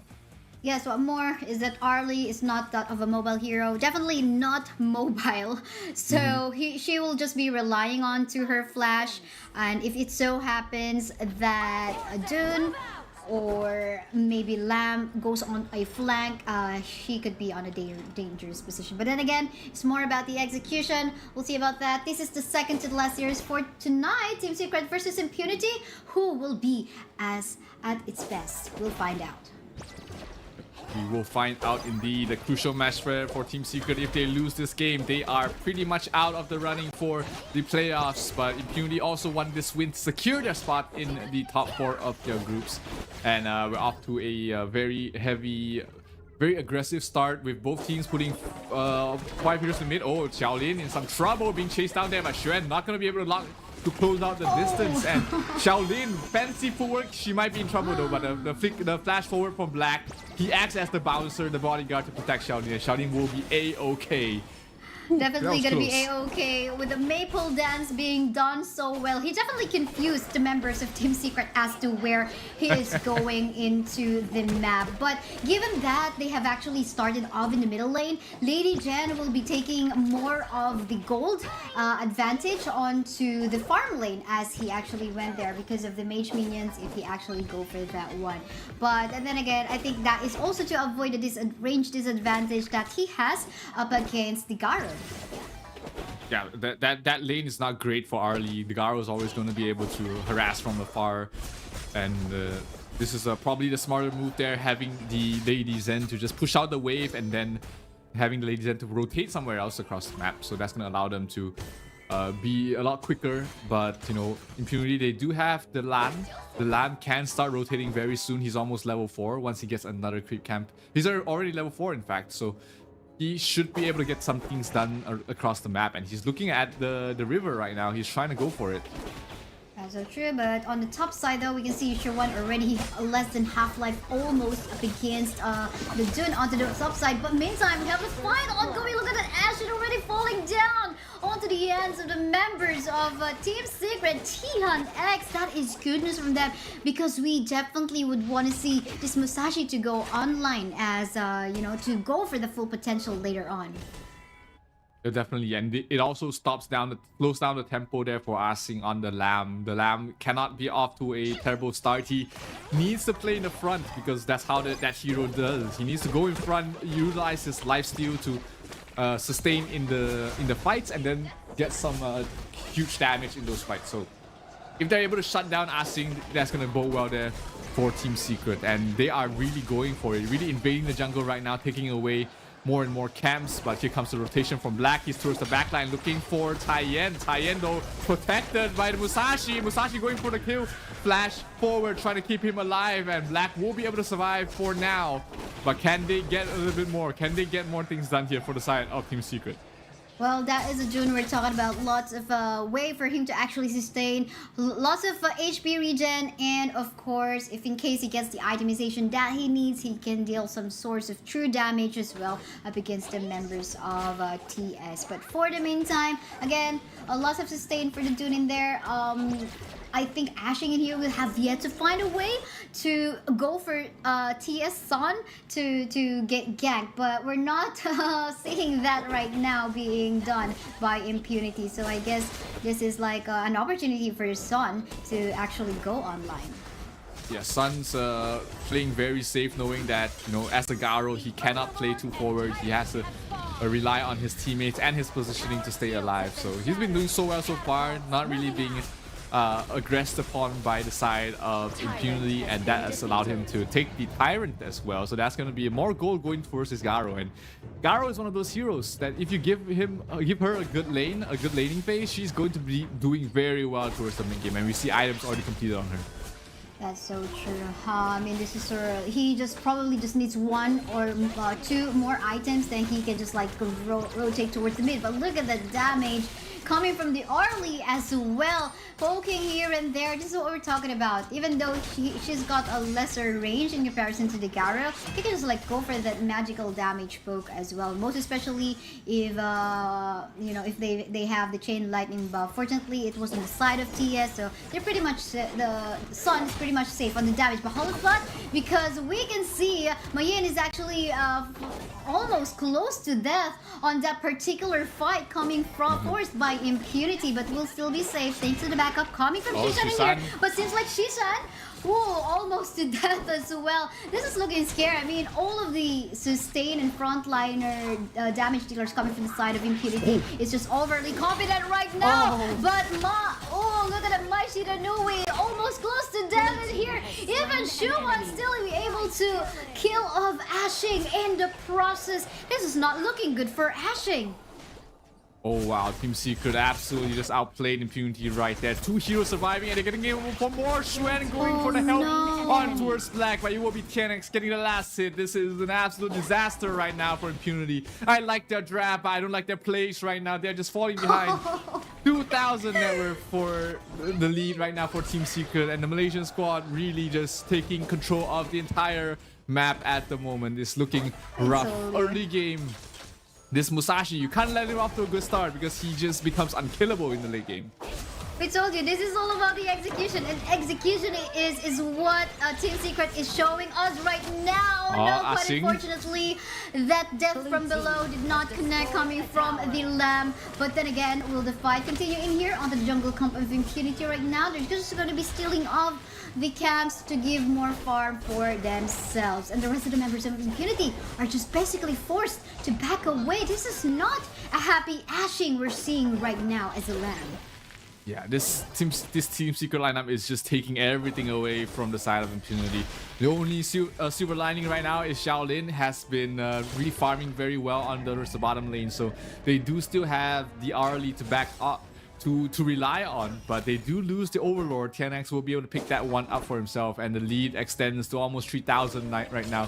Yuhan in some trouble, taking a lot of damage by onto Shaolin. Shaolin, good movement, able to survive, but he will sacrifice his teammate Megumi, not able to survive. And Shaolin. What an impressive play coming from Shuan in there. You saw how he actually flanked onto the side, creating that space for Sun to actually free it onto the bottom lane. And here we go, they're not even stopping because he's going to be bursting down the life. Shaolin in the process taking advantage of the lead that they've got. And it doesn't matter, even if Sun doesn't have a kill as of yet, he's going for the objective, the main objectives in the game when they can push towards the Crystal in the process. And my oh my, this is looking scary right now with the lead being that is actually onto the hands of Team Secret. Yep, Ashing in some trouble being chased down there off cam. Ashing will fall to KNX. That's a solo kill, and that's the tier 1 power in the mid falling. Black is already very low. Are they gonna go for it? No, too deep. They're gonna get fueled up there by the Cheyenne. But this is classic Team Secret. This is exactly how they like to play. Aggressive in your face, always in your jungle, and just starve you across the map. That's so true. I mean, TNX was able to deal without a smite before, so what more that he has a smite now. So I think that's the moment where I said, okay, I believe even further in Team Secret right now. But yeah, let's take a look at that one, because again, like you mentioned, Shaolin might still be the saving grace for the side of Impunity in here, for as long as they wait for a later stages of game. They might get their opportunity right now. Shen down to half health already, but a little bit too deep for Impunity to commit there. They weren't sure if backup was coming at any point in time, so they're gonna let her go. It's still a 6,000 net worth lead going towards the way of Team Secret right now, and they're trying to go for more. Stuns do not connect. Top lane being dealt with there by the Dun. Bottom lane being dealt with by Asing. But it's starting to feel like Team Secret can just do anything and probably end this game very soon, because once this Tyrant falls and the subsequent overall goes their way, they should be feeling comfortable with this lead to push up towards the high ground. That's true, and of course with the buff being given by the Spear of Purity coming from Gara, whenever she is with the team fight, it's gonna boost up the damage coming from her teammates. And we're talking about 1, 2, 3 itemization already onto the Gara, going to 4th, and this is looking scary. This is going to be a quick tower push for them as well. Without even without the minion, they can definitely do. But onto the flank, we can see, oh my goodness, this Mayin Shuwan is just really looking scary if she sees you in the map. Yeah, it is starting to feel very claustrophobic here for the side of Impunity. Everywhere you go, anywhere you stand, it's going to be always a danger of being cut off by one of these heroes. I mean, Xuan, you've got TNX, you've got Shisan, all these 3 heroes are capable of getting a solo kill on towards you. And it is getting hard to split up from the rest of the team is Impunity, and that's why we see them balling together, just sticking together, trying their best to try and get a solo pick off somewhere or the other, and they might be able to get it. Oh, Shen dropping so low, but they weren't going to commit for it. Xiaolin playing a bit scared right now. Yeah, that's so true. And Shuwan definitely super low in HP. Would want to go for that. Give a kill, but look at that blank already getting slowed down, getting poked out. But it was the members, and this is already the Archer that we are looking for. Preheating from the backline as well. That is a Sun. But then again, look at this engage. Ashing is not definitely having fun. So much deaths already at the 11-minute game time. And looks like this is going to be it anytime soon, as we have 1 member left. 0 remaining onto the side of Impunity. No one is gonna go back alive soon. They want more kill. Oh, but Juan went overboard. But looks like this is gonna be almost it. Yes, indeed. Team Secret will secure this win up against Impunity. 11 minutes in, after a terrible day for Team Secret, at least they cap it off with a win against Impunity in their group. So they are both tied in terms of score, 1 and 2. For both teams, and you know, a little bit of a silver lining that gives them a fighting chance for Team Secret to claw their way back to top 4. If they lost this game, it was virtually impossible for them to get to top 4, but after this win, there is a light at the end of the tunnel for them.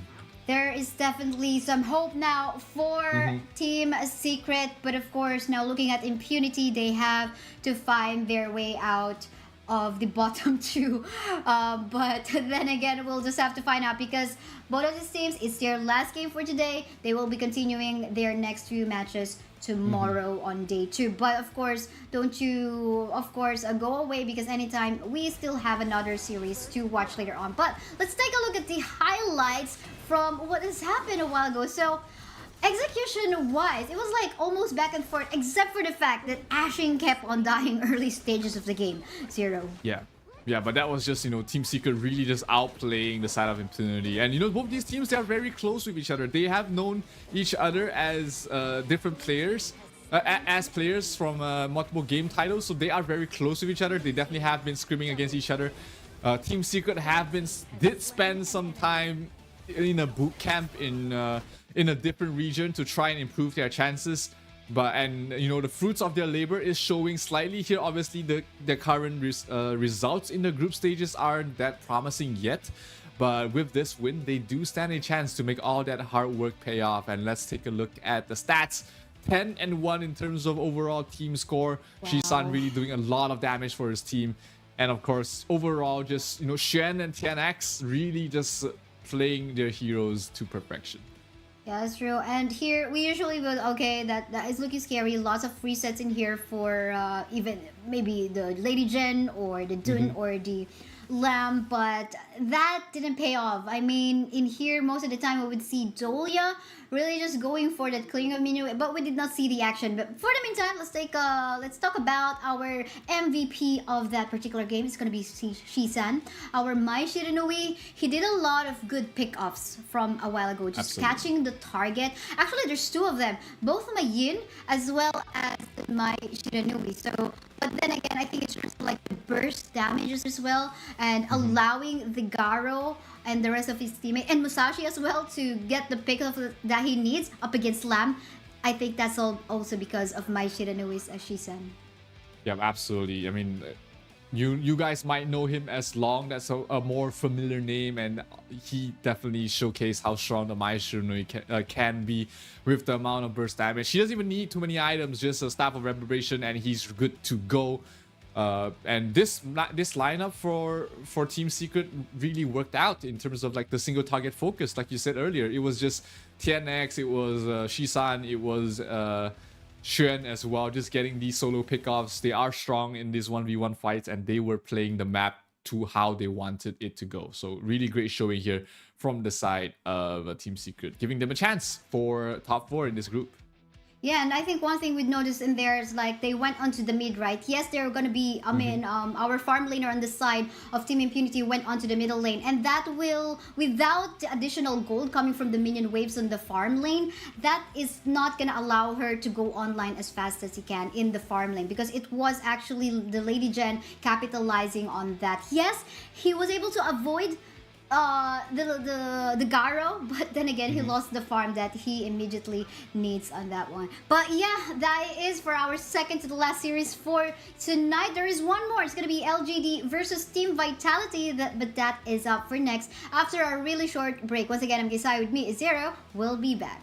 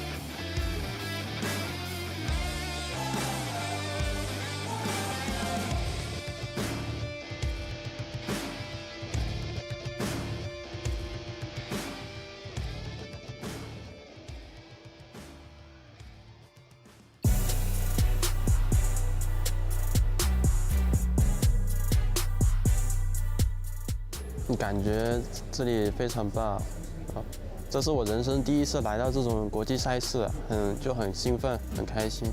国家对抗路是湘 ，He is the clash land. Our mid land is Jihong. Farm land is Jiao. Support is 这。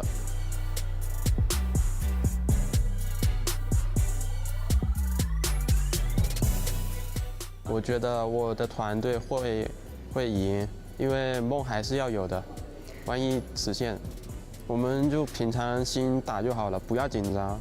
这赢得了这比赛，对我们所有人都是人生中很大的意义。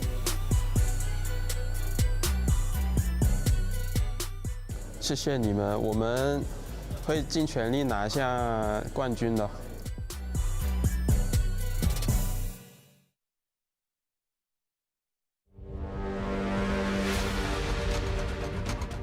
For the Esports World Cup, I feel very excited and I want to play against the other international teams. I'm not nervous during competition. Just the first second when I come on stage, but after when I'm in game, I'm not nervous anymore. I just think about the win. I'm the support of the Vitality team. And Shanks is the ADC, City Boy is the support, Nighty is the top laner, and Highland is the mid laner. And I think the team is very funny because we have different personality, but at the same time they are professional when we have to be professional. We speak a lot of language in the team, but the main language is Chinese. I learned some words to understand in game, but I still need to learn more Chinese. I think the winner will be the KPL Dream Team because they all are very strong and have a lot of experience. And all the team are motivated and work hard to hold the trophy. I love you guys.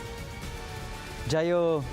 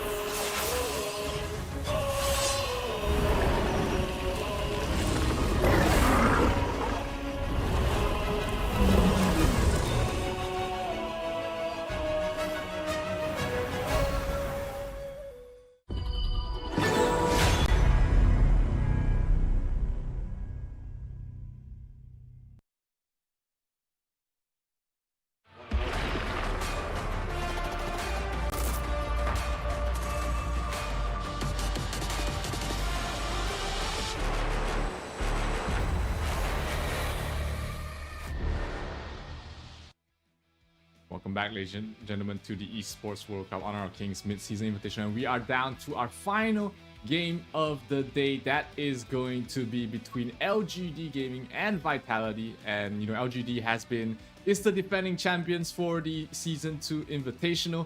And they are looking to cement their part in history in the Honor of Kings scene as they look to take another one of those favorites to win this entire thing as well.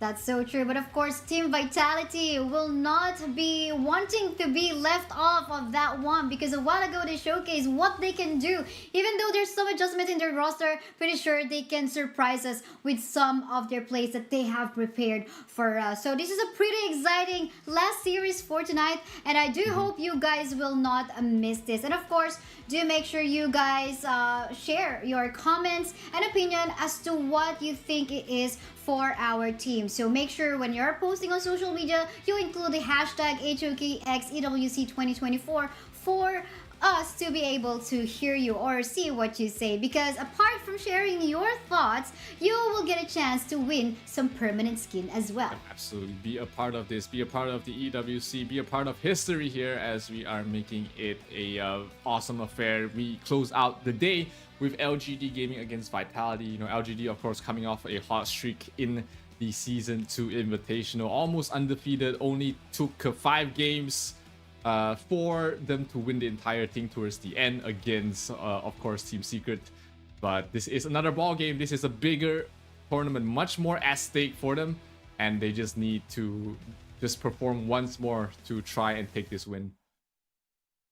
That's true. A while ago during the commercial, we saw the interview on Team Vitality. Like they said already, they're speaking a lot of different languages. Well, they're like 3 Chinese members, but then again, they have to find a common language that they can use. But for the meantime, let's take a look at LGD Gaming on a win streak so far right now in their group with Siyang, Musang King, Zihong, JR, and Je. With this lineup, let's see how are they going to be going this up against Team Vitality. But what are your thoughts between these players that we have in LGD Gaming? LGD, they have so much skill and potential. Musang King, an absolute beast in the jungle lane. He's carried his entire team on his shoulders, not once, not twice, but many times in different matchups, even against VKS, even against the strongest Honor of Kings teams right now internationally. So he is someone to look out for. He's who I will be looking out for and who I will be looking to shut down, in fact, if it comes down to a very more targeted ban and pick. So I expect to see a lot of his signature heroes banned out. But let's take a look at Team Vitality. This is 90, Shanks, Highland, Benji, and CT Boy. You know, they made a incredible comeback against the side of VKS. So they are in a very good shape to make it to the top 8. That's so true. I mean, one proof is, of course, when they won up against the match against a Vivo Stars a while ago, for sure. I mean, it was quite a long break that they had from the first, the first few series that we've got, and they have to regain back their momentum. But for sure, they were able to like see how the other teams are actually playing. They were able to even see how LGD played up against Kagendra a while ago on Stream A, and this for sure is something that Vitality is now prepared for this last series. Let's take a look at what the audience thinks for this matchup. These are what the audience have been voting for both teams in stcplay.gg. It's 64% to LGD and 36% to Vitality. That's a very interesting stat line. Like, I would expect more for the side of LGD, but maybe Vitality, with how they performed against VKS, they've been making more fans for themselves, which is great. Yeah, that's so true. It's like for you, it's already like 60-40, right? We rounded up a little bit, so yeah, so it's like close to being 50-50 for sure. But yeah, lots of expectations in here for LGD, but there will be no wonder if it's so case Team Vitality gets a win up against LGD. We'll just have to find out, because again, their focus up against VKS a while ago is also just as impressive. Absolutely. It was definitely something that they will remember forever. It was one of their better performances I've seen so far. Definitely has made a fan out of me in terms of how they played, and their resilience as well. Definitely something to commend for that team. But hey, this is one final game for the day for both these teams. like you said, it's been a long wait there for Vitality. Hopefully they haven't lost too much of their tempo, their adrenaline. They have to get that back up. But you know, LGD is well rested. They just have been on a tear in their group as a whole. So this is another chance for them to showcase their dominance. That's true. Maybe that's why they're called Team Vitality as well. Plenty They definitely are very much. They have a lot of endurance to actually go for that one. But yeah, we head into our drafting phase. No Agra, no Arlie, surprisingly, for the first time. Not really for the first time, but mostly because this Agran is actually seen being picked. But yeah, for these two teams, they just want to respect this one out because, you know, this is looking scary. But for the meantime, we can see the Dolia being open. I wonder if this is going to be a priority by other teams. But yeah, Dolia, Jumfei, Mai Shiranui is also available. Yep, Mai will be picked up there along with the Long for the side of LGD. So very aggressive opening here for the Malaysian squad, while Vitality is going for a little bit more of sustain. The Leah is great. We might see a Yu Huan being picked up here to pair along with the Leah. We might see the usual Elaine that is the common sort of combo that you play with the Leah. Of course, no Ogren to play with the Delia, so I'm not gonna have that option, but still plenty of different compositions you can play around Delia. For sure, and with Byron as well as the Lady Jen being locked in already, they do have the way to engage and disengage. Dolia could actually focus the reset as well. Onto either of this team, I'm going to be more leaning towards the Lady Jen, at least to set up the team fights as well, because we might expect the Byron going for the flanks.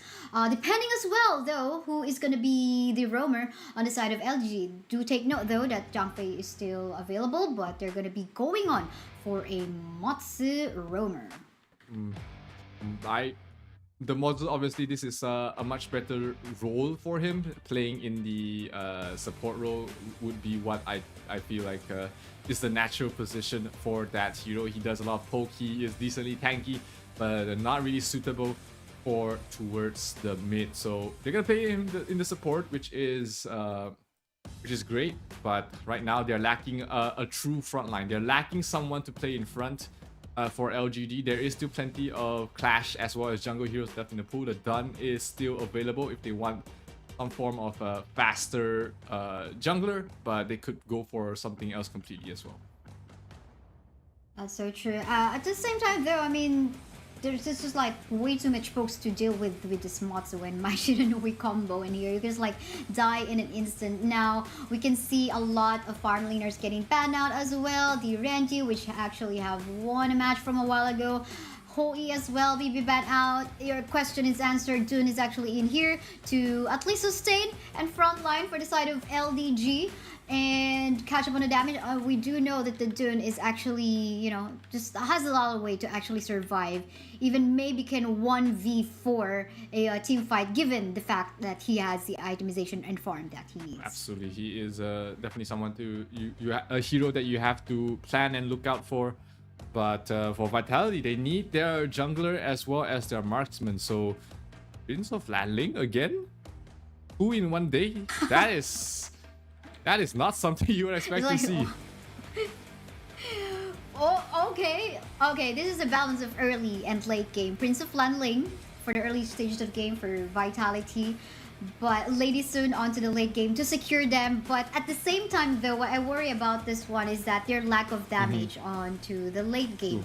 Because, again, it's like, okay, we're talking about more than 10-minute game time. Prince of Lanling will be like mostly like just a source of vision, a source of way to, you know, just to detect where the opponents are. And I worry about the late game of Vitality in here because, again, they will be lacking it. It's like Prince of Lanling is just gonna be a display later on as a source. It's like a ward, something like that. Yes, he's just there for the vision. He's just there to open things up, make sure that his team gets the information they need to take a good fight. So yeah, I mean, the Lady Sun Lanling is interesting. You don't really see these heroes paired up together, if at all. Mostly because, you know, you don't see much from Prince of Lanling. But hey, it will be interesting to see if it works out. But on the other side, you know, LGD has picked up a very single target focused lineup. They have not much team fight, but a lot of single target focus with the likes of the Mai Shiranui and as well as the Moses. So a lot of single target there. Let's see how it works out in this game. That's true. I mean, I think in terms of the playstyle, the Prince of Landing just gotta be very careful in trying to go for a gank on the long. As again, if this is well guarded by the Mai Shiranui and Motsu hiding in the bushes, it could just like be disaster. You know, it could be a not so fun Prince of Landing. But then again, it will definitely be the execution that will matter. We'll just have to find out. Again, so much. I love the front line in here. Coming from the side of LGD. They balanced it out, even with the Motsu roamer. At least there goes the Dun as well as the Dharma. Yep, absolutely. This mid lane though is going to be looking like it should go towards the favor of Vitality. I mean, they've got plenty of stain and wave clear with the Dalia as well as the Lady Zen, but you know that allows Mai Shiranui to rotate very early on, having the match, having the wave clear with alongside with the Moses, so trying to find some things to get done early on, but it's gonna be rather passive. You know, you got these heroes. Oh, I say passive, then they start engaging on towards Benji, who takes half his health points away already. And look at this aggressive poke plays coming from the Motsu and Mai Shiranui. This is what we're looking for into their lineup. And I think they're executing it so far so well into these early stages of the game. You don't really want the Dolia to actually frontline for our Lady Sun, for Shanks. At least just take down her life. Yes, so she's got the heal, but it's not much. You have to wait for the late game for Benji to get the, you know, much more heals coming from the Dolia. Yeah, the Dolia is going to be important to keep Benji in his bottom lane. The harass from JR on the long is something that watch out for. Mid lane, CT Boy rotating in. Zihong gets the notice on his head to back off, and he does exactly just that. Not gonna get any pickoffs here for CT Boy. It's not the easiest of heroes to play. Bottom lane, Shanks dropping very low. First blood going towards the way of JR on that long. Long is a bit low. He has to watch out. He has his ultimate though, so he can pop off anytime. But Mai Shiranui, oh, Zihong misses the skill. He couldn't get the kill. And Benji will be able to stay alive in this lane. But no, Zihong hungry, going for more. One more, gets the kill, backs off. Again, this is what we're talking about. Cannon blast here and there. And of course, the Mai Shiranui chase, the pokes as well, the punches, the air punches that our Mai Shiranui has been trying. There is no way for Shanks in here to just... Even if they try to go under the tower, they're just going to be diving them in with this play. They don't have to be a tanky front line in there as well, because they have the range and the poke advantage too. So I think for Vitality, they really have to wait for the late game to happen. But at the same time, if they can do, like, get that power spike for CT Boy and finish the game as early as possible. So don't really have to wait for that moment wherein the Prince of Landling is rather useless already. Yeah, they have to think about all of that and more, because this game is being taken ahead there by the side of LGD. Zihong has been really active across the map. The Musang King is ready to go. He's almost level 8. That's where we see him really start to harass and invade the enemy jungles. Meanwhile, Vitality, they're still trying to get a footing in this game. CT Boy hasn't really been able to do much around the map yet. Only 2,000 net worth on him. He's the top net worth of his team. Does have... is making his way towards the Axe of Torment, but still needs a couple of more items before he's really able to just burst someone down by his own. Just quite unfortunate too. I mean, CT Boy is having a tough time on finding the ganks that he needs, but for the meantime, we see this 1v1 tussle up going on top, and the rest of the backup coming in as well. Look at the damage coming from Mai Shiranui. It will do connect, and 90 will fall down. Really nice Chohi Satsu play coming from Mai Shiranui in there, coming from Zihong, and they do have the opportunity to even taking this down. Ooh, Lady Jen is actually going to go for that fight. Will be able to secure the kill. Backup coming from the Dolia as well. They will not the kill, but they will be able to save the tower. Yeah, that's a little bit of a silver lining there, but obviously it's not a great start for them at the moment here for the side of Vitality. They are losing the grip in the early game, which is not great, especially because you picked up this Prince of Landling on the CT Boy. JR in some trouble. He has his ultimate though. He's not going to be in any danger as long as he has that ready to go, and he will use that just to back off. CT Boy, another failed attempt once again. That's so true. Infinite fastness just to save the life of Long, just to save himself. But then again, that would also mean they don't have anything to make use of that in case team fight so happens. But anyway, Vitality wasn't there in the map, and I think that was like I mean, these are the times where counter objectives could have happened. Yep. But no, but for the meantime, look at this one. Zihong almost to death. Fortunately, not enough damage as of yet coming from CT Boy in there. Even the crit not there as of yet.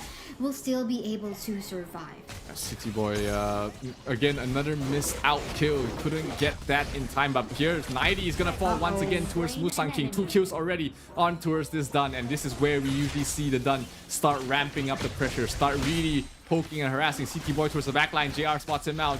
Musang King still in the front lines though. He is a very meaty boy and they can't reach to where he's standing. They have to back off. This tier 1 tower mid in some trouble, but the Azure Golem will be the first one to fall before anything else. Oh, Zihong. That is so true. But meantime in here, look at what CT Boy is doing here. Fortunately, Zihong is actually quite mobile. Will still be able to survive. For the meantime, going solo is Jet already onto the mid. So much loss, but look at the damage coming from JR, just killing off the leading Highland in the map. And while that is happening, I mean, we can see Shang spending a lot of time into the bottom lane trying to take down the tower, but this is a very fast mid-game tower take coming from LGD. We're not yet even done because CT Boy in here just caught the rest of the members of Team LGD in here. Will be able to get Zihong, yes he will, but he will also fall down onto the hands of Musang King. A 1-for-1 trade in there, but so far all going in favor of LGD because the tower take that they have gotten from the top side. That was, you know, classic LGD playing super aggressive. CT Boy did manage to get his first kill and that was on towards Zihong, but he did pay with his life, so not going to be able to extend the lead at the moment here. It is still 4,000 net worth lead for the side of LGD and they are going to continue ramping up the pressure. It's not even 8 minutes, but they are looking for their next fight. That's so true, and as you can see, Shanks in here, no other choice. He definitely cannot stay into the bot. No towers there. He needs to rotate together with the team, but I think there is some cost. So they cannot definitely engage in this one. They are not really built into that. They are built to go, but look at that engage that we're actually looking for. Really nice play coming from Siam in there. They will kill off the lady soon. He will get off the map. Siam, with being the sacrificial lamb in there, will fall down, but then again, the tower is their main objective despite 2 members falling down from the side of LGD. Yeah, that's just LGD's bread and butter. Super aggressive, engaging when you don't expect them to. And sure, they picked up Shanks, but you know, Xiang as well as Zihong did fall.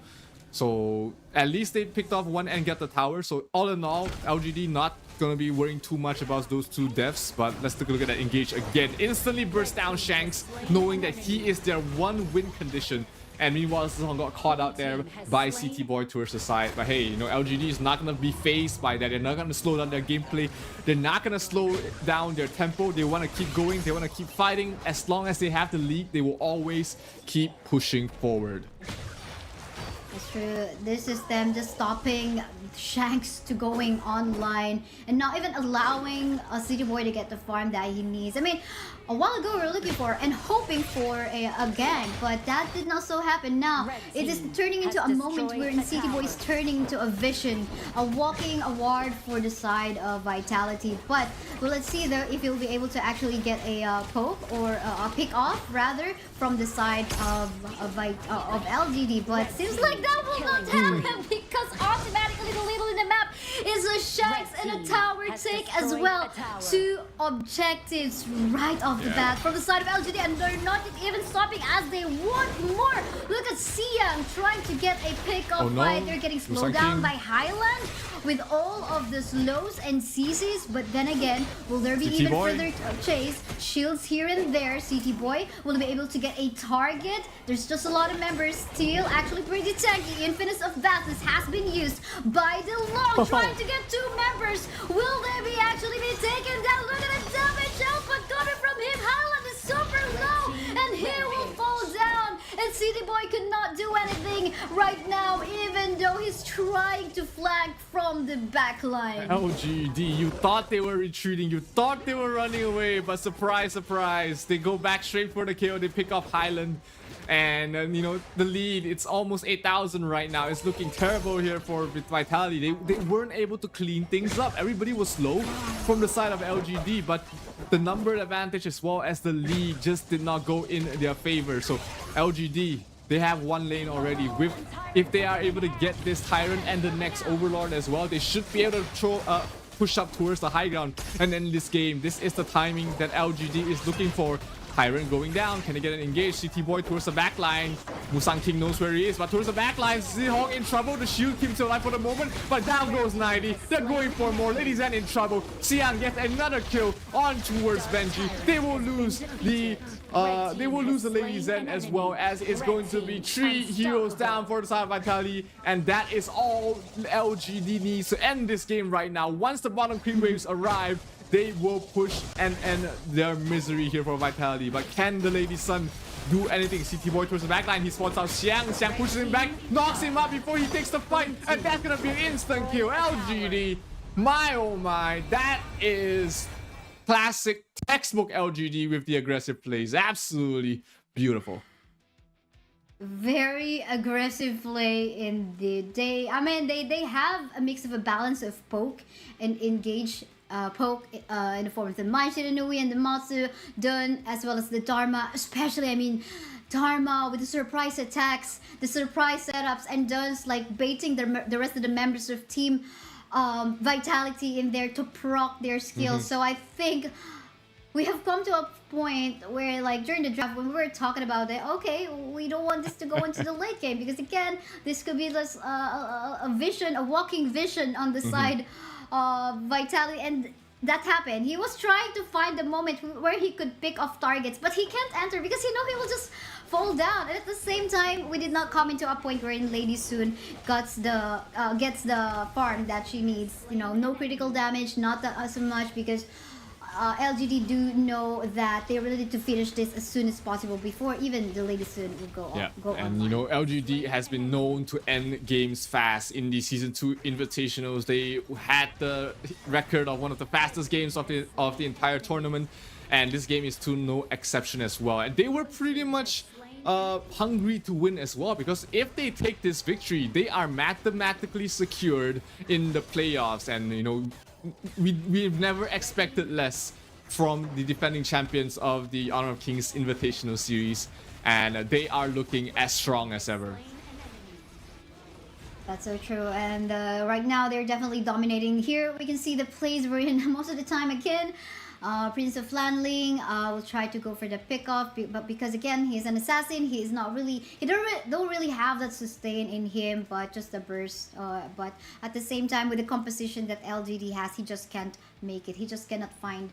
He finds the right target, but most of this time, this right target is just like, okay, this is well protected with the Mai Shiranui, with the Dun and Matsu as well, so it's kind of tricky for him. He even tried to go for that cross map play, or you know, just cutting off the minion waves to stop the pressure coming from the opponent, but it was quite still unsuccessful. Yeah, it is hard. I mean, playing the Prince of Lanling in any sort of situation is never great. You know that you're always reliant on your early game performance, and if you falter just even a little bit, your hero just falls off really quickly, and it is a tough performance there by CT Boy. You know, we've seen him really do well with the Musashi, but this game was just not for him, or maybe not just not for that hero that they needed to pick up there. It just was too hard to play into that entire lineup from the side of LGD. Yeah, that's true. And again, it's either this into the late game, into the early game, you don't have the Lady Sun yet, because again, no source of damage. Like you're fighting 4v5. But if it comes into the late game, this time you don't have the Prince of Lanling, because you will only be mostly relying on to the Lady Sun damage, and the Prince of Lanling is like, okay, there's no more member, it's just like source of vision. But then again, it is what it is. Now we take a look at the updated points that we have here for each group. So run us through this, Zero. Yep. And with that win, LGD pretty much secures their spot in the playoffs. Seeding wise, of course, it's unconfirmed as of yet, but they are off to the playoffs. So is the KPL Dream Team with a 3-0 win. Team Secret, Vitality, VKS still fighting for a chance. Impunity as well. Kagendra, they are in dangerous waters right now. But there's plenty of matches happening tomorrow. But let's take a look at the plays that all these teams were able to do and perform today. This was a fantastic performance from a lot of these teams. A lot of surprises, I would say, in fact, Kaisaya. What was your favorite match of the day? Oh, I have a lot, but I think one thing I would always remember is the slows, the setup coming from a Sunbin from a while ago. But looking at the matchups in here, we can actually see a lot of play coming from Impunity, or rather VKS in here. When this was actually this is the first series that we had a while ago, wherein they actually pulled off a really good play with their composition. And this is another one with Weibo and as well as Loops. Very interesting game as well. This is when Weibo actually finished the game really fast as well. Yeah, that was this was a really fast-paced gameplay there. And meanwhile, let's take a look at this. Was Impunity, the reverse kill, the double reverse kill there from Impunity, really just outplaying so from Team Secret outplaying Impunity there, and really set themselves up for a very strong mid-game. And Weibo Gaming versus All Gamers Global was very interesting as well. Both teams very evenly matched, but so many good plays from so many good teams today, and it only makes me excited for more happening tomorrow. That's true. And not only that, the thoughts about, okay, is this Arlie really that of a scary pick already, right? Or is this something that we can actually work now? It proves to us that, okay, she can definitely work around depending on the composition. But yeah, let's take a look at the schedule for tomorrow. Since you're currently watching on Stream B, these are the matches you will be expecting. Like we have the matches between Boom, Falcon, we do have Team Secret, VKS as well. And basically it's a mix of matches between these two groups. So you must actually watch on towards the statistics as well that is up on the HoK camp, but do as well make sure follow all the social media pages of Honor of Kings Global Esports to make sure you are stay up to date. Plenty of matches happening tomorrow. You don't want to miss any of it, because this is history in the making. This is the Honor of Kings mid-season invitational, and all these teams, they are fighting for a huge chunk of prize pool as well as glory. A lot of esports World Cup club points are in the running to be won as well, and we know that Falcons wants to keep up their lead in this tournament, but they might be overtaken here because they do not look like the strongest team in the tournament so far. But hey, tomorrow's a new day for Falcons. They might be able to come back and find an opening to get some points for their squad. But hey, in terms of club points, they are still leading very comfortably on top. It's just whether they're gonna be able to continue on the lead as we head on to more matches there tomorrow for the Honor of Kings mid-season tournament. Yeah, same time, same place. You guys got nowhere to go. I think this is the right way to spend closing on to the weekend. It's an exciting moment for Honor of Kings fans and supporters. So make sure you do not want to miss this one out, because like you said, we're building history, and this is the start of the history. We're building great storylines between these teams, between these players. Yep, absolutely. It is. That's gonna be all for us today here, Kaisaya. We're gonna see each other and more tomorrow. So, ladies and gentlemen, we're gonna go back, get some rest, because more action will be happening tomorrow right here. Has slain an enemy. Red team has slain an enemy. Red team has slain. Dark Tyrant has been defeated. Blue team killing spree. Blue team double kill.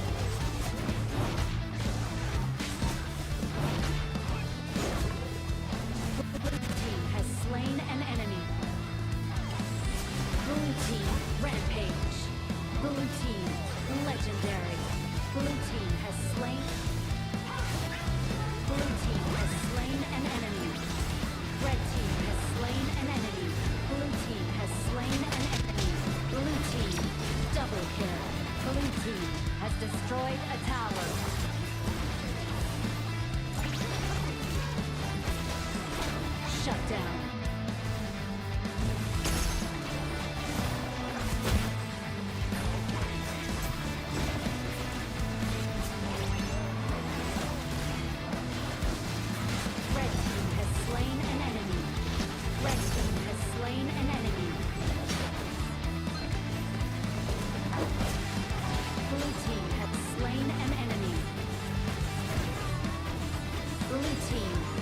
Triple kill.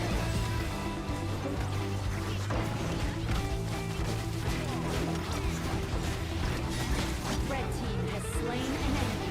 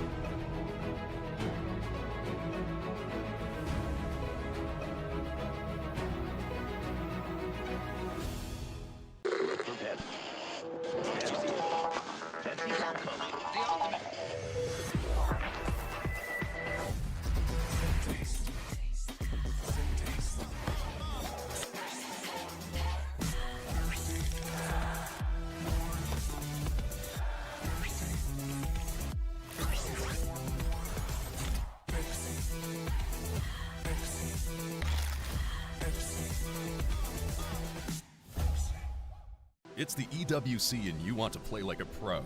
Well, we've got a lesson for you. Axe on. You're fresh, ready to fight and grind those long hours. It's how it should be. Axe off. You're slow, unfocused, and lagging. Do you get it? Let's go again.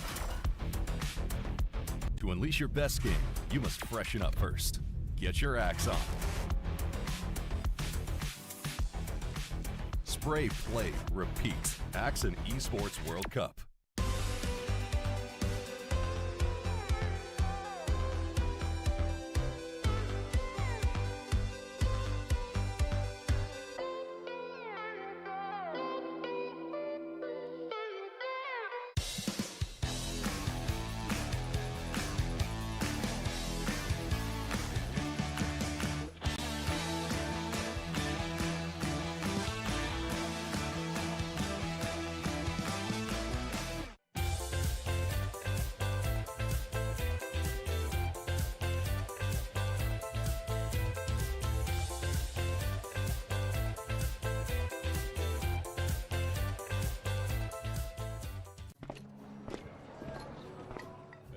Seen my cat?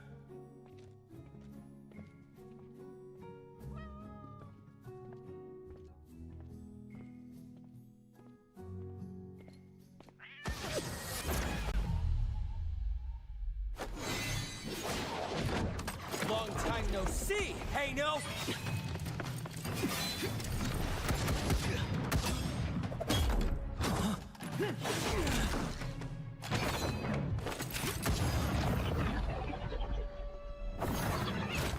Oh no!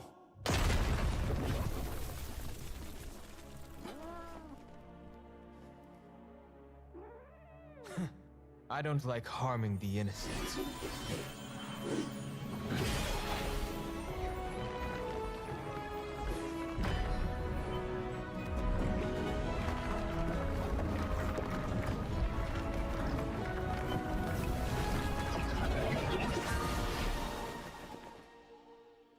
This again? Did fate give you an answer? Where the heck's my cat?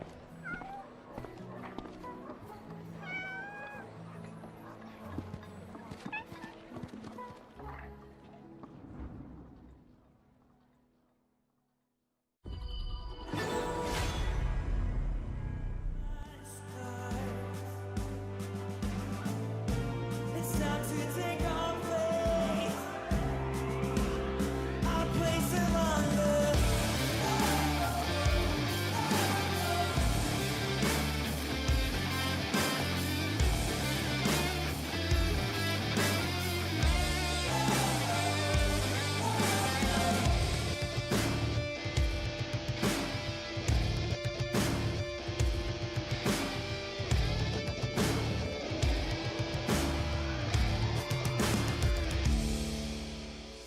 I remember it through my scars. It's time to take our place among the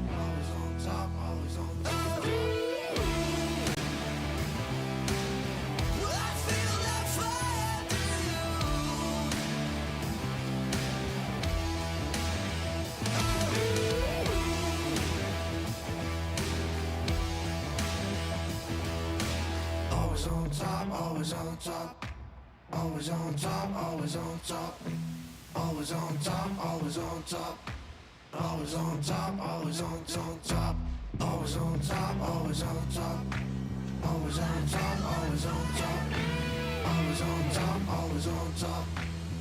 Watch out!